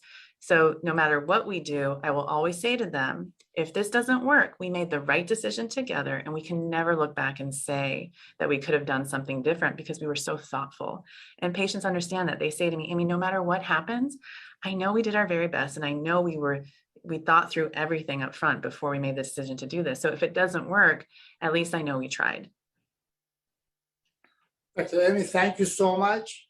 It has been a true pleasure and privilege to have you. This is why we see all of your patients, they love you. It has been very wonderful to have you in the program.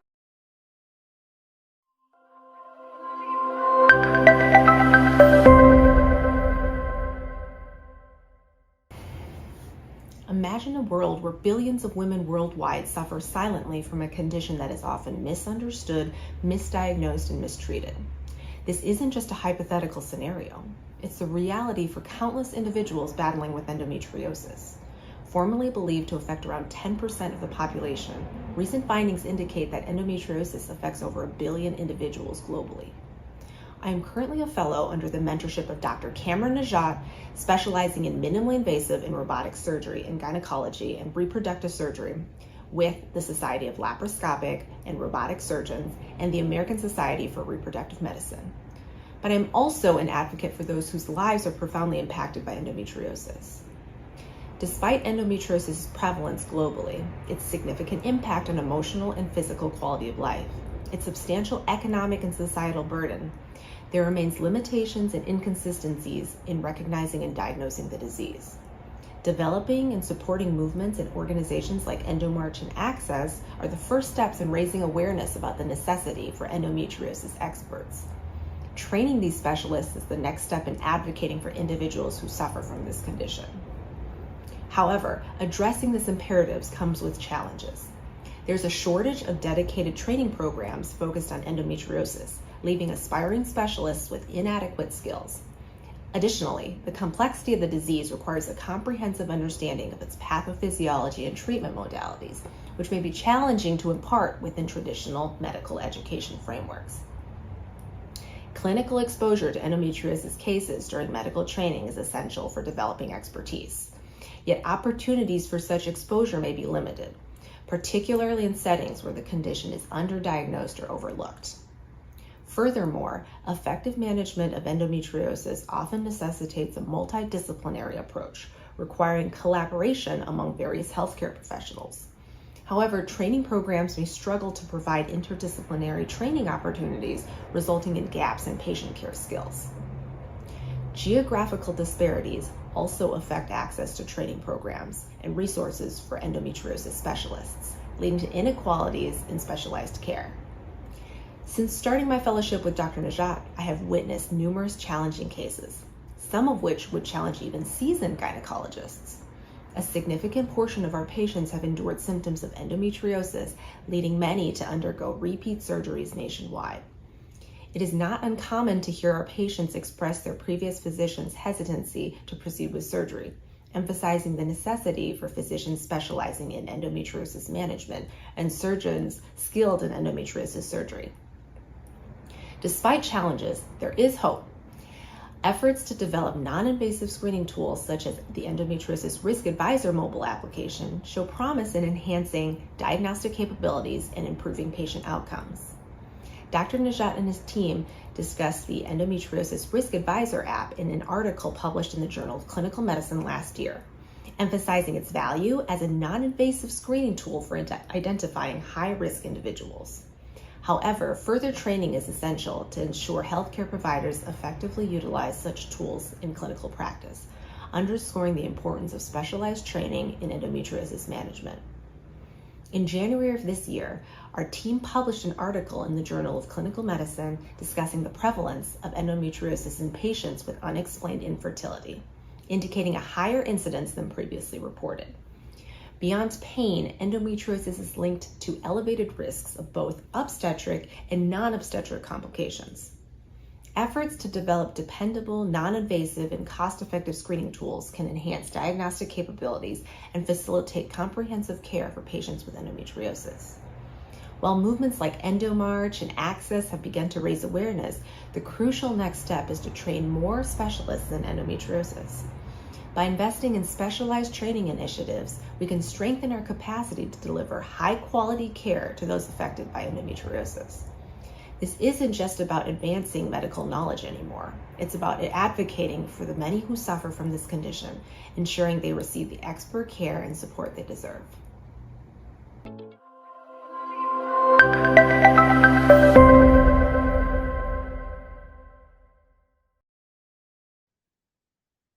Hello, everyone. My name is Eden Williams, and I am a worldwide EndoMarch headquarters volunteer. I am here today with Dr. Brooke Adams. Do you want to take a second to introduce yourself, Dr. Adams? Sure. I am happy to be here as a participant, someone who's struggled with endometriosis, found treatment, and looking forward to continuing to get the word out as the Najat Institute has been doing. Absolutely. Thank you so much for saying that. Once again, it is very nice to have you here with us today to take the time and answer some questions and just to be part of our mission. So we really thank you for that. To sort of just jump into this interview, do you want to talk about how you first became familiar with EndoMarch? Yeah, I actually, upon Googling support and finally having found a specialist and surgeon in Dr. Najat, researched his extensive history, all that he's put forward to support the cause, and found the EndoMarch. Oh, wow. Okay, yeah, well, you've definitely been led to the right place. So I'm really happy that you are here with us and that you felt compelled to just be part of our journey. So really thank you for that. So to go a little bit more into that, do you want to talk about your experience and your personal journey with endometriosis and how that's shaped your life to this point? Yeah, I would say starting with my first cycle, the beginning of my period around 11, it was extremely painful from day one. And it was about 3 to 4 years later that a gynecologist had said, you may have endometriosis, but we can't do anything about it. And from then on, it was really never mentioned again. And I was put on the birth control pill for a certain amount of weeks through the month, which made me very sick. I would often get nauseous and sick the first few days, then kind of adjust, and the same thing would happen each month. It helped slightly, but not much. Progressively through my 20s, it reared its head and was quite challenging. And then I would say after 30 and every year thereafter, it progressed into worse until about a year ago when it became just untenable. So it has been 30 years since that first doctor casually mentioned, you may have endometriosis, but we can't do anything about it. Up until the point where I was again in an ER room, went to an emergency department for care upon pain. And finally found through a CT scan some significant fibroids. And that's about all they mentioned, and sent me home with some ibuprofen that didn't do much. And so throughout the years, I would say the initial signs outside of a really painful monthly cycle indicated to me that something was awry. I started having food sensitivities and gastrointestinal issues, and probably a decade ago saw a gastroenterologist who said perhaps I should take an anti-anxiety medication, that it was that. I indicated to her at the time, there's no way it's that. I assure you, I'm a psychologist by training. I'm very familiar with anxiety, including my own. And so that was discouraging. And of course, I continued for years to take supplements and try to right some of these additional challenges, all of which stem as these treacherous tentacles from endometriosis, untreated for years and years and years. So while the average diagnosis apparently currently is about 10 years, I literally waited 30. And so it's been a long go. That's not even launching into dialogue around fertility, and its possibility and how it impacts it. Just sticking with the topic of my own care, my own ability to live a viable life. In the past, probably 5 years, I started to tabulate how many days I've lost in the 30 years due to having to stay home. I've missed weddings and baby showers and job possibilities. About 3 years in 30 were totaled that I remained in bed, taking strong medications, making certain I was on multiple heating pads, one in the front, one in the back. So I think it's been a really long go, to summarize it, with a lot of pain, a lot of unmet needs and diagnoses that have not gone attended to. And it progressively started filtering beyond intestinal challenges, where it moved into more kind of kidney health and other organs, where I was really sensing there was a problem. And various general practitioners would cite kind of each of the symptoms, to many of whom I noted 18 of the 20. And no one since I was 15 mentioned perhaps we should look into diagnosing or considering or ruling out endometriosis or its sister disorder, adenomyosis. So I feel like it's just been stunning how many healthcare practitioners I spoke with, right? And I was not someone who was particularly casual about it. I'm not someone who's quiet in regards to my own care. So that really got me thinking, if I'm not direct, right, and communicative, what about some of these women who perhaps are a little quieter or aren't suffering as extensively, but are suffering quietly nevertheless? And I realized I'd like to do all I can to be of support. Thank you so much for sharing that. Really, I'm sure that was very difficult. All of that, I can't even begin to imagine. And I really just want to commend you for all of the work you've done, and for staying on top of your own health, and for all of the accomplishments you've made, even throughout all of that strife and just on your arduous journey, as it sounds like. So I appreciate you for sharing that. We all do, on behalf of the Cameron Najat Institute. So I'm really intrigued. So you said your diagnostic delay would be around 20 to 30 years, in that range? Yeah, 30 years. Yeah. So while my first cycle was extremely painful at 11, it wasn't until about 15 that I was told I could possibly have endometriosis from some of the symptoms. And I'm 45. So that is a precisely 30-year delay from someone contemplating that to me meeting many of the symptoms, to them just rapidly progressing into untenable in the last 20 years. And it sounds like you were kind of bounced from specialist to specialist, even going as far as to mental health specialists in that range. And I think that's really interesting, especially for you and in your line of work. So I really appreciated hearing your perspective on that. I think that's a really unique take. And I think that's something that we don't really talk about enough with endometriosis, is the large majority almost of women who are underwritten and their pain is not taken seriously. They're told it's in their head, and they're misdiagnosed with some sort of mental health ailment. So I really commend you for staying on top of that, and just for being able to advocate for yourself. Because like you said, I think it's really important to note that a lot of people don't have that kind of inner strength because they want to trust these health professionals and these doctors, but we just really haven't standardized this enough and made enough awareness about it. So thank you for sharing. Absolutely. Yeah, absolutely. And there were a lot of details, you know, once I actually found care and a diagnosis and pursued treatment, the details I read were on an anonymous study of medical professionals that many of them acknowledge they are not adequate, you know, at diagnosing endometriosis, that they had a small paragraph in their medical training on the topic. And that really says something. And that I saw just general practitioners who said, I don't know, try an anti-anxiety pill.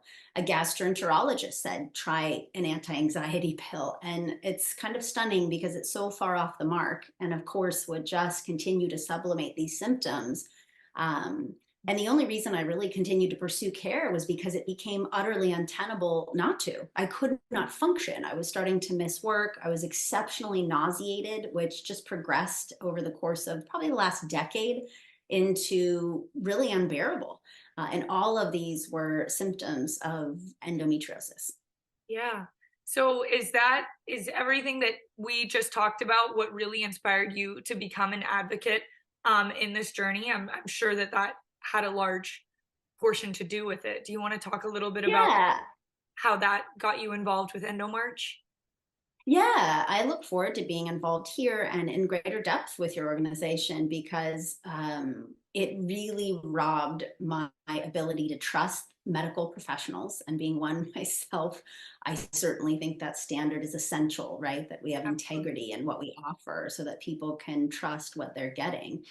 And so that is one component. The other was the grief I felt that, you know, years on end of trying to find answers. I joke, but I'm also serious that I would probably be able to purchase a home at this time had my endo been diagnosed, because it has been years, 30 years of taking supplements, seeing naturopaths who are very supportive, many of them, but whether it's classically trained Western doctors or naturopathic care, there was no attunement to this rather obvious in hindsight disease that I was struggling with, this chronic inflammation. And so I think knowing that I was someone who was very active since I was a teen, I taught meditation, mindfulness, yoga, and that I ate well the last 20 years, I'd say, out of those 30. And if I'm doing all of these things right and suffering this extensively, what about the people who are not in the wellness field? You know, what about the people who are trying to get by, raise their families? So I think that's what really pushed me to want to support the end of this being such a silent, torturous challenge that can result in organ death, you know, loss of fertility, you know, or worse. So yes. Absolutely. Yeah. Thank you so much for talking about that. I think that's especially important for all of the things you said, like those who maybe are not and have not always had the opportunity to be very wellness concerned and things like that in their past. And I think it's things like this that really help push that forward and that help people get a voice for themselves and think, hey, maybe I can find help somewhere. Maybe this person will believe me. It's really unbelievable working in Dr. Najat's office and just seeing the amount of referrals from things that you'd think are silly, like TikTok or Instagram and random things like that. And it's these people came from all over the world to come and seek this care. So I really think that's something that's really important. And in your opinion, what changes do you think need to be made in terms of advocacy just to further public awareness about endometriosis? I think we need to go to the heart of medical training. And I am happy to offer my time freely to the schools within access here in Northern Bay Area. Because I think that clearly that's where it starts, where there's lack of awareness. I also think, obviously, in a larger scale, culturally, kind of more traditionally repressed experiences around female health. I think there's literally a war on women at present against basic care in particular around specific female organs. And clearly they're far more complex due to kind of hormonal balance being necessary and the potential to deliver and create children. So I think that starting on a larger scale, kind of with our lack of education for young girls and women moving into their period around what is normal and what is not. So I think both kind of in the larger system and then individually empowering groups of women and dads and moms to communicate on these topics that otherwise are either somewhat taboo, which is really rather bizarre in this era where, there is more openness to, I guess, just a lot of other dialogue around healthcare or around, as the wellness industry has kind of brought up a lot of topics like gut health. It baffles me that women's health, half the population on this planet, continues to go undiscussed, underfunded in every way.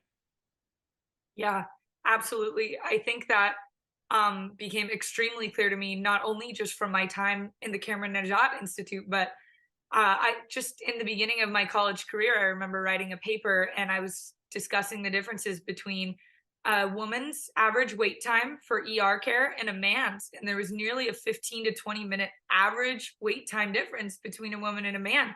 And I think that makes it really clear that it is systemic and it begins on levels that you just would never even imagine to see it so obviously, so in plain sight. So Absolutely. I completely agree with you. I really do think it begins at a much smaller level. I think there are much bigger things we can do as well for the whole picture for women's health. So I appreciate hearing your perspective.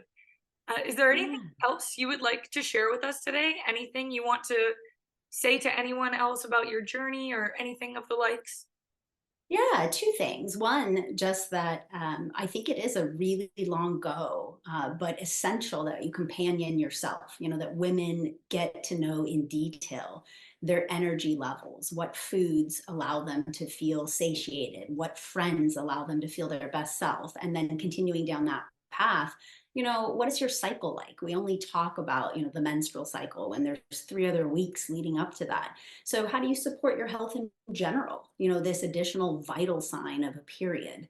So I think that that's really important. And I see in my practice, of a private practice, where I see a lot of young women of all ages, but young women who are just starting to notice their shift in kind of mental wellness around lack of sleep or how they eat or alcohol intake. And the same with their cycle. So I'd really like to up that education. The second thing I wanted to say was just the immense gratitude I feel for Dr. Najat and his staff and the support from people like you, keeping this moving forward, keeping it in the attention of people in the media. My life was becoming literally intolerable. I was starting to miss work. I was unable to get out of bed due to pain, and what was just becoming kind of a crushing experience with endometriosis vastly spread, essentially suffocating various organs to the point where they were no longer functioning properly. And having been to the ER multiple times, and then finally connecting with Dr. Najat, my second time in the office, pre-surgery and treatment, I was just brought to tears at how grateful I was at the possibility of being vaguely healthy. And post-surgery, now 10 weeks out, I feel, again, just immense gratitude to the Institute and everyone who supported me there in getting the treatment I needed to show up to life, to serve other people in my practice, and to return to being a functioning citizen and friend and partner. So I'm really immensely grateful. Thank you. I definitely want to let you know that goes both ways on behalf of you.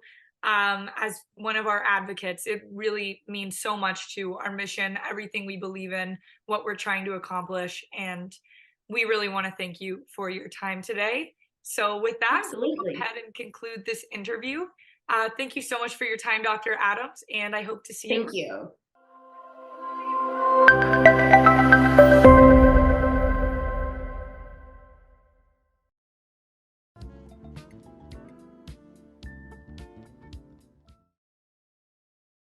All right, good afternoon, and thank you so much for joining me. My name is Gerard Paulian, and I am a Worldwide EndoMarch Headquarters volunteer. And it is an absolute honor to meet the one and only Beth Kovacs, the state representative for Team Philadelphia EndoMarch, and a tireless endometriosis advocate. And once again, thank you so much for your time. We are all excited to say that we are celebrating Worldwide EndoMarch's 10-year anniversary, continuously fighting for endometriosis advocacy. And me and many others would love to know how you began your involvement with Worldwide EndoMarch. Oh, thank you so much. Thank you so much for having me. I really appreciate it. And yeah, I would love to tell you about the journey. I kept seeing, I had joined on social media a lot of Facebook groups because I really wasn't getting any information from my doctors. And just following a few people who were very instrumental in the endometriosis community, they kept posting signs saying that the Philadelphia area, Pennsylvania state representative needed to be filled for the EndoMarch. And I held back, and I was new. I really didn't know much. I was still learning. And I just kept seeing it and no one was filling the position. And I'm like, there's just so much to say. And there's just, why is not one person stepping up and doing this? And that's when I decided, okay, because what had happened to me was very rare. And I really wanted to share that story with other people. So I joined them. Do you mind telling us about your experiences with endometriosis? What made you aware of this condition? Sure. So I had started developing lower back pain the year after my daughter was born, probably in 2007. And I started going to doctor's appointments saying, for whatever reason it was, I was sick or whatnot. And I would always mention the back pain. And they would like just ask me, well, does it hurt all month long? And I'm like, well, no, usually it's like 3 weeks out of the month. So since it's 3 weeks out of the month, they always ignored it because it went away. If it was debilitating and was all month long, then they would have taken it more seriously.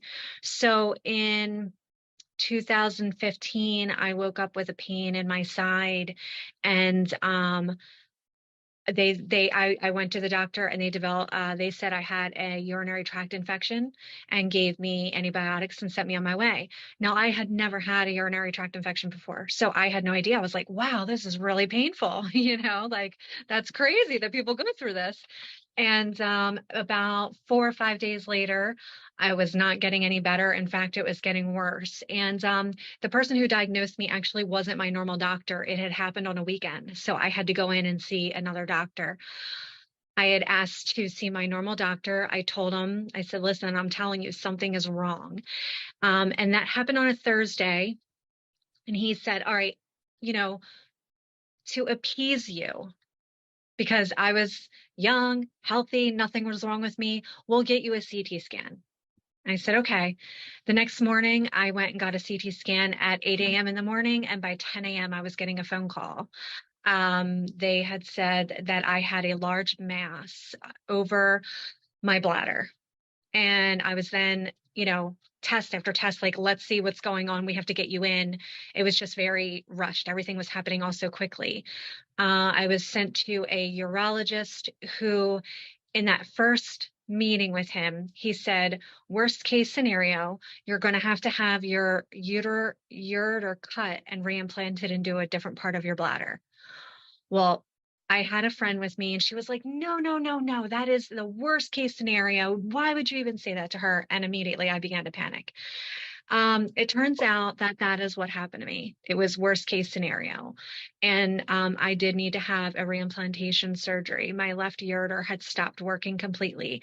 I had lost 28% left kidney function because of endometriosis. Oh my God, and it's so sad to hear that the doctor originally got you the CT scan, because it seems like in the sense that it seems like they just wanted to just say like, fine, here's the CT scan, so you don't have to worry anymore. There's nothing wrong with you. and then Yeah. something was actually wrong. So even though that mentality by the doctor, it's hard to hear that they kind of gave you that mentality, but in the end, I'm very glad to hear that it worked out for the better. Yeah, I mean, it's had a lot of challenges along the way. So during that process, we actually, prior to that, decided to have another baby. I mean, I'm so blessed to actually have a baby. And a year after she was born, all of my symptoms had started. And that's why I never had a baby after that. I never understood parents or, who were continuously having children. I'm like, I can barely take care of myself. I'm in pain 3 weeks out of the month. I'm taking care of myself. I'm taking care of my daughter. Trying to take care of my family, my life, my responsibilities. How are people having more children? And then, although I still was not ready to have children, my daughter was at an age that I'm like, maybe she'll be helpful. She's in school now. I can take care of a baby. I'll be able to do it. And we were, told we'll have a baby. And at that time, we had appointments already scheduled for the OBGYN to talk about having a baby. But instead, I was at the OBGYN talking about cervical cancer. So they thought I had cervical cancer. They thought, I had kidney stones. Like I said, there was so many tests and everything just seemed to align. I did get pregnant, but unfortunately, I lost the baby. And then it was too late. The damage from endometriosis, because of the extensive surgeries and everything, it was just too late, and it wasn't going to happen for me again. I'm so sorry about all of that. It's in all of your right to be able to have children and experience that in life, and the fact that all of this was stripped away from you, it's hard to hear about that. So I'm sorry that you had to go. I'm sorry that you lost so much against your battle with endometriosis. And thank you so much for your just unwavering support to promote endometriosis awareness across all of the United States. Yeah. And so now I was wondering if you could give everybody a rundown as to how Team Pennsylvania's efforts have furthered endometriosis awareness in your own area. Well, I'll say this past year, 2023, I was blown away. And forgive me. No, it's okay. Take your time. There's no problem. I had felt like this year was such a amazing year in endo research. Like we were making a difference, and so many people had gone to Washington, and so many important movies had come out, and it was just like I had seen leaps and bounds here in the United States of endometriosis, and more people talking about it. And I went to Washington right on the entail of other people going to Washington, so it was been a really, really exciting year. And I take from that, going to Washington, not just for myself and all of the other amazing people out there who experience what I'm experiencing, but my favorite part was I brought my daughter. And I wanted her to understand that she has a voice and, stand up for yourself no matter what's happening in your life. And she was able to sit in on our meetings and watch her mom. And then when she came home, she had posted a video of our experience. And a friend of hers who was a senior in high school was actually in the process of doing an interview on women with a reproductive disease. So she had to do this whole documentation on it. She had never heard about endo. So she wound up doing it. And then that was able to go to her class. And it was just, that to me makes me so happy that, one story from one person can affect so many more people. Definitely. And that's the goal, to have one person learn about it and then have them talk about it with other people, because people in general are so unaware of endometriosis in general. And we need to bring endometriosis to the forefront of people's minds. So could you tell me more about this Washington event and what specifically happened, the impacts that you felt it brought? Yeah. So it was one of the congressional aides that I had met with. Her friend had actually experienced endometriosis, and she had just recently been diagnosed. So she was in all of our conversation. And then it opened up doors to, well, what about our veterans? Because obviously people in Congress are interested in, all of our veterans and the women and what's going on with them and how do they combat it. And honestly, I wasn't really sure. I know I have a friend who is in the Army Reserves.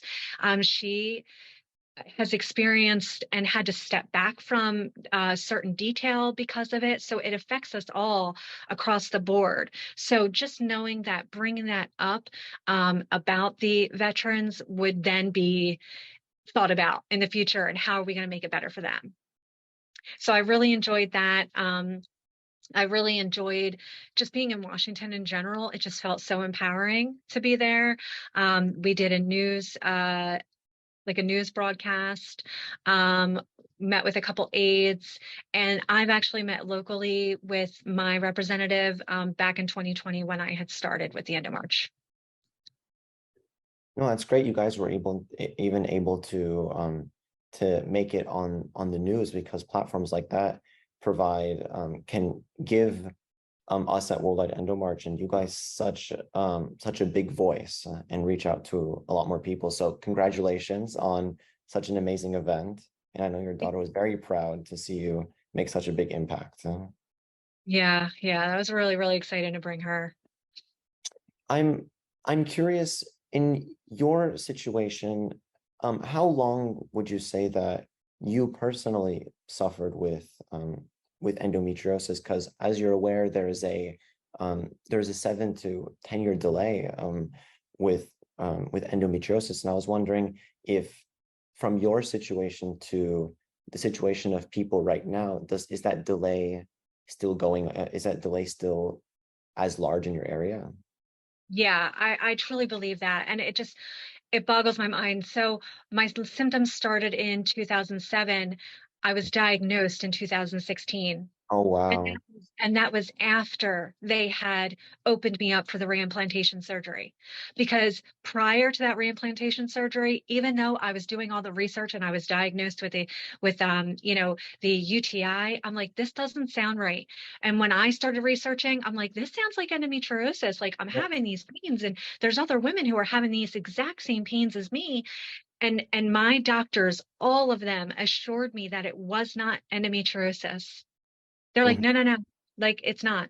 And today and every day going forward, I feel that every single medical doctor needs to look at a woman and say 1 in 10 is diagnosed with endometriosis. Why is that not more thought about when they are diagnosing women with chronic illness that cannot be seen? Why? That should be one of the main things. Like, endometriosis, if it is a chronic fatigue, a chronic illness that cannot be seen. I was diagnosed with fibromyalgia. I had no test for fibromyalgia. There is no test for that. It was just like, no, I think you have that. But endometriosis actually damaged my organs, my internal organs. And another doctor actually rubbed her stomach and said to me, endometriosis only affects you here. But it crushed my internal organs, and I had tangible proof of that. So the medical community just really has to put that in their head. 1 in 10 women, like, let's start figuring out a way. Let's acknowledge that it's 1 in 10 women, and then let's figure out how to make it better, to do that testing, to figure it out non-invasively, that they have it. No, of course, endometriosis for all medical experts should be a checkbox. It's something everybody should have on their papers and consider and be educated about.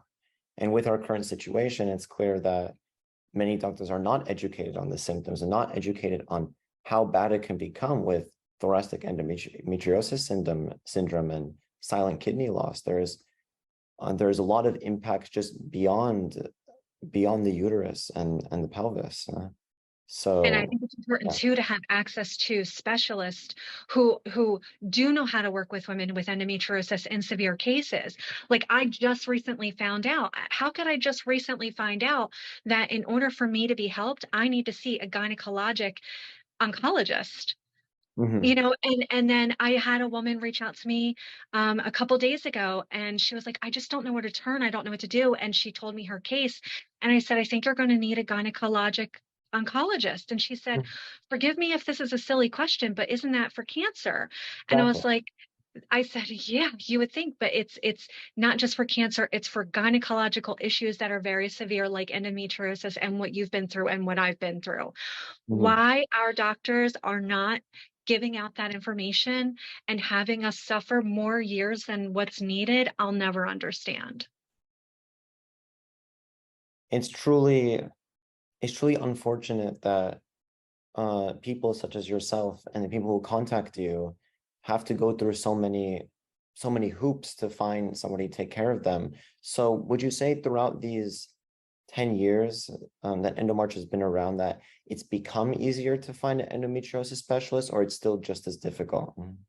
I feel like it's still just as difficult because I think there's a lot of doctors out there who I want to say that they claim to be experts. Yeah. Endometriosis, you have endometriosis? Oh, we can take care of it. Yeah. But there is a difference between ablation and excision.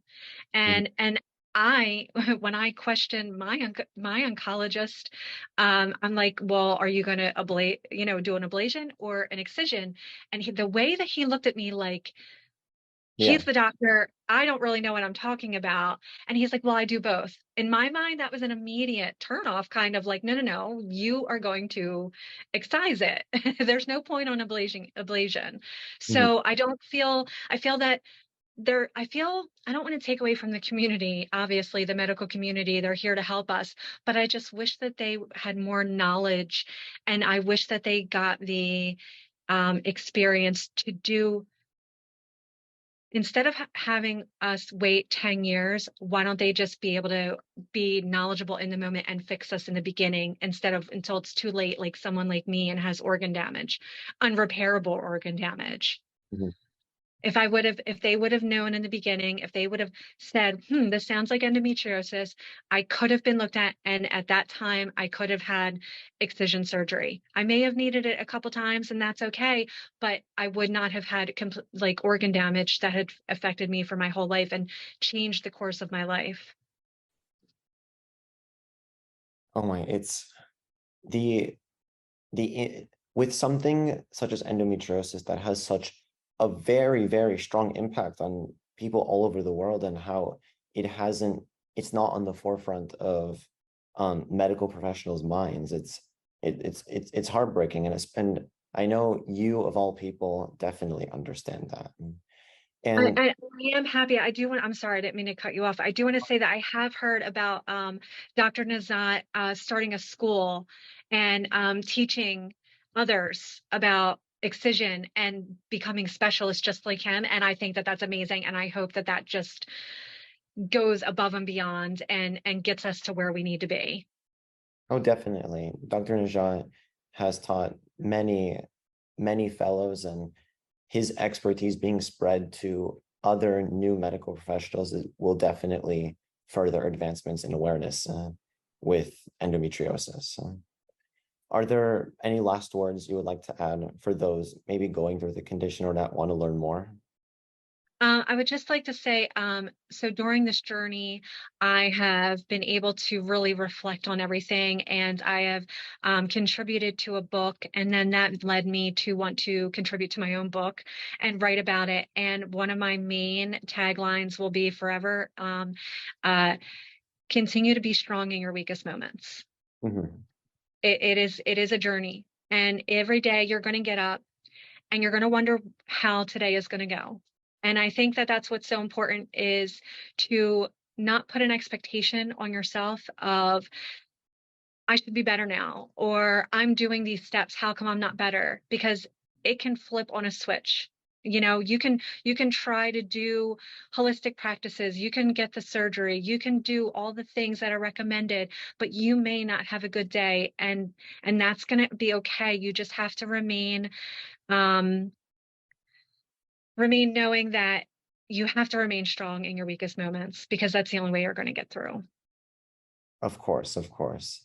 Well, thank you, Beth, for everything that you've done to spread awareness and help the future generation of people who will possibly suffer from endometriosis, and hopefully we can spread awareness to everybody. Thank you so much. Thank you so much for having me. It was so great talking to you. Thank you so much. And I look forward to hearing everybody's interviews and seeing what 2024 brings. Of course. Thank you so much. Have a great day. You too.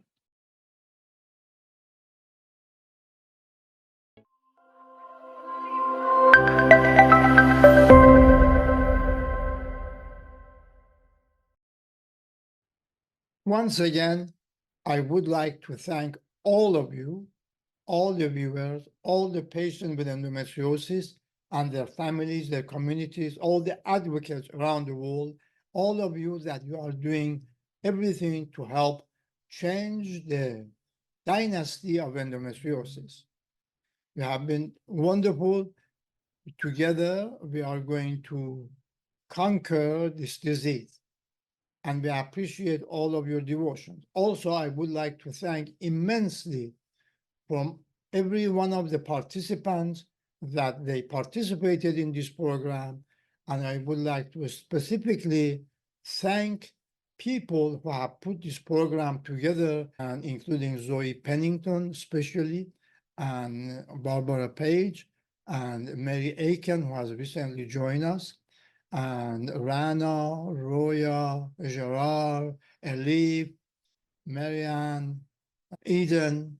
There are so many of you who have been very helpful, and we thank you for everything that you do. And I'm sorry if I'm forgetting anybody, I'm sure I do, but this is a large number of people who are continuously trying to move this mission forward. Also, I would like to thank unwavering commitment and support of my brothers and co-founders of the EndoMarch, Drs. Far Nejat and Dr. Sina Nejat, and also my niece, Dr. Azad Nejat. Thank you very much. We appreciate it, and forward we go.